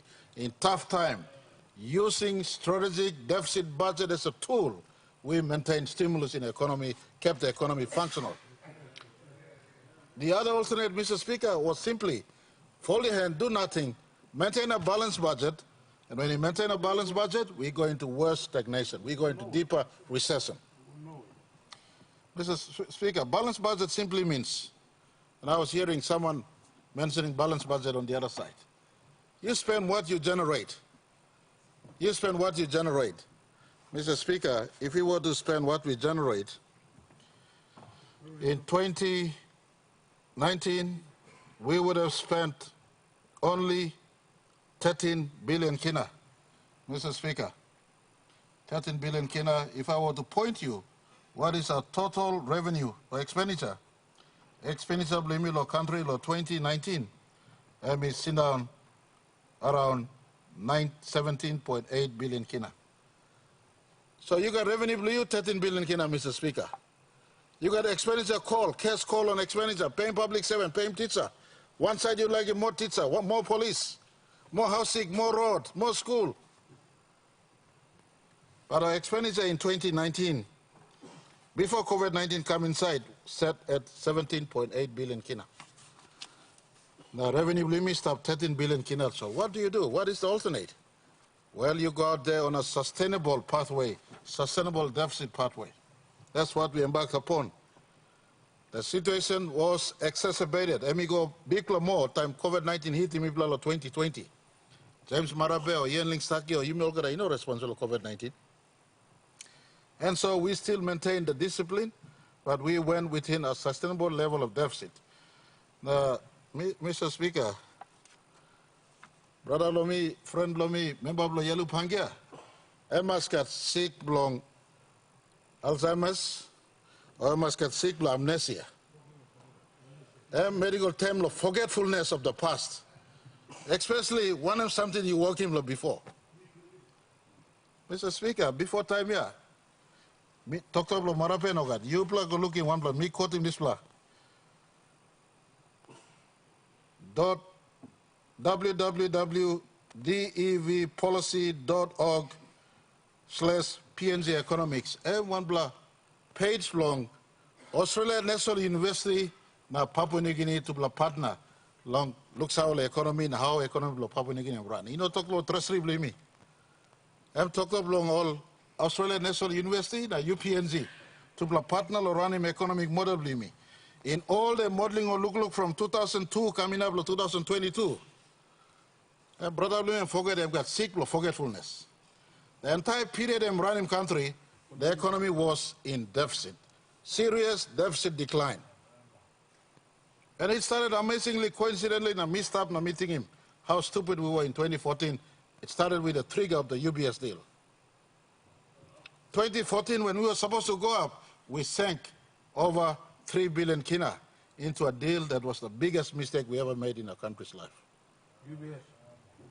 And from that time on, instead of recover, we spiraled out of control into a deficit hole that we are now trying to dig out of. And last 2 years, COVID-19 no help. Last 2 years, Ukraine war no help, but thank God, we are trying our best to come out. And this is history, I'm stop less clear. You know, James Marav writing. You go to Australia National University, you look in record. You go to UPNG, look in record. Go to NRI, look in record. Go to Treasury, look in record. Go to IMF, World Bank, look in record. How the last government and managing economy underneath lo time mipla sambla stop one time upside. Last 3 years, you be trying to help. People help resuscitate him and bring him economy come back. And part of this, sambla work me making finish. We are trying to get it moving in the right place, Mr. Speaker. The 2024 budget is a budget that addresses a couple of things. Keeping economy alive is one of our major focus in our 2023 budget. But Sambla responsible budget indicator, is top. You look at Mipla earning more than 20% revenue. But Mipla no increasing expenditure by a matching 20% expenditure. No God. Treasurer was responsible. I am no increasing expenditure by the same amount. Revenue increased by 20%, increasing expenditure by 20%. No God. Revenue below Treasurer increased by 20.9%. Expenditure below Treasurer increased by 10.8%. Now you ask me, where does the balance go? The balance go along is 1 billion kina slash in deficit. A deficit at a 5 billion kina plus to a now deficit at a 4 billion kina plus. All sticking within main thinking blow or come back to a balanced budget by 2027 and go along positive trajectory from 2027, go onwards into the future. So, Mr. Speaker, we are not economic imbeciles running this economy. And I repeat, we are not economic imbeciles running this economy. To the critics out there, not just my brothers on the opposite, they seem to be offering a fairer, balanced view than critics on the outside. Read the numbers that is prevalent. Don't read Facebook or don't read WhatsApp commentators from some people who try to claim from government, and just because we cannot pay their claim, they sit on the other side, they're mouthing off. Look at numbers, World Bank numbers, ADB numbers, IMF numbers, in tough times against a global backdrop of tough out there. We're trying our best to maintain composure in the economy. And the programs we're embarking upon is simple: paying our bills, retiring areas, increase allocation to law and justice sector, keeping our education and our children's school fee paid, making sure our health programs are being supported and being run. The way we've delivered budget in the last 3 years, you see growth in our headline numbers at a 4% plus 3 years in a row. That is above global average. Global average growth in tough economic times is below 3%. Our growth is about 4%. In tough times, I want to give commendation to Treasury and his team. You can run the economy in good times and siphon off money through schemes like UBS. But in tough times, you need real men to sit down and anchor the economy and ensure we sail composed into calmer waters into the future. And the Treasurer has done very well. His budget here, without going on and on, is all about growing the economy. And you ask me, where in the budget, where are you growing the economy? Papua New Guinea, me like talking people, 100 million, Treasurer put him, long buy more land. Me talk big plus sorry long all papa, all ground blue me long city where me pull up, squatter settlement, man Mary, Bam go come, Treasurer put him money long, buy him ground long cities, towns, as well as ground long partnering, Usad Papa ground, you got ground long Makam, you got ground long Ramu, you got ground long Sipik, East and West New Britain, plenty of Nambi Slimy ground slip. You know, long Wait Tasol, long 1 or 2 sector, we want you to go big time into commercial agriculture. One time this like ground money, people put in money long state equity option, 100 million kina plus, long Usaid you like come up investor, long forestry downstream, long agriculture, long any other business in our country, state has that partnership money put into the equity option money, people put him inside. Long clearing, long economic sector, clearing power blackout, clearing more water supply. For the first time, no government in the past ever has put money to state-owned enterprises. This year 100 million, last year 100 million, next year 200 million, people put him. Minister of State Enterprise, the team block, and hopefully in 2-3 years' time, PNG power blackouts would be something of the past.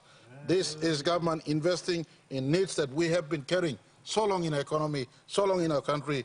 No one has ever made an attempt to fix those issues in a serious way. We have been just like we are cleaning up in the last few years. Mr. Speaker, You look long price support program run yet. You look long freight subsidy program run yet. You look long money people put in SME. And today I received a text from Mr. Robin Fleming. Let me talk. People give him all 200 million tasol, or lending finish 250 million kina at low lending rate, SME rates go along over more than 200 Papua New Guinean businesses. Mr. Speaker, people no talk tasol, people put the money long time growing economy as we speak at the same time. To talk about growing economy, the infrastructures we're building, Mr. Speaker, they're geared towards unbundling and growing economy and complement our focus in a diversified economy, a growing economy. These infrastructures that we want to run at the national level through Connect PNG and the big Connect PNG focus. Namilak Beke Wambla Liglik Tok Tok long Susa Blomi, Governor Blong Central. My sister, you know, can worry long all issue long people come squatter or land blong natpla. You know, can worry long issue long all inside migration. As we work the law and justice sector and work the economy into the future, I am sure, I am certain going forward, this land will not be liabilities to our people in central and our people in coastal areas, but this land will be an asset.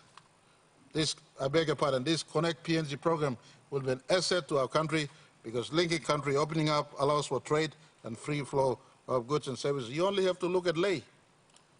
Lae has been living with, and Morobe has been living with Highlands for the last how many years? Is Lae always in a serious crisis? Lae is not always in a serious crisis. Workload law and order issue today. Police must step up, and we're putting serious money for the first time to police. And the police commissioner has been put on notice that he has to deliver to this program, law government, law, rebuilding law and justice sector here. So the infrastructure commitment is fixed, not just on road. We got programs running for ports and all our major ports in our country. Medang, Lae, Kimbe, Kokopo, Keviang, Manus, Alatau, Popondetta, Wewak, they all, and Vanimo, they all have programs running for these major ports. I only have to look at Kikori and Daru to lift it up. We will then have almost 100% coverage in all our ports in our country, linked and refurbished so that they become bigger, better to carry the load in as far as our economy, commerce, and trade is concerned.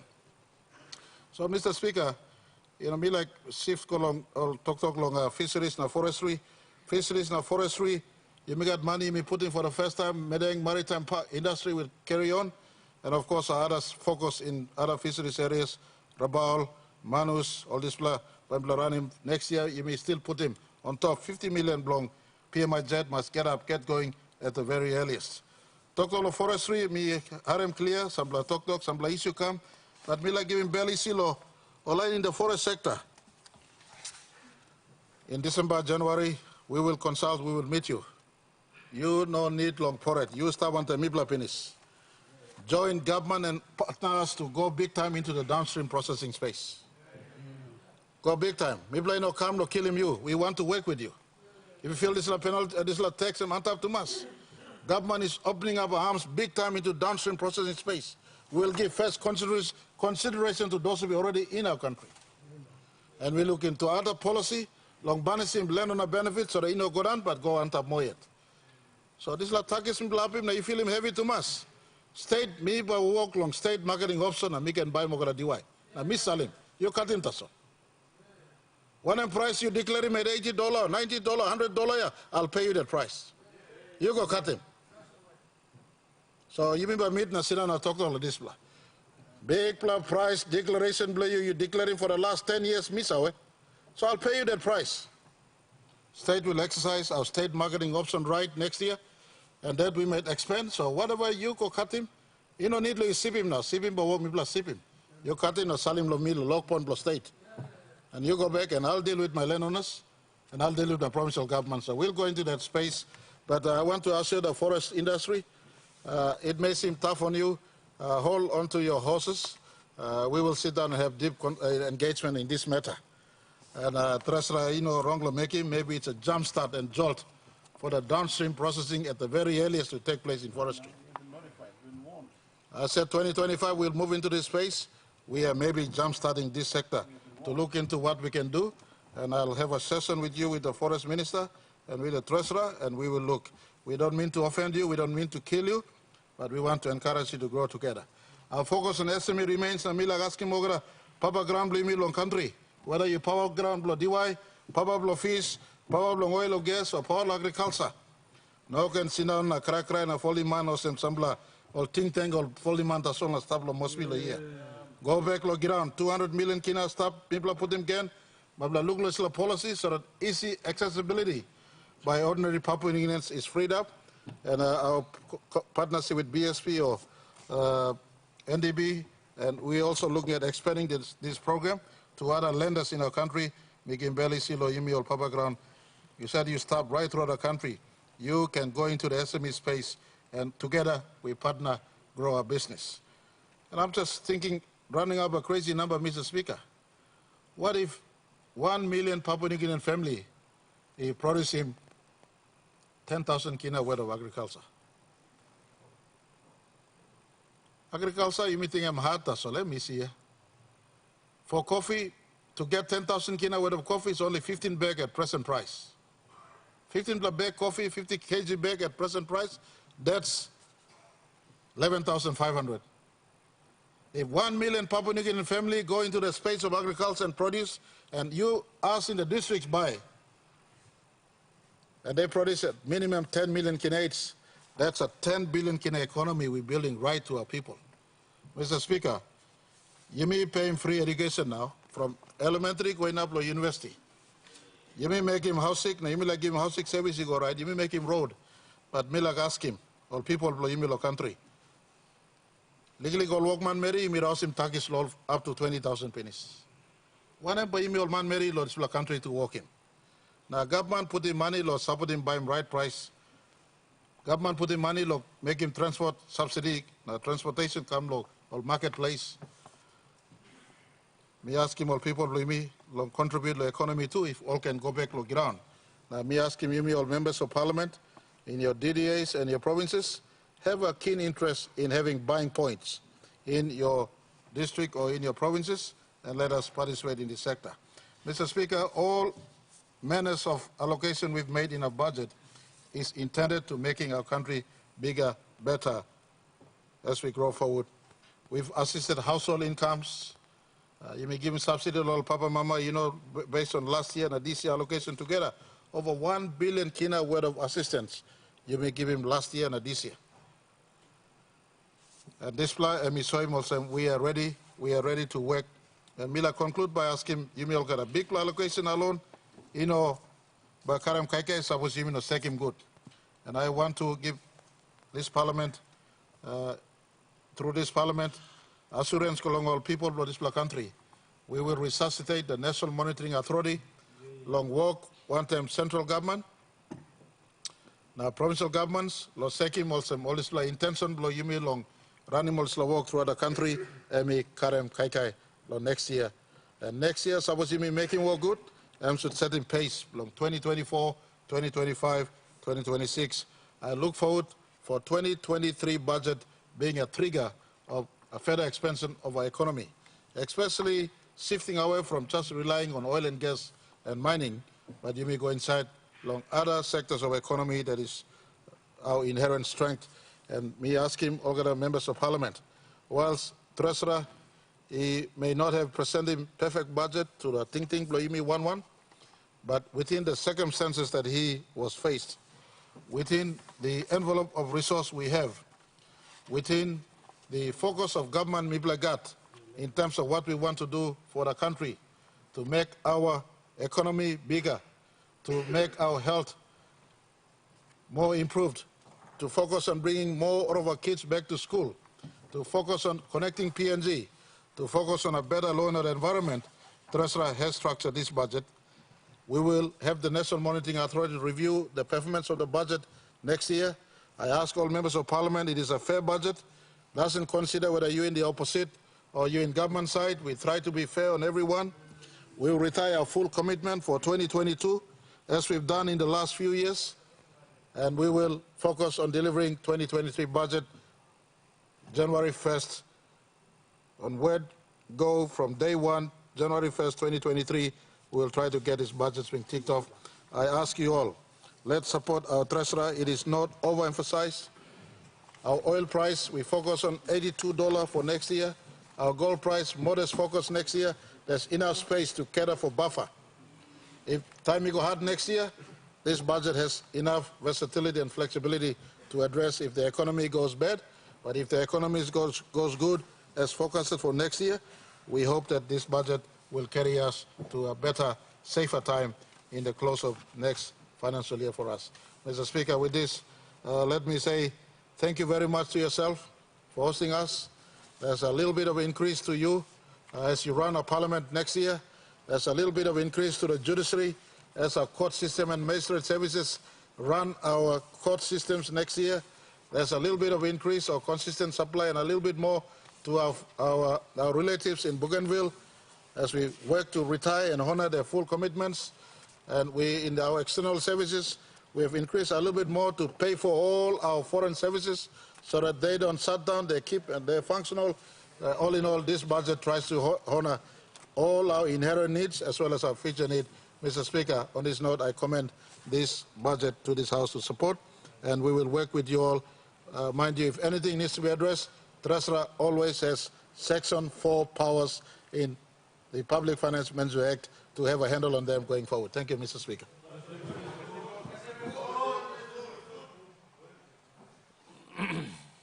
The question is that the question be now put. Those in favor say aye. Aye. Those against say no. The ayes have it. Mr. Clerk.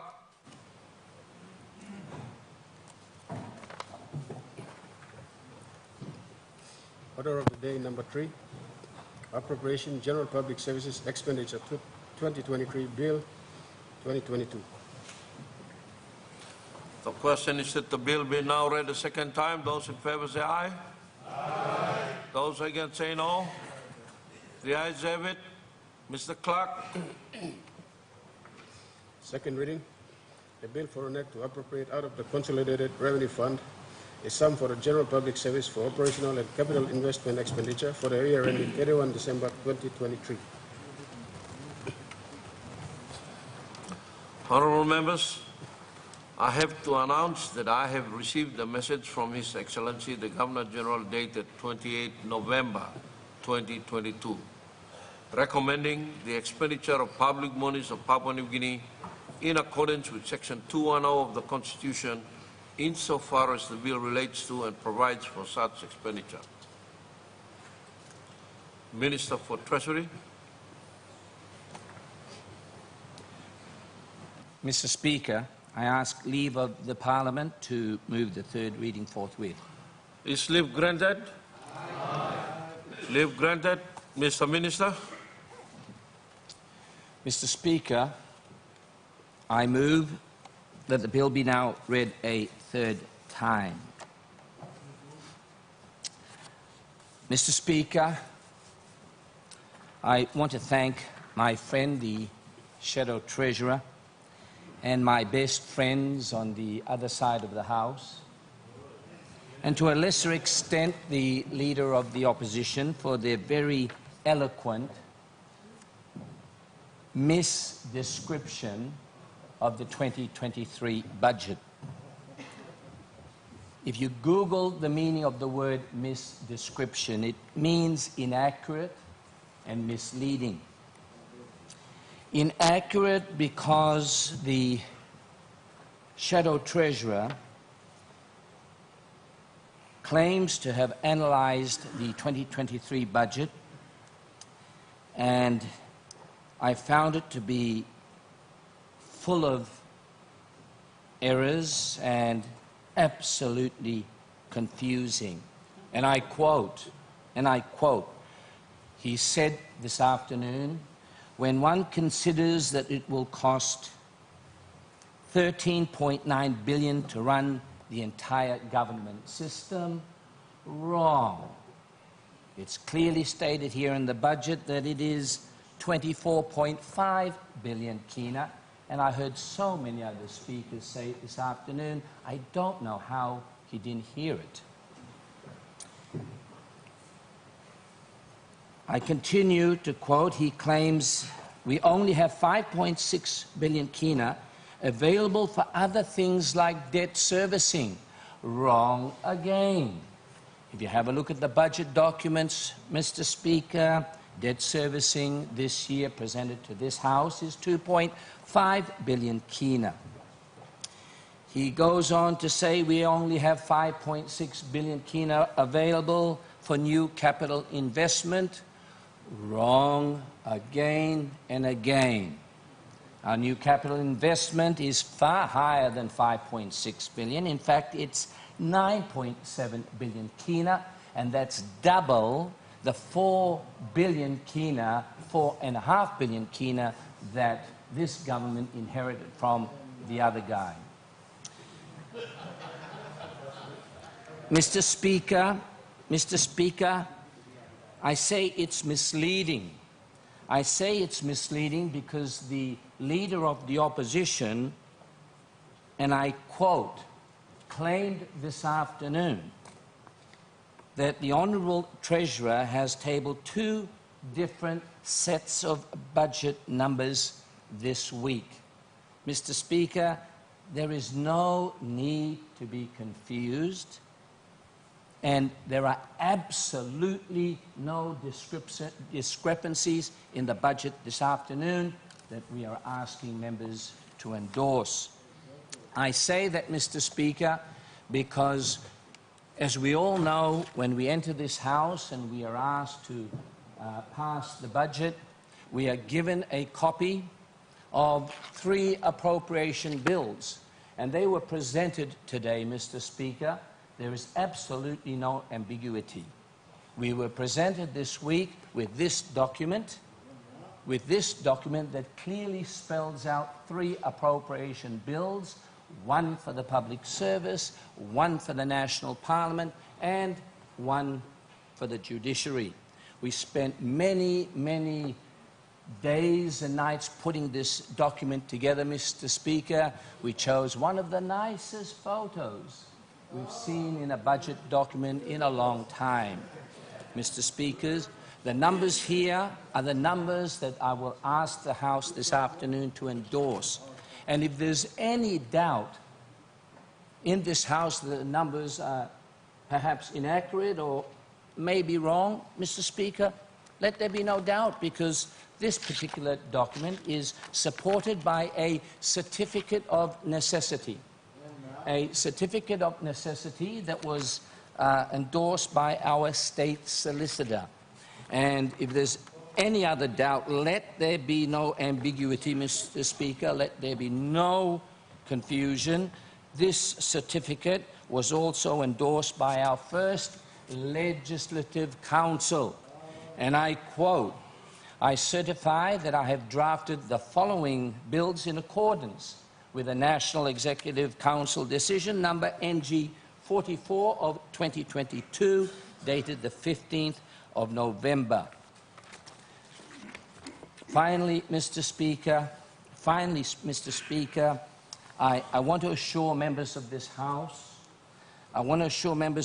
House, that this is a realistic, this is a accurate, and this is a good budget.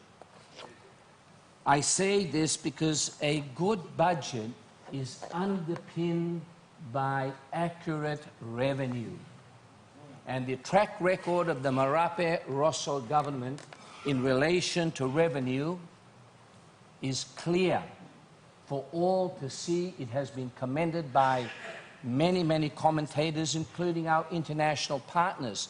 And to conclude this afternoon, Mr. Speaker, so that there is no doubt, our track record on revenue, may I repeat again, in our 2019 budget FBO numbers, we budgeted in our 2019 supplementary budget, we took over in May of that year, we forecast revenue at 13,022 kina.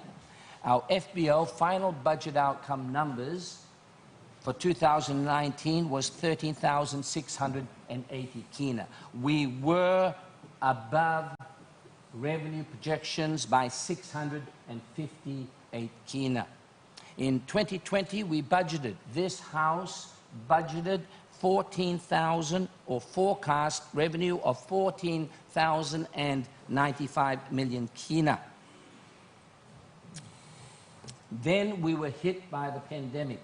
You will all recall during this time there was a cut in our revenue of 2.7 billion kina. It ended up being 2.5.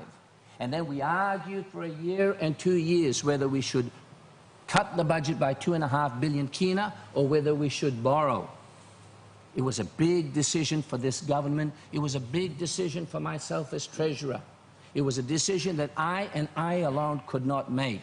So I put my hands up and I asked for help. I sought the advice of many, many, many commentators, including our international partners, including our bilateral partners that have been supporting us for so many, many years. And their advice was clear. Take the borrowing, but don't go for the commercial expensive stuff. Go for good, cheap, reliable financing. Because if we didn't, we would have gone into a recession. We would have lost over 400,000 jobs. Companies would have gone not just into the red, but even today would still be repaying their loans. Mr. Speaker, we then, in 2020, revised our 14,095 revenue forecast to 11,359 million kina.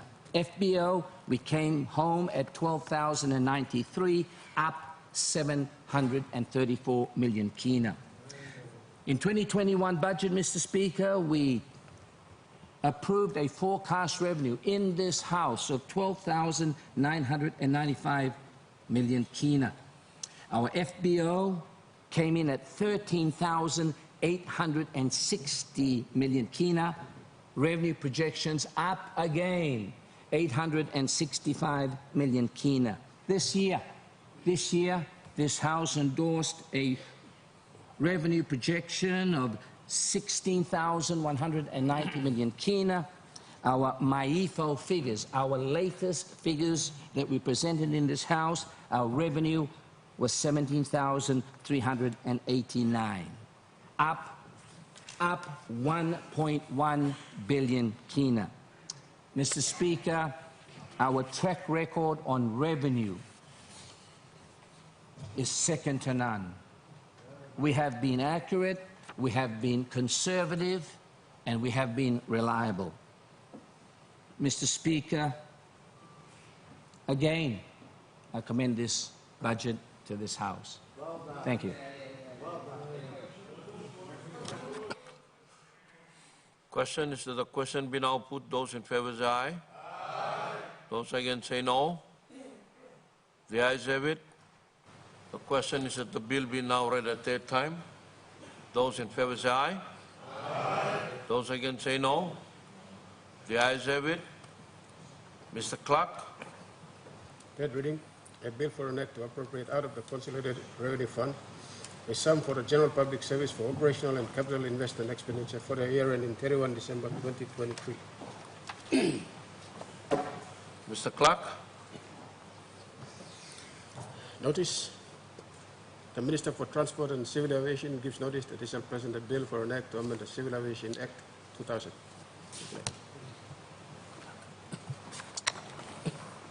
Mr. Clerk. Order of the day number 4, Appropriation National Parliament 2023 Bill 2022. The question is that the bill be now read a second time. Those in favor say aye. Aye. Those against say no. The ayes have it. Mr. Clerk. Second reading, a bill for an act to appropriate out of the Consolidated Revenue Fund a sum for the National Parliament for operational and capital investment expenditure for the year ending 31 December 2023.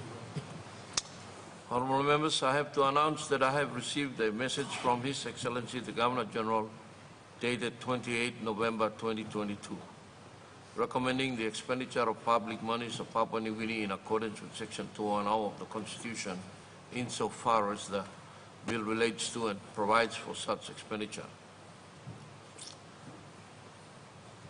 Minister for Treasury. Mr. Speaker, I ask leave of the Parliament to move the third reading forthwith. Is leave granted? Aye. Leave granted. Mr. Minister for Treasury. Mr. Speaker, I move that the bill be now read a third time. The question is that the question be now put. Those in favour say aye. Aye. Those against say no. The ayes have it. The question is that the bill be now read a third time. Those in favour say aye. Aye. Those against say no. The ayes have it. Mr. Clerk. Third reading. A bill for an act to appropriate out of the Consolidated Revenue Fund a sum for the National Parliament for operational and capital investment expenditure for the year ending 31 December 2023. If we see sing out the clock again, Mr. Treasurer. Mr. Treasurer, sorry you see now. An appropriation bill belong Parliament, I go minister. So department you no can look in Parliament, also one blood department. Thank you. Mr. Clark. Order of the day number 5. Appropriation Judiciary Services 2023 Bill 2022. Mr. Treasurer. Sorry, Speaker.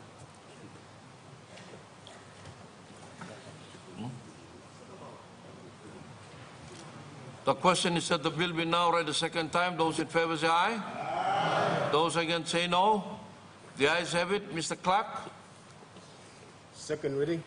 A bill for an act to appropriate out of the Consolidated Revenue Fund sums for the judiciary services for operational and capital investment expenditure for the year ending 31 December 2023. Honourable members, I have to announce that I have received a message from His Excellency the Governor-General dated 28 November 2022, recommending the expenditure of public monies of Papua New Guinea in accordance with Section 210 of the Constitution insofar as the bill relates to and provides for such expenditure. Minister for Treasury. Mr. Speaker, I ask leave of the Parliament to move the third reading forthwith. Is leave granted? Aye. Leave granted. Mr. Minister for Treasury. Mr. Speaker, I move that the bill be now read a third time. The question is the question be now put. Those in favour say aye. Aye. Those against say no. The ayes have it. The question is that the bill be now read a third time. Those in favour say aye. Aye. Those against say no. The ayes have it. Mr. Clark. Third reading. A bill for an act to appropriate out of the Consolidated Revenue Fund sums for the judiciary services for operational and capital investment expenditure for the year ending 31 December 2023.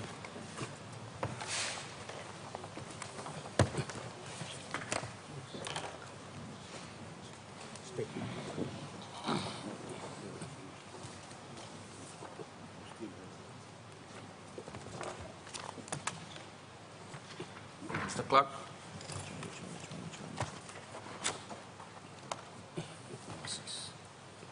Order of the day number 6, Minister for Treasury.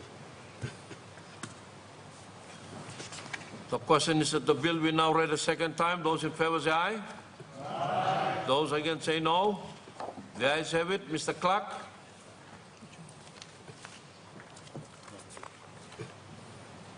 Second reading. A bill for an act to regularize the handling and management of non-tax revenue received by public and statutory bodies and for related purposes. Honourable members, I have to announce that I have received a message from His Excellency the Governor-General dated 28 November 2022, recommending the imposition and expenditure of public monies of Papua New Guinea insofar as the bill relates to and provides for such imposition and expenditure. Mr. Minister for Treasury. Mr. Speaker, I ask leave of the Parliament to move the third reading forthwith. Is leave granted? Aye. Leave granted. Mr. Minister for Treasury. Mr. Speaker, I move that the bill be now read a third time. The question is that the bill be now, the question is that the question be now put. Those in favor say aye. Those against say no. The ayes have it. The question is that the bill be now read a third time. In accordance with constitutional requirements, this bill must be passed by an absolute majority of 59 members.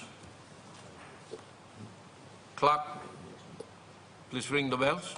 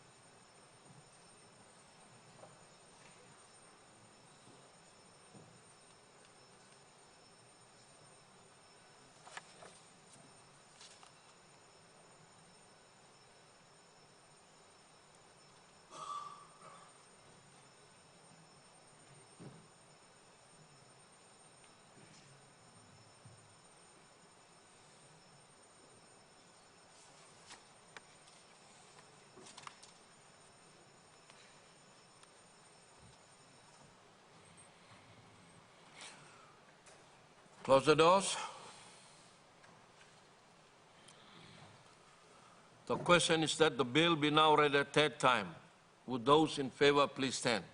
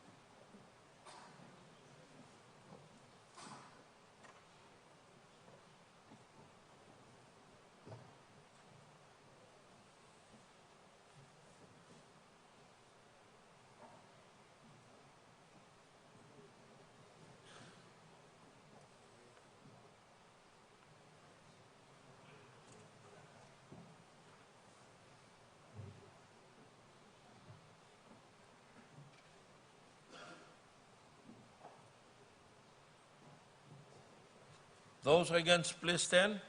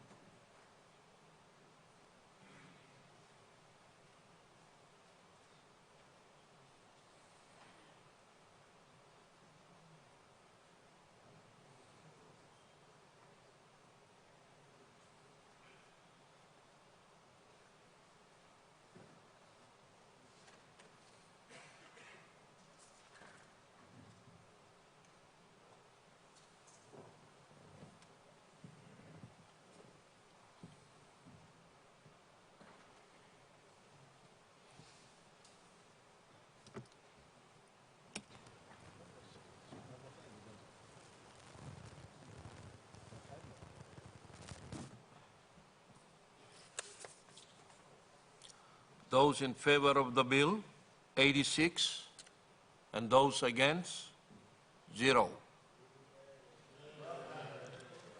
Mr. Clerk. Third reading. A bill for an act to regularize the handling and management of non-tax revenue received by public and statutory bodies and for related purposes.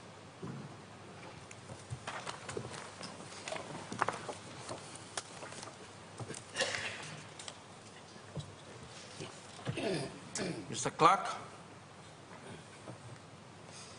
Order today, number 7, Customs Tariff 2023 Budget Amendment Bill 2022. Minister for Treasury. The question is that the bill be now read a second time. Those in favor say aye. Aye. Those against say no. The ayes have it. Mr. Clerk. Second reading. A bill for an act to amend the Customs Tariff Act 1990. Honorable members, I have to announce that I have received a message from His Excellency the Governor General dated 28 November 2022 recommending the imposition and expenditure of public monies of Papua New Guinea in accordance with Section 210 of the Constitution insofar as the bill relates to and provides for such imposition and expenditure. Minister for Treasury. Mr. Speaker, I ask leave of the Parliament to move the third reading forthwith. Is leave granted? Aye. Leave granted. Mr. Minister for Treasury. Mr. Speaker, I move that the bill be now read a third time. The question is that the question be now put. Those in favor say aye. Aye. Those against say no. The ayes have it. Mr. Clerk.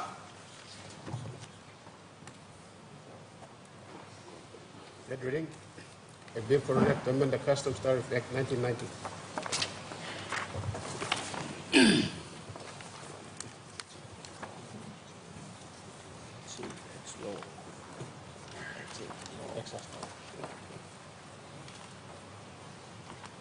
Mr. Clerk.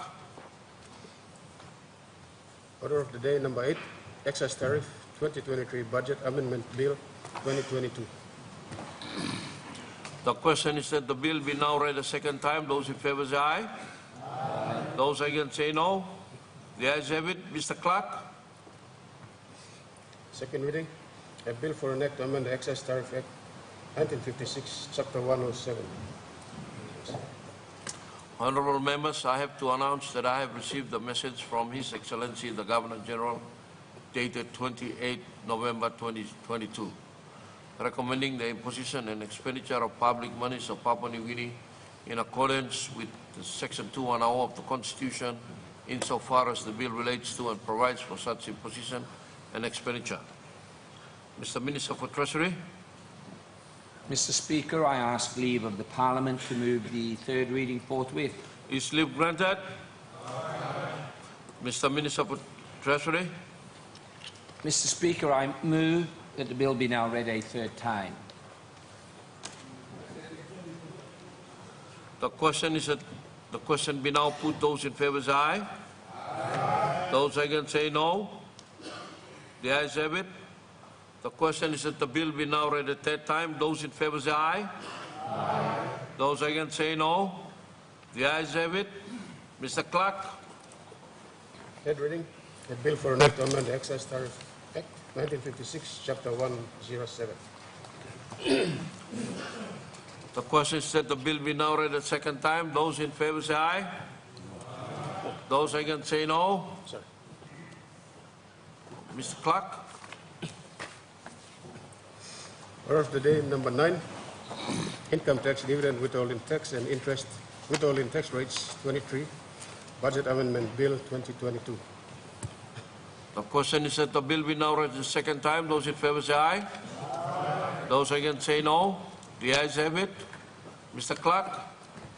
Second reading, a bill for an act to amend the income tax, dividend, withholding tax and interest, withholding tax rates 1984.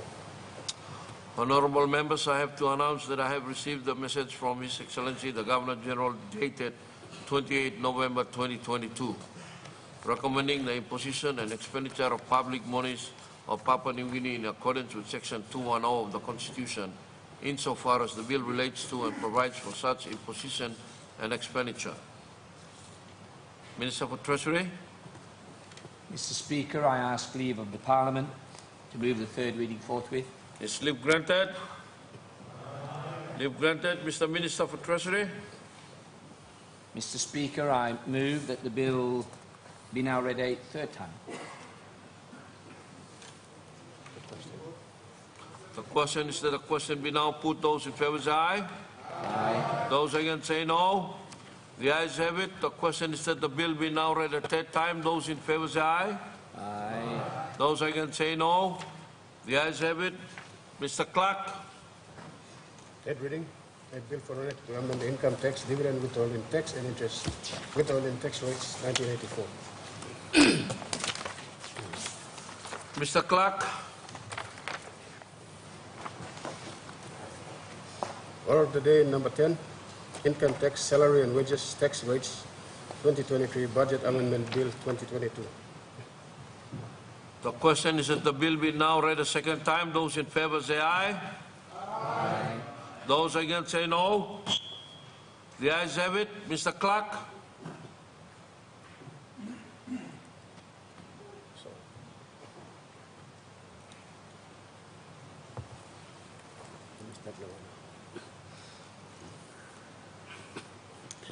Income tax, Second reading. A bill for an act to amend the income tax, salary or wages tax rates Act 1979. Honourable members, I have to announce that I have received a message from His Excellency the Governor General dated 28 November 2022, recommending the imposition and expenditure of public monies of Papua New Guinea in accordance with Section 210 of the Constitution, insofar as the bill relates to and provides for such imposition and expenditure. Minister for Treasury. Mr. Speaker, I ask leave of the Parliament to move the third reading forthwith. Is leave granted? Leave granted. Mr. Minister for Treasury. Mr. Speaker, I move that the bill be now read a third time. The question is that the question be now put. Those in favour say aye. Aye. Those against say no. The ayes have it. The question is that the bill be now read a third time. Those in favour say aye. Aye. Those against say no. The ayes have it. Mr. Clerk. Third reading, a bill for an act to amend the income tax, salary or wages tax rates Act 1979. Mr. Clerk. Order of the day number 11, Income Tax 2023 Budget Amendment Bill 2022. The question is that the bill be now read a second time. Those in favor say aye. Aye. Those against say no. The ayes have it. Mr. Clerk. Second reading, a bill for an act to amend the Income Tax Act 1959. Honorable members, I have to announce that I have received a message from His Excellency the Governor General dated 28 November 2022, recommending the imposition and expenditure of public monies of Papua New Guinea in accordance with Section 210 of the Constitution, insofar as the bill relates to and provides for such imposition and expenditure. Minister for Treasury. Mr. Speaker, I ask leave of the Parliament to move the third reading forthwith. Is leave granted? Leave granted. Minister for Treasury. Mr. Speaker, I move that the bill be now read a third time. The question is that the question be now put. Those in favor say aye. Aye. Those against say no. The ayes have it. The question is that the bill be now read a third time. Those in favor say aye. Aye. Those against say no. The ayes have it. Mr. Clerk. Third reading, a bill for an act to amend the Income Tax Act 1959.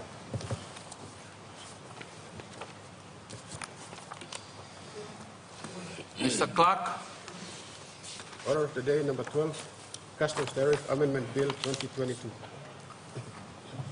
The question is that the bill be now read a second time. Those in favor say aye. Aye. Those against say no. The ayes have it. Mr. Clerk. Second reading, a bill for an act to amend the Customs Tariff Act 1990.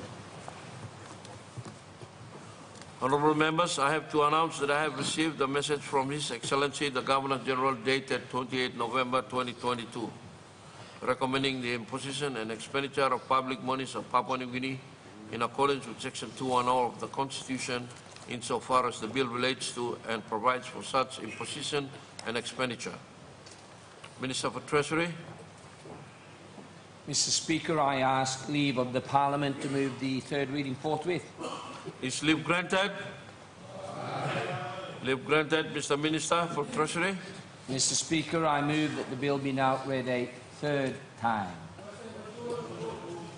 The question is that the question be now put. Those in favor say aye. Aye. Those against say no. The ayes have it. The question is that the bill be now read a third time. Those in favor say aye. Aye. Those against say no. The ayes have it. Mr. Clerk. Third reading, a bill for an act to amend the Customs Tariff Act 1990.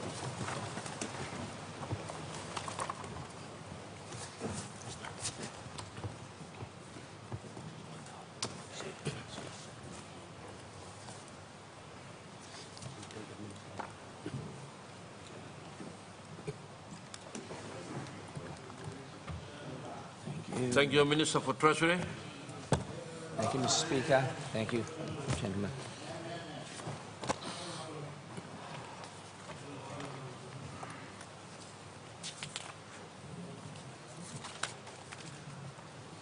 Leader of Government Business.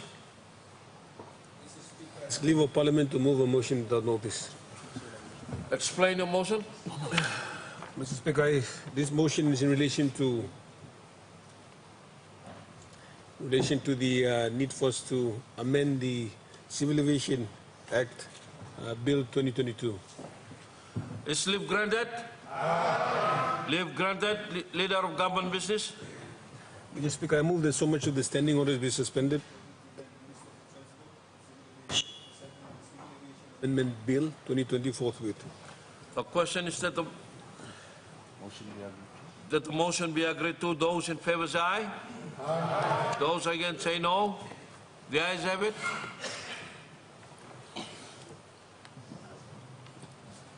Minister for Civil Aviation and Transport. New Island.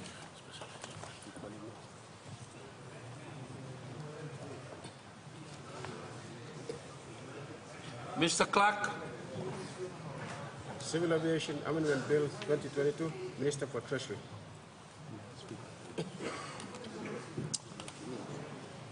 Mr. Minister. Mr. Speaker, I present the Civil Aviation Amendment Bill 2022. Mr. Clerk. First reading, a bill for an act to amend the Civil Aviation Act 2000.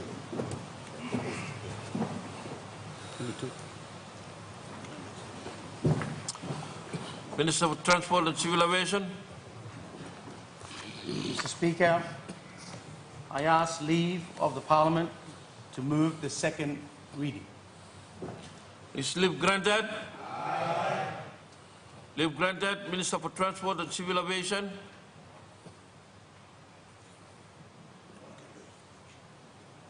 Mr. Speaker, I move that the bill be now read a second time. Make your speech. Mr. Speaker, it's a sad day for PNG when I, as Minister of Transport and Civil Aviation, have to return here today to pass another CASA Amendment Bill 2022 because FLC deliberately misplaced the National Airport Corporation Limited section of 147 from the previous bill I presented earlier this week. What we passed earlier during the week was section 143, which relates to New Sky Pacific Limited only, and not NAC. I am now here to present section 147, which relates to specifically National Airport Corporation Limited. The proposed bill is to include the new provision pertaining to the leave of absence of the directors of the board, section 147AC, resignation from office, section 147AD,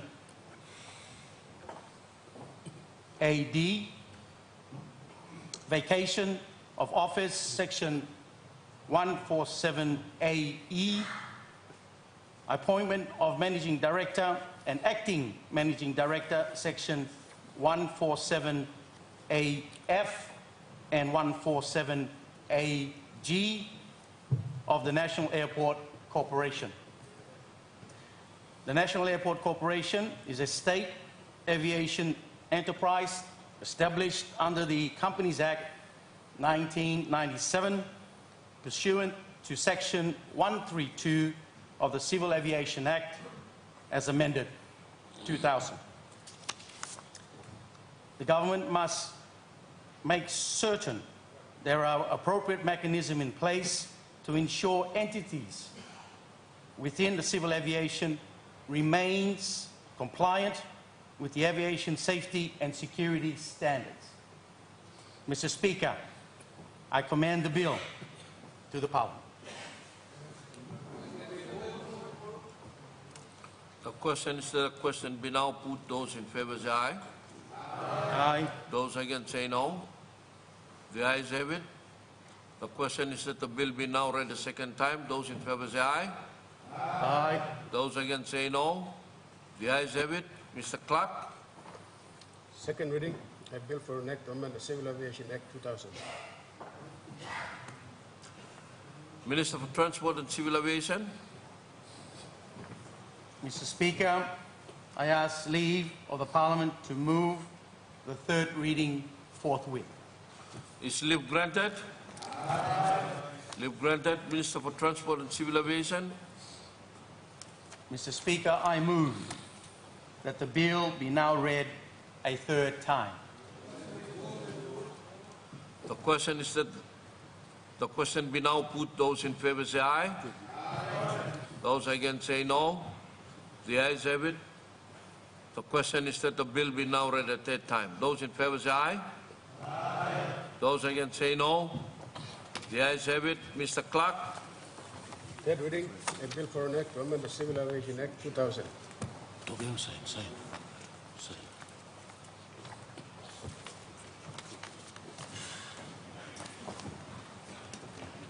Dear Minister for Transport and Civil Aviation.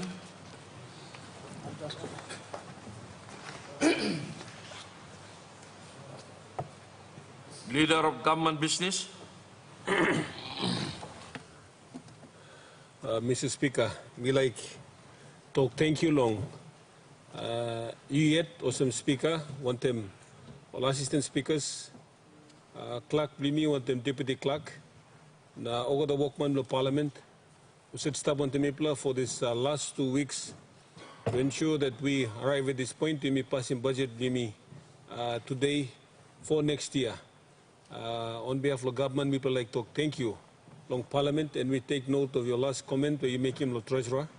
That sometimes people treat in parliament or some department. People take note, and people talk thank you long. You long sit through on the people completing process long budget and place on record the hardworking staff in the parliament under the leadership of you, na clerk, on the deputy clerk. People talk thank you, Mr. Speaker. People talk thank you long. Opposition side too, we give him a very critical criticism long budget blaming at the same time. Maybe thing was ball crossed on the vote, no got to go or one bill na vote in budget blaming. So thank you through. And passing long me or leader must also me to go, but passing one bill must stop me work forward as a team long. Supporting me yet. So this last for me like place him on record on behalf of government. So thank you na look save long. Opposition leader want them deputy opposition leader, nothing. Leader belong PNC party and staff them go out. Want them over the members long opposition side will sit down. Me talk thank you long all. Me talk thank you long side belong people of government too. Treasurer leading people of budget and leadership na. One them belong prime minister. Want them cabinet leaders blame me talk thank you through. All coalition partner blame me. URP party leader na minister belong so we thank you long support blame you. Any party leader. The Minister belong, Civil Aviation, the Transport, thank you through. National Party Leader, thank you. People's Party Leader, Health Minister, Gwyn's Party Leader, all the party leader, whether you got a 10 member or 1 member or 2 member, you're a critical component of this team. And we want to acknowledge your support so far as Jimmy come along, supporting budget blimi, and we can see to ensure that we implement the budget for next year. So I want to place on record on behalf of the government, blame thank you long, each and every one who has said through this for us to pass our budget. I think all media team to stop, now look at some plus CIM team, they might be thinking, where are the members? I think few of our members, most of our members were conflicted because of the running election petition court cases where they had to be physically present. So no good country, sample district looking member no stop nothing was why the member no sit down. Time country passing budget.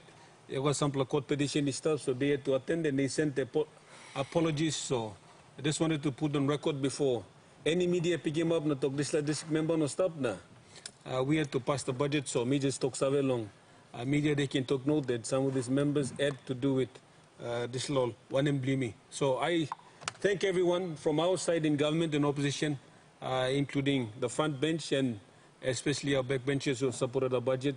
And we look forward to working with us going forward. Now, on behalf of the government, too, we wish him, you all new member will come in said. First, budget you pass him. Now, you all existing member, you may continue. Merry Christmas, you time you going to festive season. Look at him yet. In the past, Parliament, one Parliament, you may stop. Plenty member, you make him bagarap too. Now, you may stop, so you look at him yet. Pressure block country and travel through. Now, if you can look at me yet, we'll be okay to look after our people in districts and the provinces. So, me talk thank you. Suppose all members want the opposition side too, people are free. People are hosting cocktail function, celebrating budget limits. So, you are free, you can come around 6:30 and 7 at the Hilton Hotel side. So, you can boom na. Look immediate before you go come lo Christmas time, and some of you have other commitments you can go, so we can meet ourselves there for the last time before you may go. Mr. Speaker, thank you through. Want to miss Lamilek move Parliament on its rising agenda go long Tuesday 10 a.m. 10th January long 2 o'clock. Thank you. Question is that the motion be agreed to. Those in favor say aye. Aye. Those against say no. The ayes have it. Honourable members. Parliament now at its rising is adjourned until Tuesday, 10th January 2023 at 2 o'clock p.m.